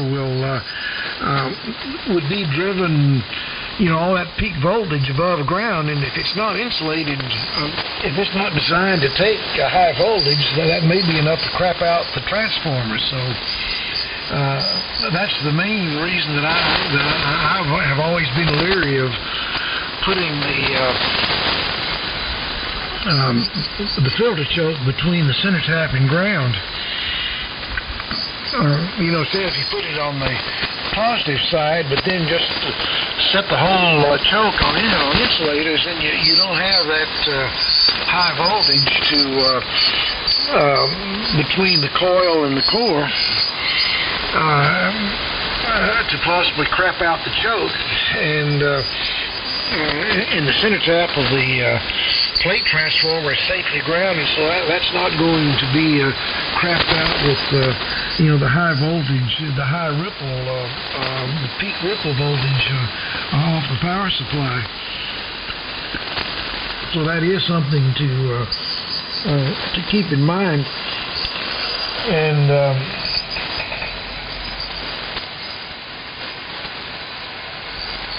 as far as let's see, there's something that I remember what it was now, and I wanted to mention too. It had something to do with the bleed resistor. We talked about I guess that's everything. But now you can find a lot of that information. If you have an older handbook, like an old, especially a pre-World War II. ARRL handbook, or the West Coast radio handbook, especially like the Frank C. Jones radio handbook from before World War II, if you can find one of those, or a pre-World War II ARRL handbook. They have a lot more information on stuff like that in the older handbooks than they do in the newer handbooks. It seems like they leave off a lot of those little tidbits of details, information about things like the optimum inductance versus the critical inductance, and a lot of that stuff. The later handbooks, they leave out a lot of that information. But if you get an older handbook, especially one that was printed before World War II, they have there's a lot more information published in those that they later omitted in the newer handbooks for some reason. Anyway, I think I'm going to go ahead and say 73 for now, and maybe we'll catch you on here another time. So good luck in building up the power supply. So I'll let you tie the ribbons on it. W1DTX. This is K4KYV now, signing clear for listening. Yeah, okay, real great, Don. It's always a pleasure to take down all these notes before embarking out on a project like that. Yeah, I just started gathering the parts and laying them out, and I got the notes here, and it's definitely been a big help. And yeah, final comment as far as the handbooks go. Yeah, I don't really want to touch anything, after the 60s as far as handbooks go. I like a lot of the early 50s handbooks for a lot of projects, but as far as handbooks go, I do have a PDF version of the 1936 Radio Amateur Handbook, and it turns out the 1942 one is a very good one. I've got that in hardcover, not hardcover, I've got that in actual paper. And I noticed that reading certain things, even just about, inductance and resonance and whatnot, a lot of the articles were much better written in many ways, and they do include a lot of details or a lot of information, useful information that really helps you understand the whole picture. As far as anything goes, theory, I mean, pick out the section on radio propagation, and you'll get a better explanation than when I started out in ham radio. It was around 1970, and so my very first handbook was the 1970 Radio Amateur Handbook. I don't really look at any of them beyond that. The early 70s were, pretty much the same. The projects would change. The early 80s were interesting as far as if you wanted to have information about satellite systems, if you wanted to do something with the computer digitally or whatnot, for that sort of thing. But as far as the basic radio stuff goes, I'm generally reading one of my handbooks from the early 50s. I've got a 50, a 52, a 56, a lot of tube stuff, and of course my 40s handbook was 1942 was the year of issue, but it had been prepared and printed prior to December of 41. So I think they came out with a later edition that year because of the changes during the war. But they're like Bibles in the radio world, and you want to hold on to them, especially the real old ones when it comes to designing antennas and feed lines and matching up various radios and whatnot. So I really know what you're talking about and can relate to it that way. So yeah, have a good night there, and band conditions have been good. We'll look forward to the next chat again. K4KYV from W1DTX. Take care. Okay, Steve. One other quick comment. I remember now what I was trying to think of before about the filter chokes. Typical, like a swinging choke that was made for a power supply. Like typically it's 5 to 25 Henrys. You'll see a lot of them that are rated at 300 mils, and some that are rated at 500 mils, and then some that maybe even rated at 1 amp. But something that the typical 5 to 25 Henry swinging choke is not enough. That's usually not enough to get the full range of critical and optimum inductance. So what you're better off doing, probably, if you have a filter choke like a swinging choke and the smoothing choke, you're really better off just using both of those chokes. Wire the two chokes in series. And just use them as one filter choke. Just connect the swinging choke and the smoothing choke in series. Just make it a one-section choke input filter, but then use plenty of filter capacitance on the output, and that would probably serve better than using the two-section where you have a swinging choke and then a capacitor, then a smoothing choke and another capacitor. I don't think on any of mine that I've ever used the two-section because I found that if you use the optimum amount of inductance and then you use adequate capacitance in the power supply, that gives you good enough filtering. You don't really need that second filter section on the high voltage supply. That's kind of superfluous. But so you'd be better off if you had those two chokes. Just not putting a capacitor between them. Just connect them in series and then use one filter capacitor in the output, and then chances are, say if you have a 5 to 25 Henry swinging choke and a 10 Henry smoothing choke, I think that was pretty typical of the matching sets that the transformer companies would put out. You'd get a 5 to 25 Henry swinging choke and then a 10 or maybe a 12 Henry smoothing choke. Well, put the two in series, and then you have like 15 to 35 Henry swinging choke, and that would be adequate. You have enough inductance to maintain the optimum inductance under maximum load, and then there'd be enough inductance to keep it critical even when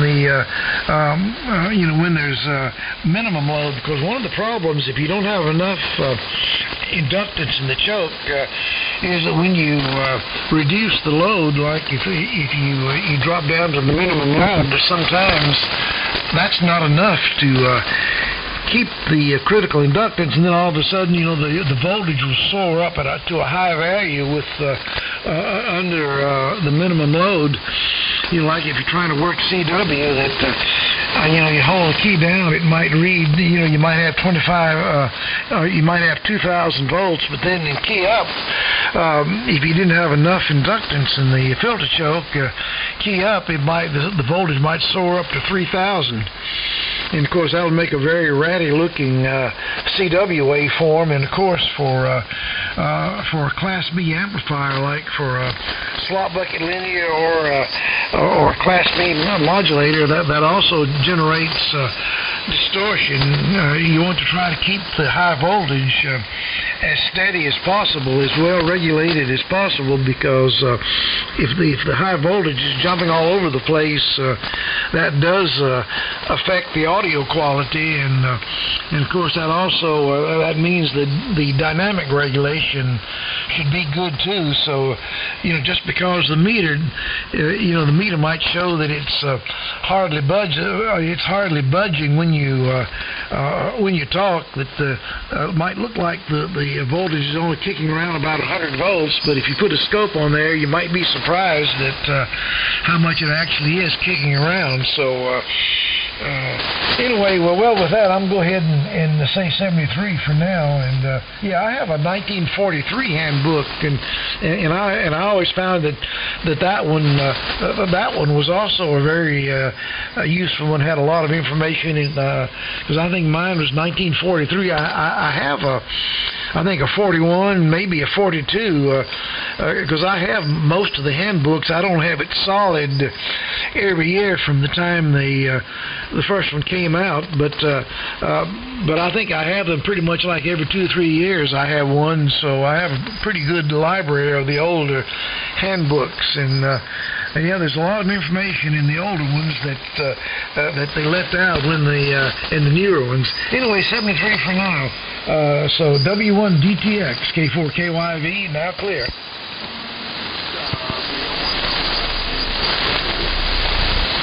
Okay, then. Real great.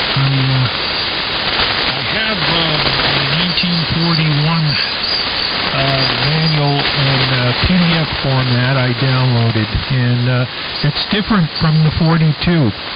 But if you do have a copy of the 42, which is the one that in the beginning, I guess it's dated December 1941 or November, there's no mention of the war in it. The articles in there I just found to be some of the best written articles when it comes to the theory sections of the of electronic theory. There it was. I'll have to make a note of it sometime, and what I like to do is sometimes run a comparison. I'll take a particular subject in the theory and show one way it was written and explained, and then show another way that someone is attempting to explain it. And it's just holding two things side by side, and you can see for yourself. And I'm going to call the title of this paper here for these notes, Improved Dynamic Voltage Regulation in Kilowatt Power Supplies, Kilowatt Level Power Supplies. So it's been a great help, Don. Thanks. Have a good night, and we'll catch you later. That's the 73's K4KYV W1DTX. Yeah, well, good night, Steve. K4KYV, and I'm clear.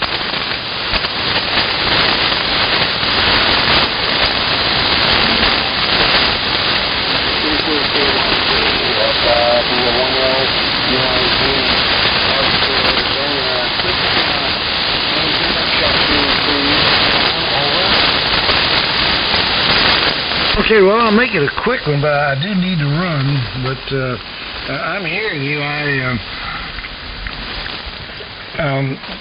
I'll try again. Let me see what kind of a meter reading. Go ahead.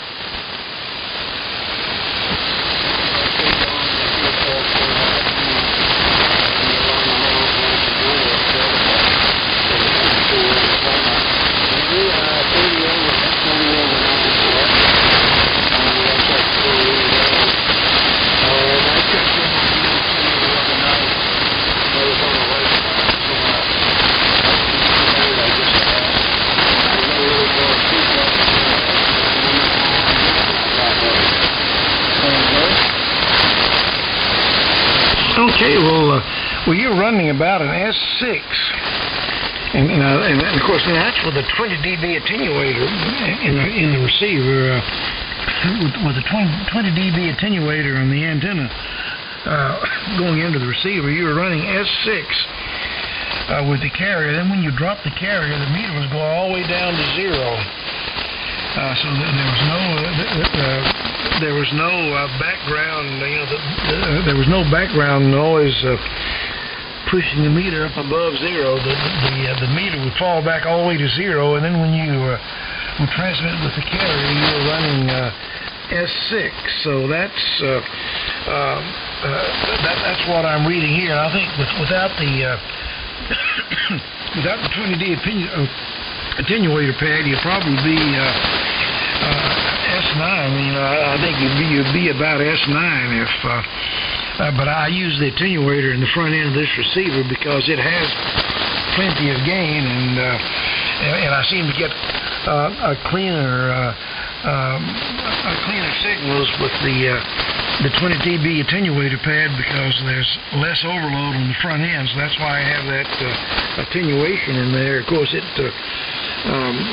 makes the signal strength show up weaker, but yet I get a better overall signal to noise ratio with the attenuator in. But like I said, though, with the carry-on, you were running S6. Now, there's some variation. It was kind of moving up and down, but it was kind of averaging at about a 6. And then when you drop the carrier, you drop back to 0. So W1LYO in Arizona. This is K4KYV.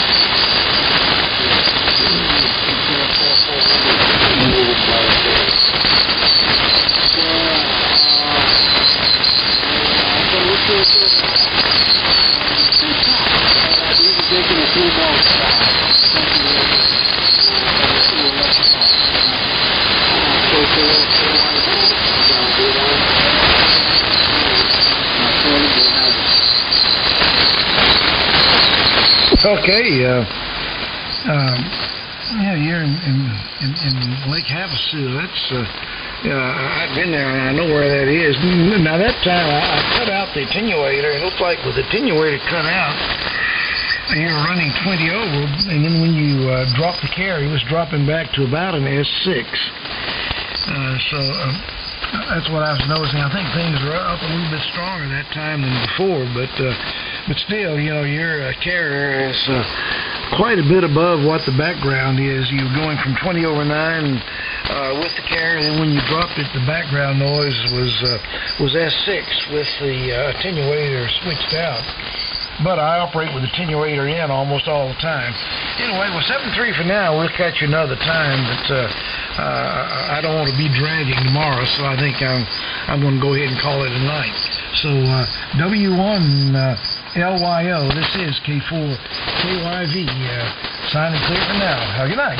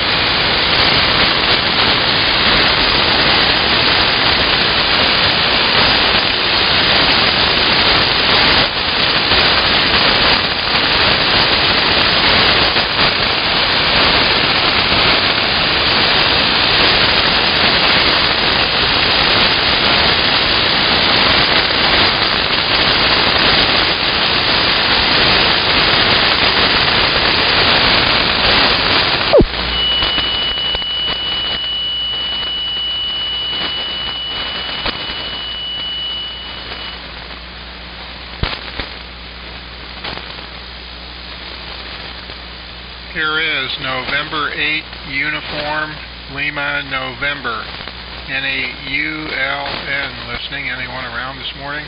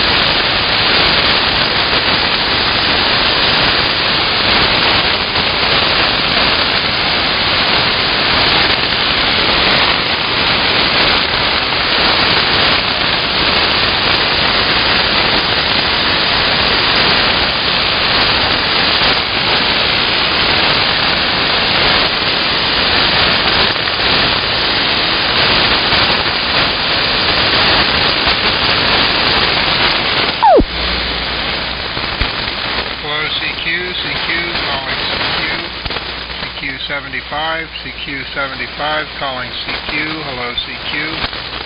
CQ75, calling CQ. This is November 8, Uniform, Lima, November, N8ULN, calling CQ, calling CQ. CQ75, calling CQ. Hello, CQ. This is November 8, Uniform, Lima, November, NAULN calling and standing by.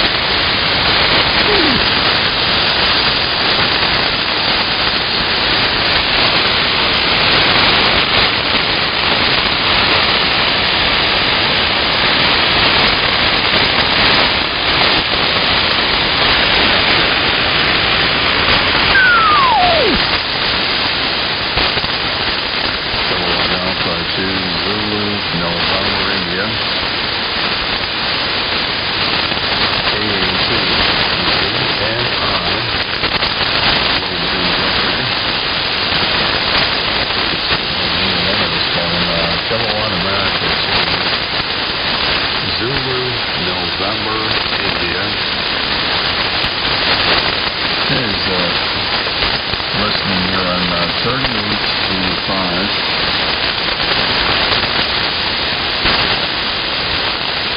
AM radio.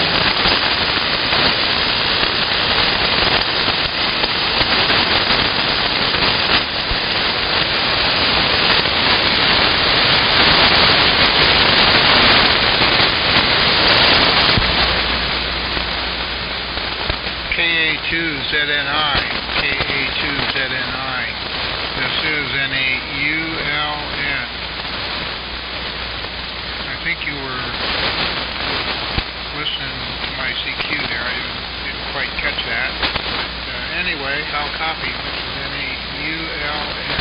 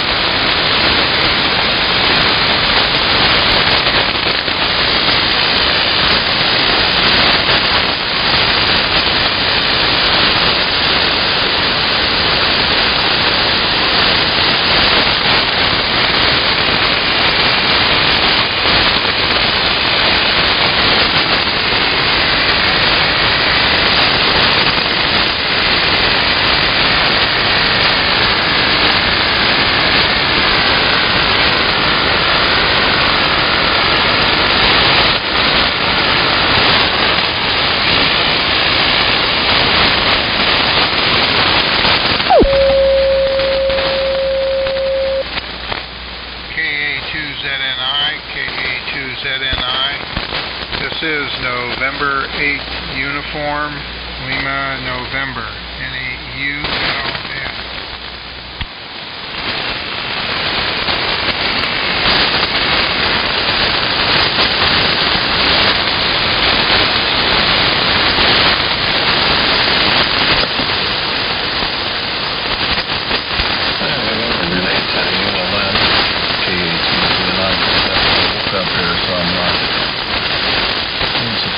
Turned on and switched on and turned around and all that kind of good stuff there. Yeah, good morning. Give me 1 second here.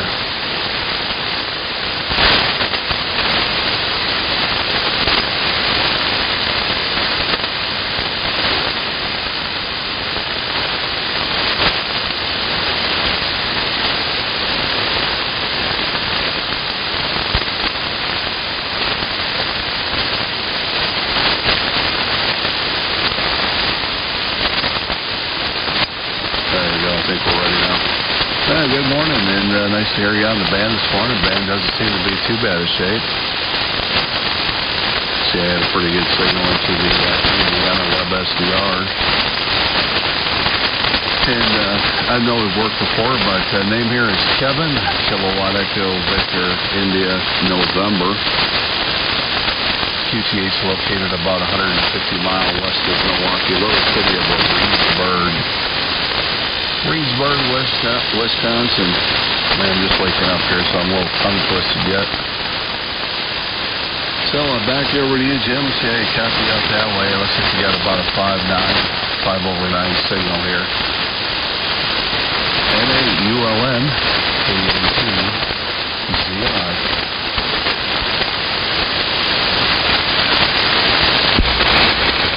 Yeah, okay, Kevin. KA2ZNI from NAULN. Yeah, pretty good copy this morning. There's a little bit of static, but you're good. S9, maybe a little more than that. It's kind of hard to tell. The S meter on this receiver needs recalibrated. It's almost full scale with the background noise, which I know that's not right. And then when you come on there, it goes just about full scale. But anyway, I copy it pretty good. I think a few little static crashes here and there. Yeah, I've been down here. I'm not sure what time it is right now. I have a clock in this part of the basement. I got one in the rooms beside either side of me, but none in here. But anyway, I called CQ a couple times, and I didn't think anybody was going to come back. Yesterday we had some kind of rotten weather. We had rain and wind, but it wasn't as windy as they said it was going to get. They were talking gusts up to 60 miles an hour, but I don't think we had that. I think maybe 40 mile an hour. We had a little bit of rain, and I got some water in the basement, which is not unusual. It's not a lot of water. More than I'd like to see, but not enough to really hurt anything. The other rig this morning here is a pair of 810s modulated by 11As. About the second week I've had it up and running. I had your call written down, so we must have talked within the last week or so, somewhere along the line. Maybe you were jumping in here as I was leaving. I usually get out of here around 4 o'clock, go up and watch some news, and get some breakfast, and get ready to go to work. I still go to work. So anyway, do that routine. I got a couple other things I got to do today, all that stuff. So I'm probably not woke up yet either. I think I am, but I'm probably not. Back to you, Kevin.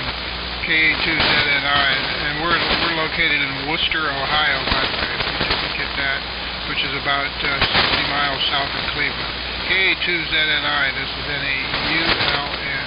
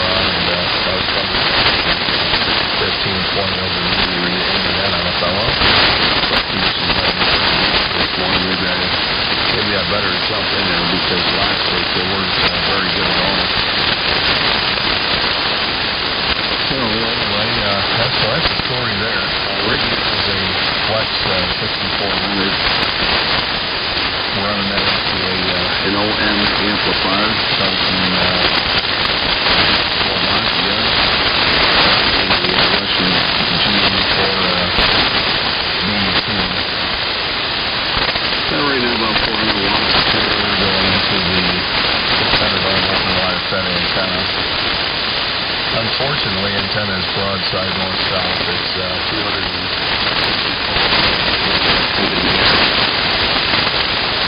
But it does favor to the south and the west-northwest area. Come up with something here this spring. Gets a little nicer weather out and get an antenna that's better activity for the east. So that's the station rundown here, and you're doing fine the business there with your home brew. That was right about the time I lost you for a second. But I think we got the two towns. This is doing a great job. Sean's real pleased. And real nice of these very good on the weather. Yesterday we had anywhere from, let's see, I guess it started out as rain. We had some bad winds around here. Fortunately around here we only got about an inch of snow. A little further north of Minnesota there along I-94 they had up 3 or 4 inches of snow. And the temperatures were a little unseasonable side there yesterday. It was about 22, 23 degrees. I'm not sure how long that this morning, but I know here by next week we're supposed to be able to put some hopefully this is the last of the snowfall for this season until, of course, late fall, November, December. But we'll see what happens. So back over to you, I'll keep it kind of short here. So you have to get out there about 4 o'clock, which is 3 o'clock my time, about 10 minutes here. At 8, ULN, sounding fine enough business there on your home brew this morning. Doing a good job.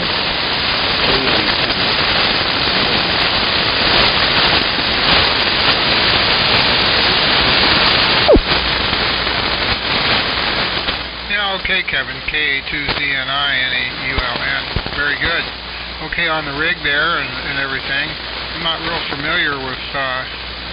is that a SDR type transmitter? I'm not real familiar with that. What we've got here for a receiver is an old Collins R388.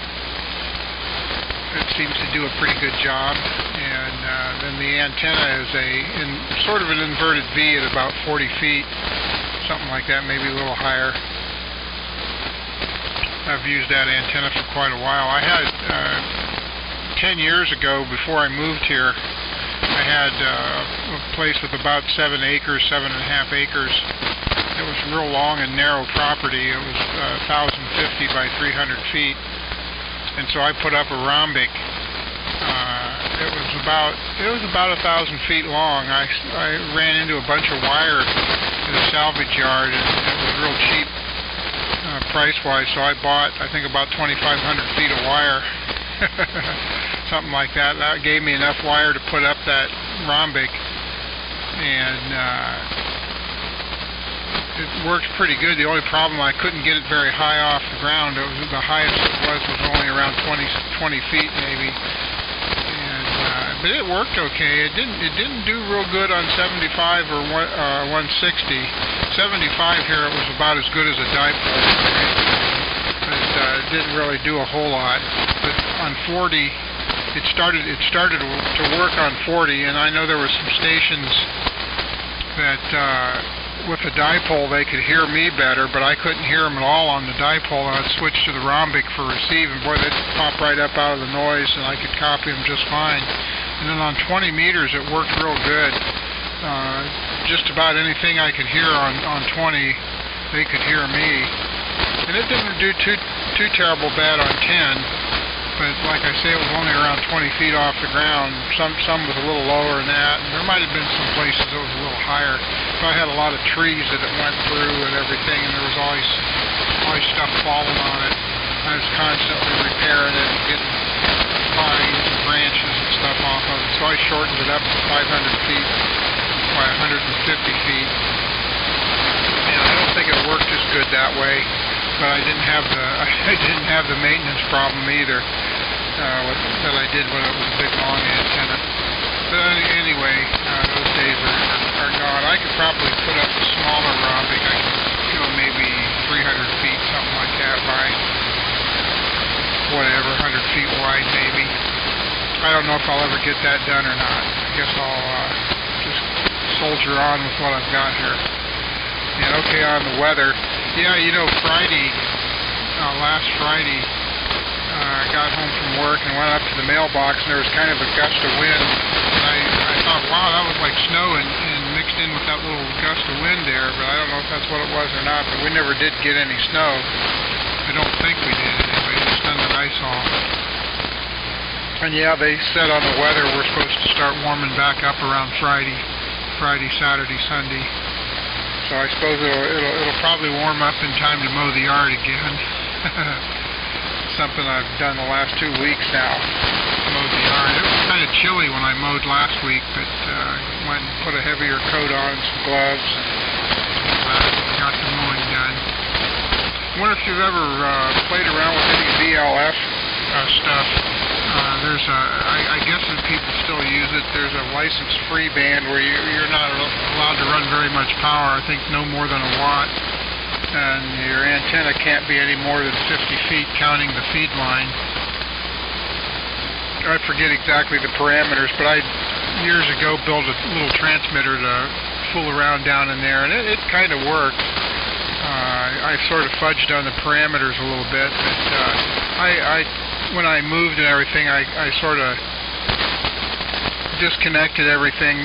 What I did is I built up an oscillator and an amplifier stage, and I used a TU-26B tuning unit from a BC375. That was a low-frequency tuning unit.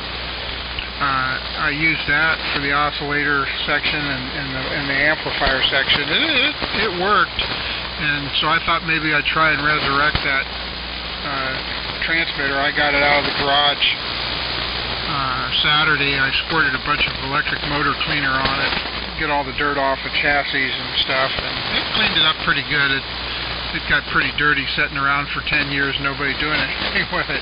I haven't tried to power it up yet, really, so I gotta do some wiring and all that. But it was kind of fun fooling around down there. I guess there's some other frequencies that have come up for use now, too, by amateurs, so I thought maybe I'd give that a try. We'll see. Anyway, I've probably got time for one more here. Let me get it back to you there, Kevin. KA2ZNI from NAULN.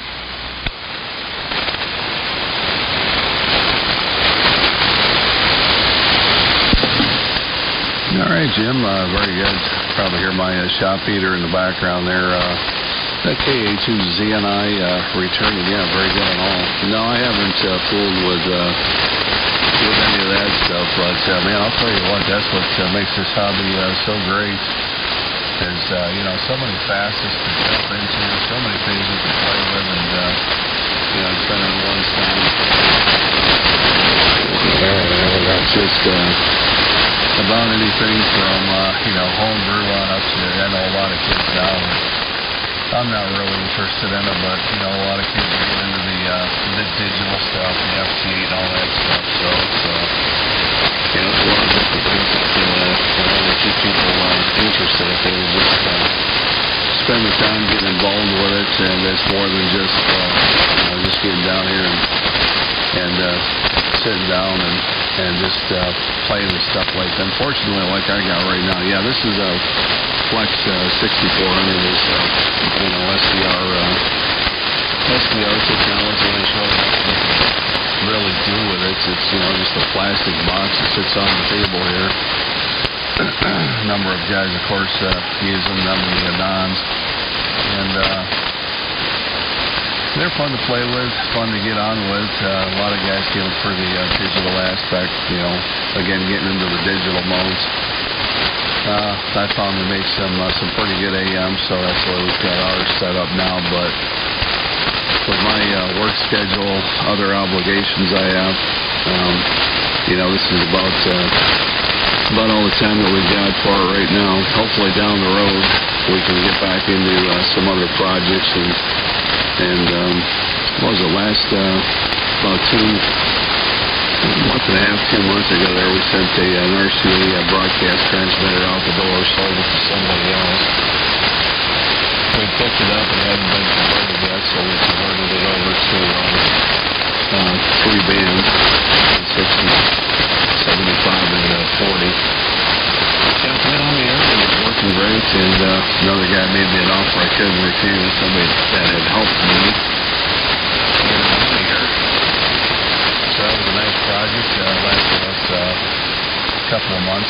I think it's probably 3 months to get it on the air. Just a little bit at a time here, pulling with it here, pulling with it there. And now he's got it over at his place, so he's having some fun with it. But other than that, he's haven't been involved really with any projects since. Now the summertime's coming on, I'll definitely have very little time to play the radio. I've got so many other things that are going on. Different hobbies and so forth, you know, that's kind of the case with a lot of people, I guess. Number one passion is motorcycle riding, so we're getting ready to kick off the season with that. And then we got a couple of other hobbies that we're involved with that we do, so probably put the radio on the back burner here for the summertime. And then next fall we'll pick up another project like we did this last year with the broadcast transmitter. So try to do one project a year because I do enjoy it. It's just that my time is separated into going into so many different directions that I just don't have time here during the summertime. So maybe next year we'll pick up another broadcast transmitter and get it converted over, and maybe this time it'll stay here. So we'll see what happens. They're very good on the antennas. I mean, I'll tell you, antennas are fun to play with. They're cheap. Oh, I got the kitty cat jumped off my lap, so I get turned around here to the microphone better. The antennas are fun to play with. Boy, it's just can be an in-depth hobby, but it's also, can be, I guess, as cheap or as expensive as you want to make it. Always had fun with playing with different configurations, and unfortunately here at this QTH, I don't have a lot of property to work with. When I lived back in Pennsylvania for a number of years, we had, 11 acres of ground. So I had an antenna up for every band, and a couple of bands had a couple of different antennas. So I'd go around with the different antennas, inverted V's and rhombics, and plain old dipoles, and I had a loop up, a full wave loop on 160 back in Pennsylvania for a while. I mean, it's just it's a lot of fun. It can also be a little bit time-consuming and sometimes a bit frustrating. You think you get a good configuration together, and then for whatever reason, it kind of ends up being a dud. But that's a chance you take. That full wave loop on 160, that was probably one of my best antennas. And I wish I had the property here to put up another one. It was nice and it was quiet, worked well in all directions, and that's something I need up here. But just don't have one. So I'll put one on that. That's the configuration up here, and I think I'm going to try and put with a bunch of ground radios and see if that doesn't help out the cause going back east to northeast, which is my absolute worst direction from this QTH.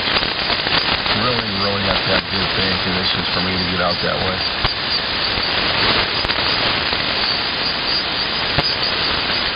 Going to the south though, and the west and northwest, I've put in a pretty good signal. There's a lot of nights I've worked Oregon and Washington here on AM and evening. So I really enjoy doing that. And then, of course, the antenna works great in the house. I usually have a pretty good signal going in Kentucky, Tennessee, and down in the States. But got to get something up there, get back east a little better. So, Jim, I'll turn it back over to you, and I'll let you wrap things up. And get that the nice steady 5.9 to 5/9. Real nice signal here this morning. And again, my compliments to you on the homebrew there. It just sounds terrific. Really nice, clean signal here this morning. NAULN will say 73. So you have a great day out there. And we'll look for you in the band here again another time. I'll let you wrap things up. Let you, still I woke up yet. Let you wrap things up so you can head off to work here. NAULN, it's been a pleasure. KA2ZLN 73.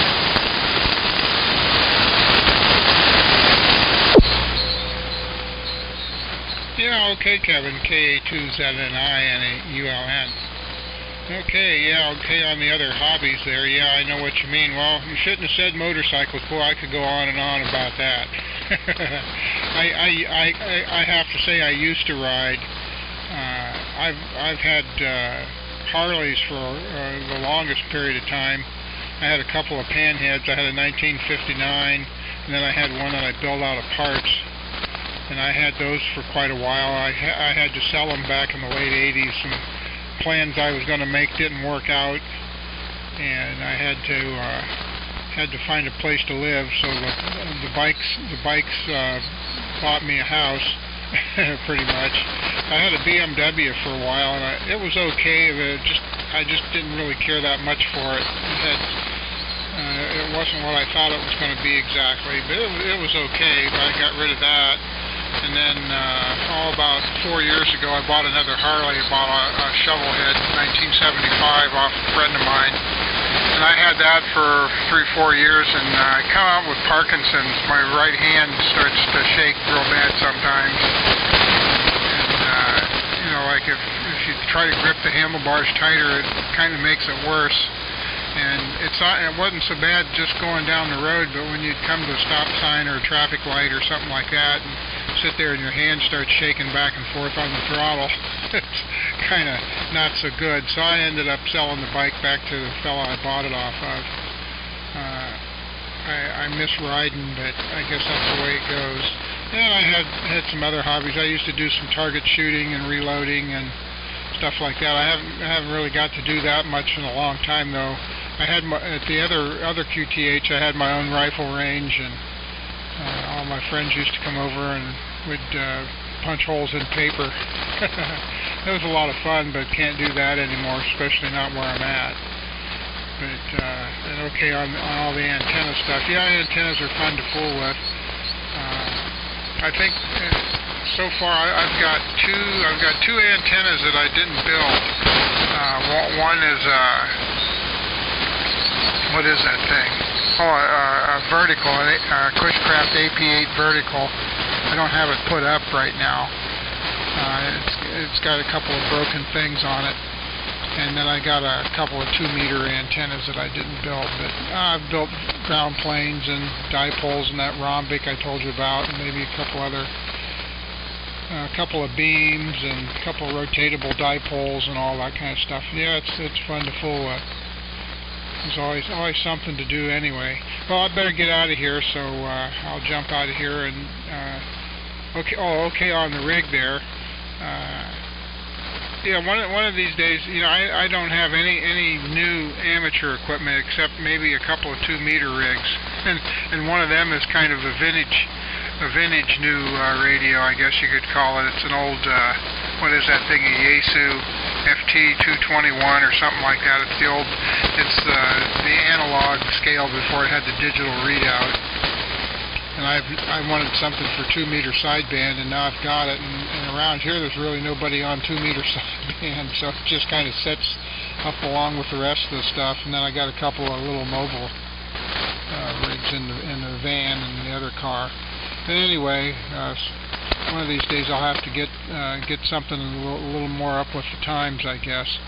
But I like homebrew, and I've worked on this darn transmitter, oh gosh, a couple of years anyway. I started building it, and I got the RF deck done, and it turned out pretty good, but I lost interest in fooling with it, and it sat for quite a while, and here a year or so ago, I decided, well, maybe I better start working on that, so I ended up looking up more parts and started building the power supply deck and then the modulator deck, and I built a great big heavy antenna tuner for it and all that kind of stuff. So it was kind of fun. I had some problems getting some stuff working, but I guess I've got it all working okay now.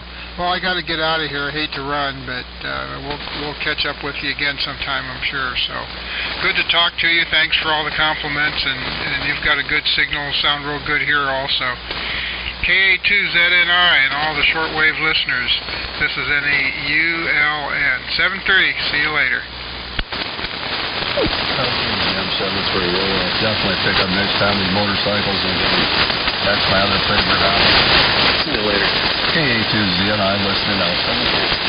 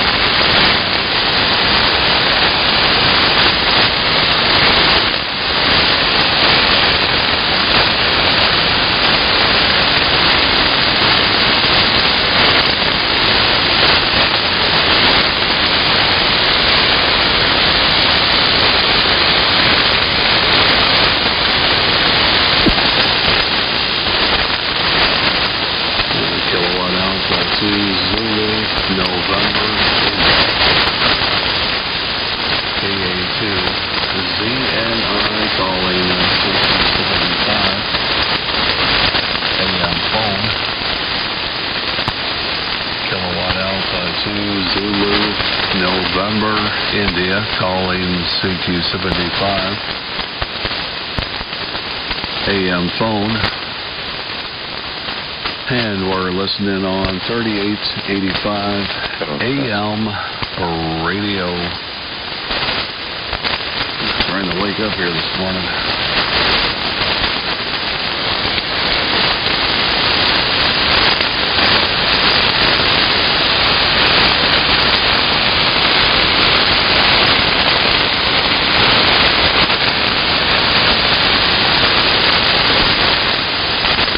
Craig, I wonder if you listen on the SDR, or not Craig, sorry, Kevin, K229. Just curious if you're listening on any of the SDR radios, K98.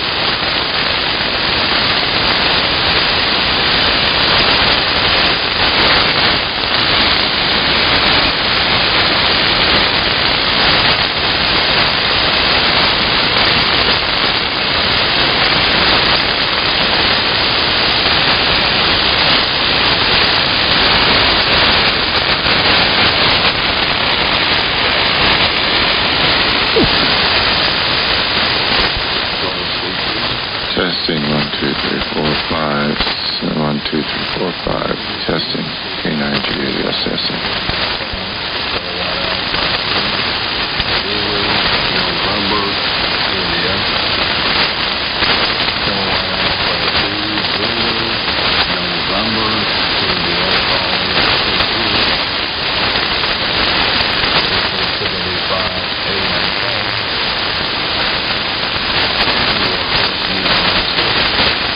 Testing 1, 2, 3, 4, 5.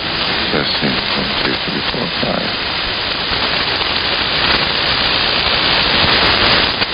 Testing, testing.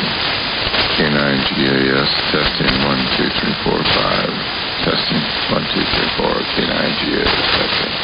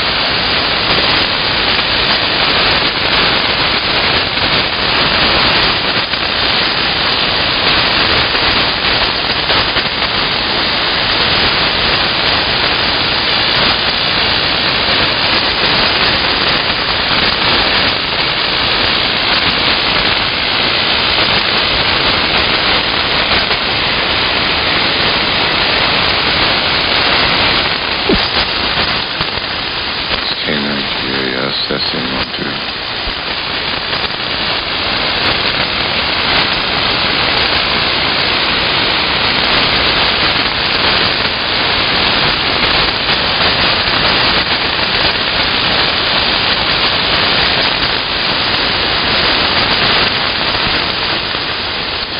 Testing here, 1, 2, 3, 4. K9GAS testing 1, 2, 3, 4. Test 1, 2, 3, 4.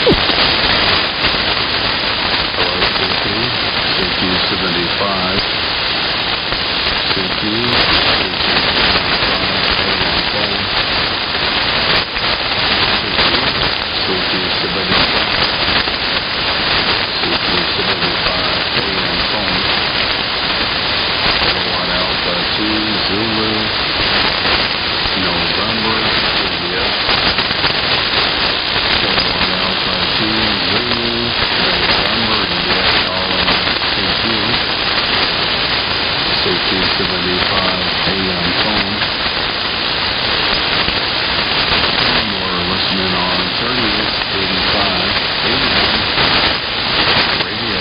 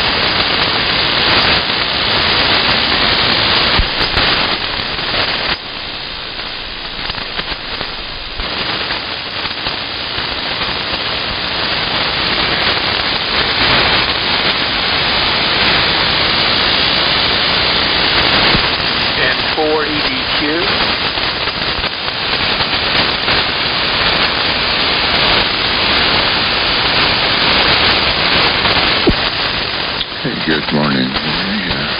M4EDQ, see if you can copy me, K9GAS.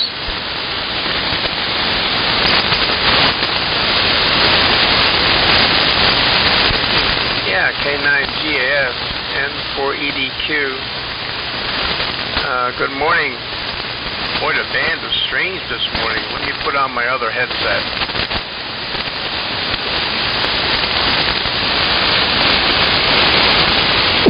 Go ahead, Gary. Jerry. Oh, that's all right. I was up early. Not working, so thought I'd come in here and just do a little radio this morning. I've been sleeping in. Yeah, the band's really long. I was checking WebSCRs and the San Francisco one. I'm about 15 over, but all the normals, I'm barely S7. So, but if I heard Kevin calling CQ on some of them, but I don't think he's using any, so that was ENI. Anyway, how are you doing this morning, Henry? In 4EDQ K9GAS. See how you copy. You're about S8, S9. I'm sure I'm about the same.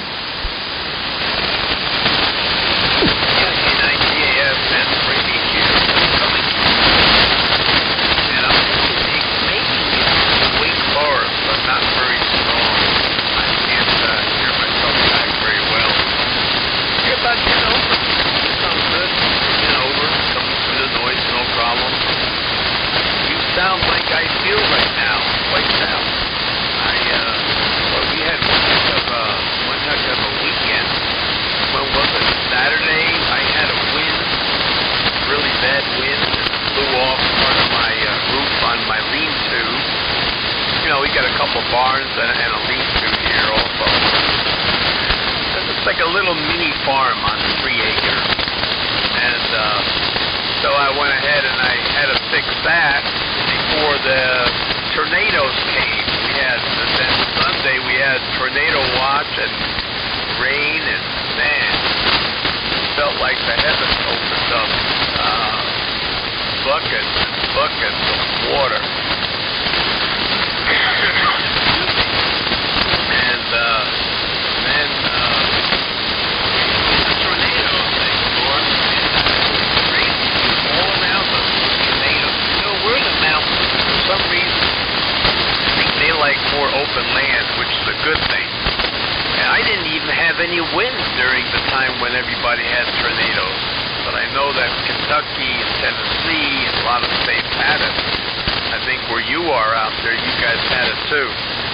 But anyway, so I fixed the roof. Fortunately, it didn't bend on me. It just did a nice clean lift up. And I climbed up Saturday morning, went up there and put new screws in, and it was nailed down the old-fashioned way.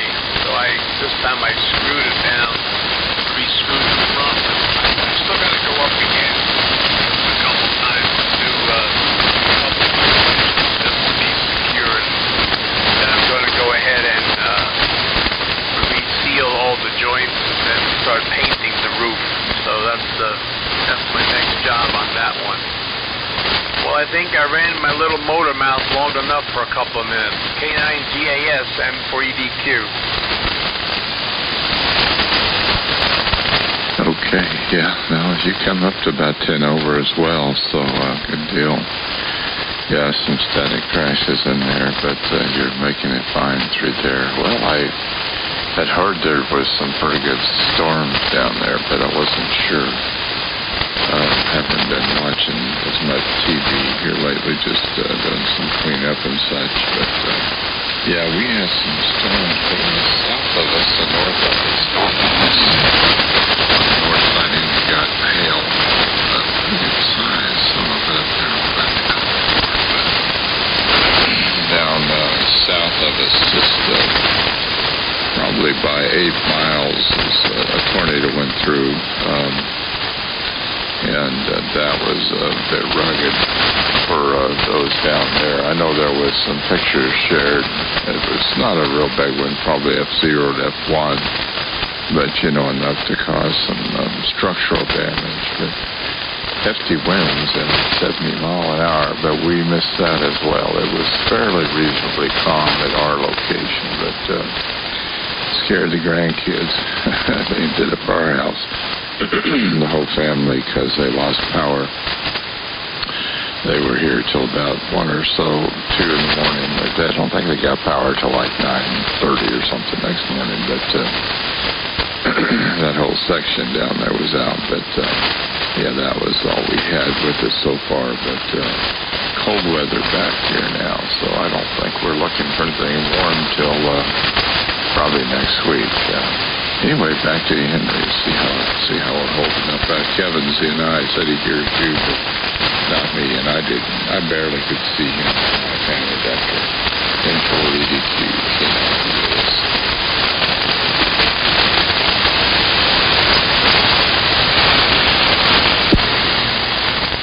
Yeah, K9 GAS and 4EDQ. Okay, very good. Boy, the SDR is strange this morning. Very strange. Anyway, up and down. I'm trying to think what else we did here. We, talking about the storm and the roof and stuff. And, yeah, that was kind of strange there. It really was. But very good on having the grandkids there. That was good. I'm sure you enjoyed seeing them. I guess from what I hear, they might lift that restriction some. Maybe May 1st if all goes well. You know what's funny? After a whole lot, my guys like to get back to work. I'm really retired, but I still own a construction company and involved in other things still. I guess you never retire, you just kind of slow down.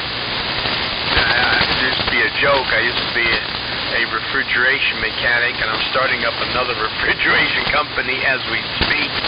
Got my son working on a website. I got a couple of guys that are wanting to go ahead and work, and so I said, well, let me start the company, and then you guys can go ahead and work, and you get paid, and I'll take a piece of the action. I just enjoy business development. That's my thing. And but I used to say, a refrigeration man never dies. He just loses his charge. Oh, golly. Well, I'll tell you what. We've been hunkered down. And, I don't like it. Tell you the truth, I don't like it. I feel like I'm can't do this, can't do that. People don't want you to go to their houses and do anything, and I'm like, man, this is like I feel like I got an ankle bracelet on. In your case, dealing with the medical field, I guess you're okay. From what I understand, you do anesthesiology, or do you have a machine for that? Fill me in a little bit. I'm kind of interested in that. I used to do some bio work stuff when I had a contract with a hospital, but more on the refrigeration side. We did the Market 4 mortuary service.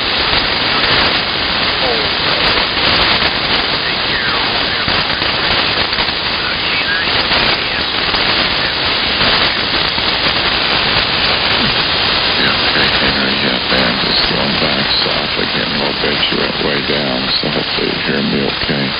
I caught most everything that you said pretty good, but what I do is working with particular physicians that do kidney work, urologists. I do the lithotripsy portion where I assist them on exactly. And I have the machine for that, for kidney stones. So that's what I do. No, it's not stable. In fact, I'm not working. The offices of the physicians that I work for have laid off half their staff. They're way slow. They're just doing, cancer work, and elective surgeries aren't really in their position, but people are laid off right and left, and they don't have the medical insurance and backing, so this is a last resort. So I'm not seeing the business at all, which is unusual, but I think it's just an unusual time. So yeah, they're talking about mid-May or 1st of June, I think, at Fosse and, the government, but it'll be a very slow transition. It's not going to be everything back to normal. It's going to take people a while. But especially in my type of stuff, but yeah, we'll see. Hopefully I can hang on.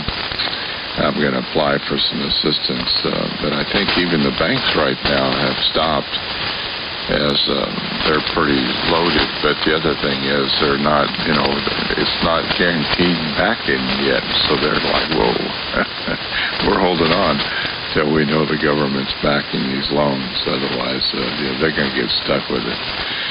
So we're in a rock and a hard place right now. So I've got some stuff to go with, but I'm going to have all my creditors put me on hold for a few months. At least that's what they offered. Hopefully they're still doing it, and see what happens from there. And the refrigeration, that's what my son and his friend, and they just got a letter from their company that cut them down to 20 hours because they do banks and such, and they're all shut down. So, everyone's hoping for the May, June, but I'll tell you, it's hard to know. A lot of people can't weather that type of time, Henry. There's a lot of people that just don't have money, and it's understandable. So it'll be an interesting time. That's where I'm sitting, but that's what I have. Oh, I was going to tell you that I got that box boxed up. Yeah, it's $26 to ship it, though, and I thought, I don't know, is it worth it? Whether you want it or not. So I've still got it, but I've been by, shipped a few things. But, yeah, I was going to ask you about that, but don't worry if you don't want it. It's no big deal. I just thought I'd pass that along as well. But, no, that's what I do in the medical arena. And, yeah, I've got several friends that are biomedical people and anesthesia. But, no, I work for urology. That's what I do. N4EDQ, K9GAs.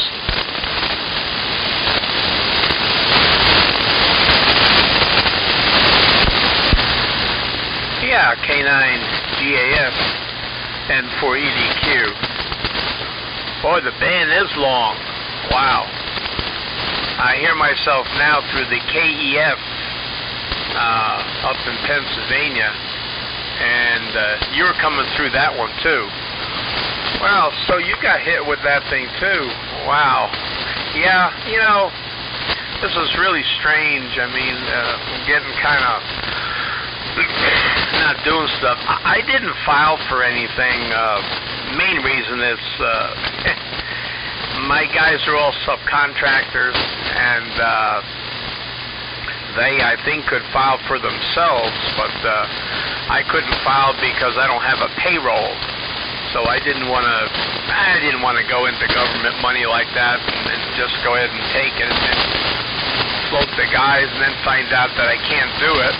Because when I went, I did ask the bank, and they said, well, since you're dealing with subcontractors, they're independent, and you probably won't get it. So I kind of just let it go, and my guys, they're okay, and I'm okay. It's not the end of the world for me. And I got thinking about that, Jerry. A lot of companies that I'm hearing now that are shut down and they're not going to reopen and stuff like that. And I got thinking, I understand the employees having a hard time because they're not working, and they're making what, $15, $10, whatever, minimum wage or whatever an hour, and a lot of them work week to week. But a business. And I was talking to my wife about that. A business, if they have to shut down when they're 30 days out of business or something like that, or 45 days, they were in trouble before this thing even happened. Because I'll tell you, I live in an area that is seasonal. I mean, very seasonal. And if we work, like when I used to own the restaurant, if we work and we don't save some money over the summer, from spring through fall, our winter is very dead. And you got 3.5, 4 months of practically no business, and you still keep your doors open. So I have a real problem with businesses that say that they went out of business, the government forced them out of business totally. Some of the smaller ones, because I think they were even had it shut down. But then who am I to talk? I mean, everybody runs things differently. A lot of young guys that are in business, the first thing they do is they think they're going to buy the big boats, motorcycles, big cars, SUVs, whatever. Oh, the business will pay for it, but really what they're doing is they're robbing from themselves. Well, so much for my soapbox. Back he comes. K9GAS from N4EQ. Okay, I thought Kevin was going to break in with you there. He's not hearing me, but he's hearing you. But he said he just lost you, so... Yeah, the band is long. I'm hearing myself on San Francisco real good, but not so much on the FDF or QAX one. It just, S9, I like what I'm hearing you, but you just came up real strong. And, yeah, well, I don't know. I haven't heard any business that's not reopening.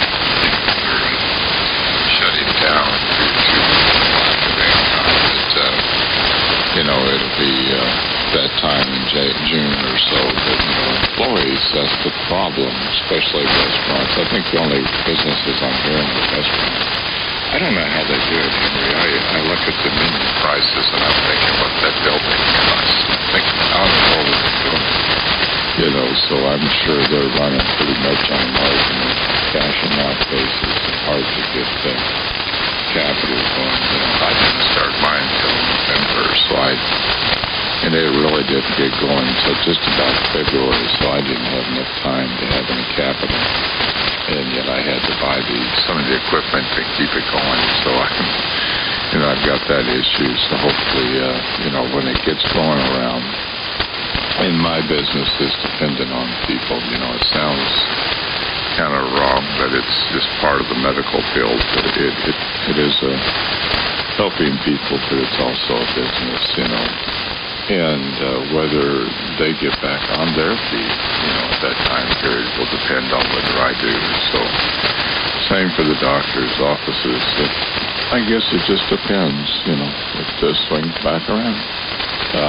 I can get the loan to see. I'm a single individual, no employee, but, part of the business model set up to be stimulus was for ones like me as well, or even you, to keep you from being too depressed to where when things come back in, that you can keep going. So hopefully that's what we'll see, but we'll just have to play it day at a time. I'm not worried about it, Been in this position before. If it falls apart, it does. Oh well, do something else. I'm sure if it got bad enough and I had to file a Chapter 7 or something, I'll have plenty of company, no doubt. Yeah, I'd love to have been in business longer so I could have had some equity stage up. But, yeah, it's just the way it is. It's a strong start. Well, I was just getting excited, and then this came around. At first, they didn't think it'd matter because we're really essential. But it's dependent on everything else. So, and when they lay their staff off down by half, it's affecting them too. And the hospitals I go to aren't really seeing increases of the COVID, but so it's not like they don't have the room for us. It's just the other problem that's happening worldwide or U.S.-wide, especially with the employment situation. I think he said 60 million now filed. So, people panic, companies panic, and they're watching the numbers and they start laying off quick. And they're trying to protect themselves. So, anyway, yeah, it is a soapbox. As far as your subcontractors, I think that would have to be their own, or they could probably even file for unemployment. I know a friend of mine, he's a contract painter, and he called them and checked on it, and they have packages designed for that to help them through for the next few months if necessary.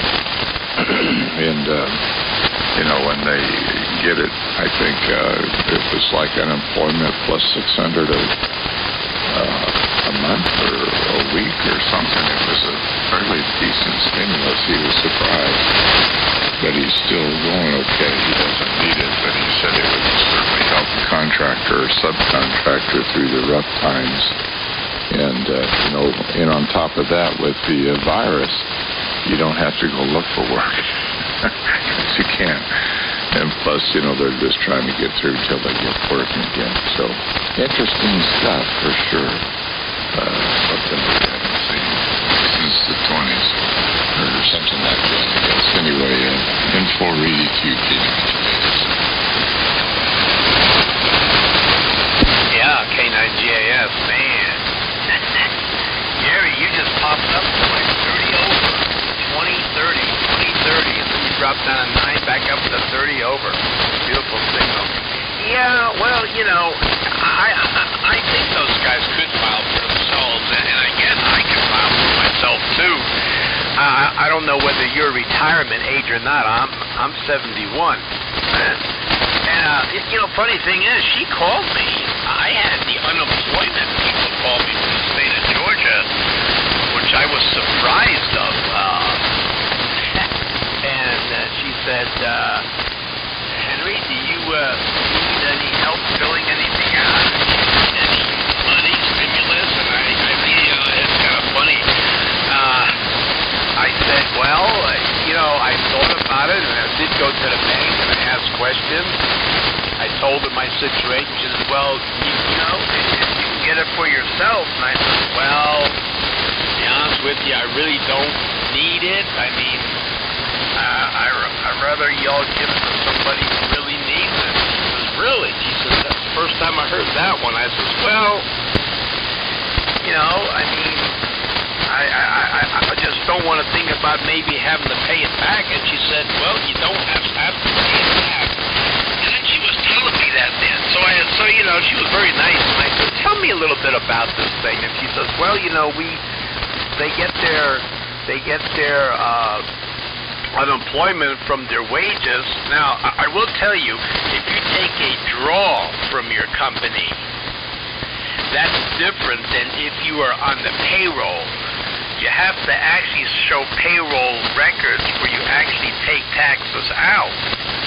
And I says, well, I don't do a payroll for myself. I take a draw at the end of the year, or I take a draw during the year and then pay the taxes at the end. And she says, well, that's a little more complicated, but she says, normally we go by payroll records.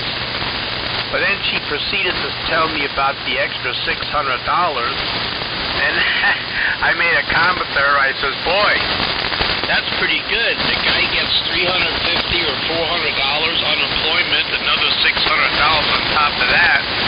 He would not want to come back to work. And she says, absolutely right, that's a problem. So I think we're going to have a bigger problem here when we all go back to work, where the employees that you had may not want to come back to work, because if I'm not wrong, they could draw for 26 weeks. And if they could draw for 26 weeks, if the average guy made $15-20 an hour, and now he's getting $1,000 a week, practically, why would he want to work? Now that's a whole nother deal. So that gets complicated, and I think that's going to hurt our workforce. But anyway, I'm not going to be too concerned about it right now. I'm just hoping that we open up again and people let us come inside of their houses to do some work or whatever. And that's kind of what I'm looking for. I'm just kind of sitting here bored a lot, twiddling my thumbs. Let's go back to ham radio for a minute. I had some fun yesterday. I haven't done this for a long time. I got that 2000 working pretty good. I'm on the 101 this morning, but I got that 2000 working pretty good on AM, my Yaesu, the other one that I have. And I dedicated that for AMs because I used the 5000 for sideband. So anyway, I've been on 20 meters. I put a thing out on Facebook on the amplitude modulation thing yesterday I don't know, maybe about 6 o'clock or so, and I said I'll be on about 7 o'clock, which was what, 2300 Zulu or something like that, or 2330 Zulu, 7:30 Eastern time, and so I went on about 7 o'clock on 20 meters, 14,330, and put out a couple CQs, and the guy came back from Montana. And I thought, well, that was pretty good. Enjoyed that one. And so I had a nice little chat with a guy in Montana on 20-meter AM phone, 14,330. So I've been venturing out a little bit, going on 40 meters, 20 meters, see which bands there's some AM activity. K9GAF and for EDQ. KA2ZNI. Yeah, that very thing, Kevin, in there. Boy, just a blip. Yeah, and you went way down, so you're probably longer, and he's probably hearing you much better. Let me see if I still have him. Okay, yeah. Well, yeah, very good. Well, hopefully, I heard it was about 120 days, so I guess that would be 26 weeks out of the year, but yeah, those go by quick, and when that cuts off, it's gone. I hope they understand that. To get you through, not carry on. I didn't know what's going on long. I figured once the presidential came back and said everything's good, that'll waive it. Cut off what it was after that. So I wouldn't want to reply. That would be nice to help through. That's all I'd be looking for myself. Keep these bills paid and stuff until hopefully things get back on their feet a little bit. But yeah, that's my problem as well. I'm not paying anything in. I hadn't got a chance to. It was just getting ready to start. So that just happened. Oh man, yeah. So I've been paying the bills, but I'm gonna have to start calling them because I don't understand that everything coming. Nothing. Staff cut. It's emergencies, and if they're hurting on their end, they're going to try to do what the physician will do, but at least these things are going on, which I totally understand and agree with. I'm like that's the way I've been all my career.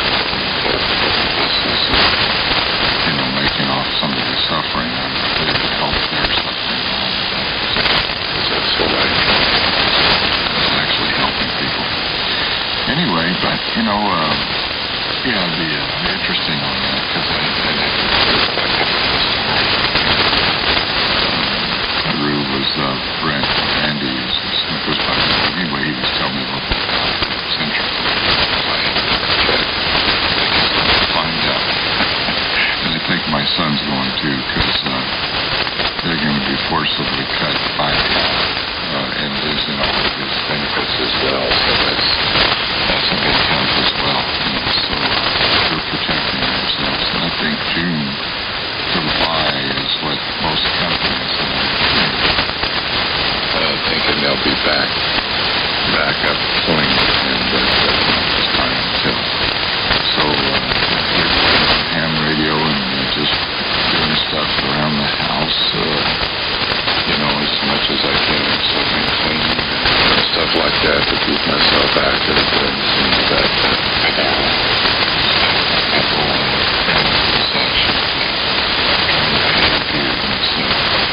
anyway, I don't know, maybe Kevin was trying to break in, so hopefully it hurt him.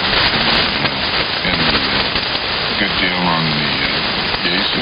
Yeah, they all sound good. It can be done real well. And I've never had thinking that was before on AM. And so, yeah, I think it would be interesting to hear it. You sounded good on sideband on 40 the other day, or a week or so. and 40 AM was real busy. Last night there was a group, and there's the one guy from down in your area, Henry, Monday, Wednesday, and Friday, Joe, in for RXP, and he does a lot of sideband nets, but he does AM about 8 o'clock, I think, Eastern time, to about 9 or 9:30ish or something. Then he just gets on the rack shooting. We had 5 or 6 and 30, 40 over signals. 40 was just beautiful last night. N4EDQ, K9. Yeah, QSL. Let me pick up Kevin. Band really went back down south a little bit, changed around. KA2Z and I think we're in there, Kevin. Give it a try. We got Gary, K9GAS in there. KA2Z and I, N4EDQ in the group. WD4NKA. I see another carrier in there, but the band's pretty bad shape this morning. N8 EDQ here in the group this morning with K9GAS, KA2ZNI. And Henry, you're anywhere from non-existent to 20 over 9. Jerry, he's just a little blip on the fan adapter. A couple hours ago, I was in Crusoe with a guy out in Ohio, and man, he was nice and loud. I was hitting the Indiana repeater at 20 to 30 over 9, so the band has definitely stretched out, and not in a good way, at least not at the moment. So good morning to you. I don't want to get between yours and Jerry's conversation there, but pass along my good mornings to Jerry if you could. And nice to hear you on this morning, Henry. Figured I'd just jump in quick and say hi and see how the band is going to pan out here at EDQ. Back to you there, KA2ZNI.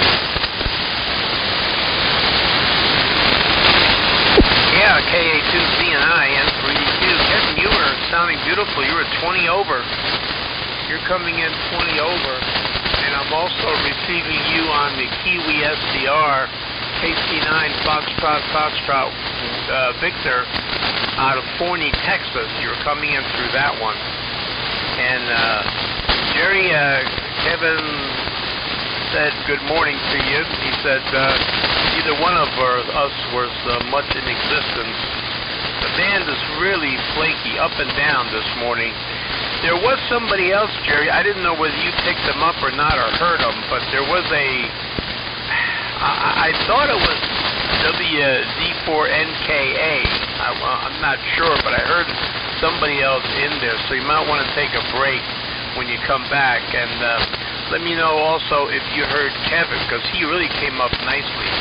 K9GAS, N4EDQ. Yes, it was. 4NKA.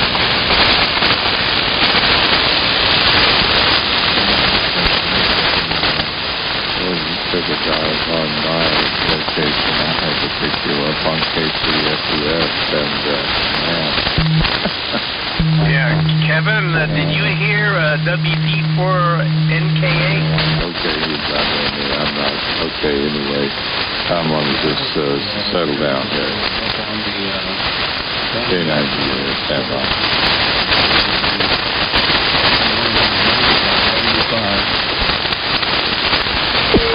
Talking over everybody. This is WD4NKA. Jerry, take it for you. WD4NKA. Alright, I'm taking, Gary, you're coming in good up here in Georgia, but I'm going to take a standby because everybody else is talking, I think. Let Jerry know that I lost him, but you're coming in good up here, and Kevin's coming in good, but I guess we're talking over each other, so I'm going to take a standby. Kevin, Gary, we'll catch you guys later, and for EDQ.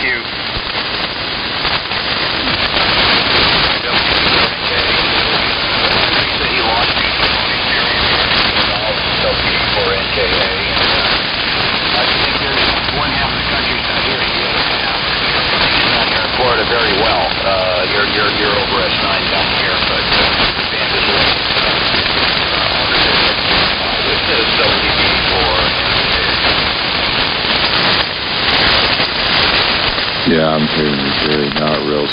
but yeah, the band just fell apart between me and Henry, and yeah, it's pretty bad. So I'm just gonna take a standby as well. It's just I'm hearing myself in San Francisco. All right, and W4NKA, thanks for the relay, and yeah, I'm just gonna stay right here. So can I do this?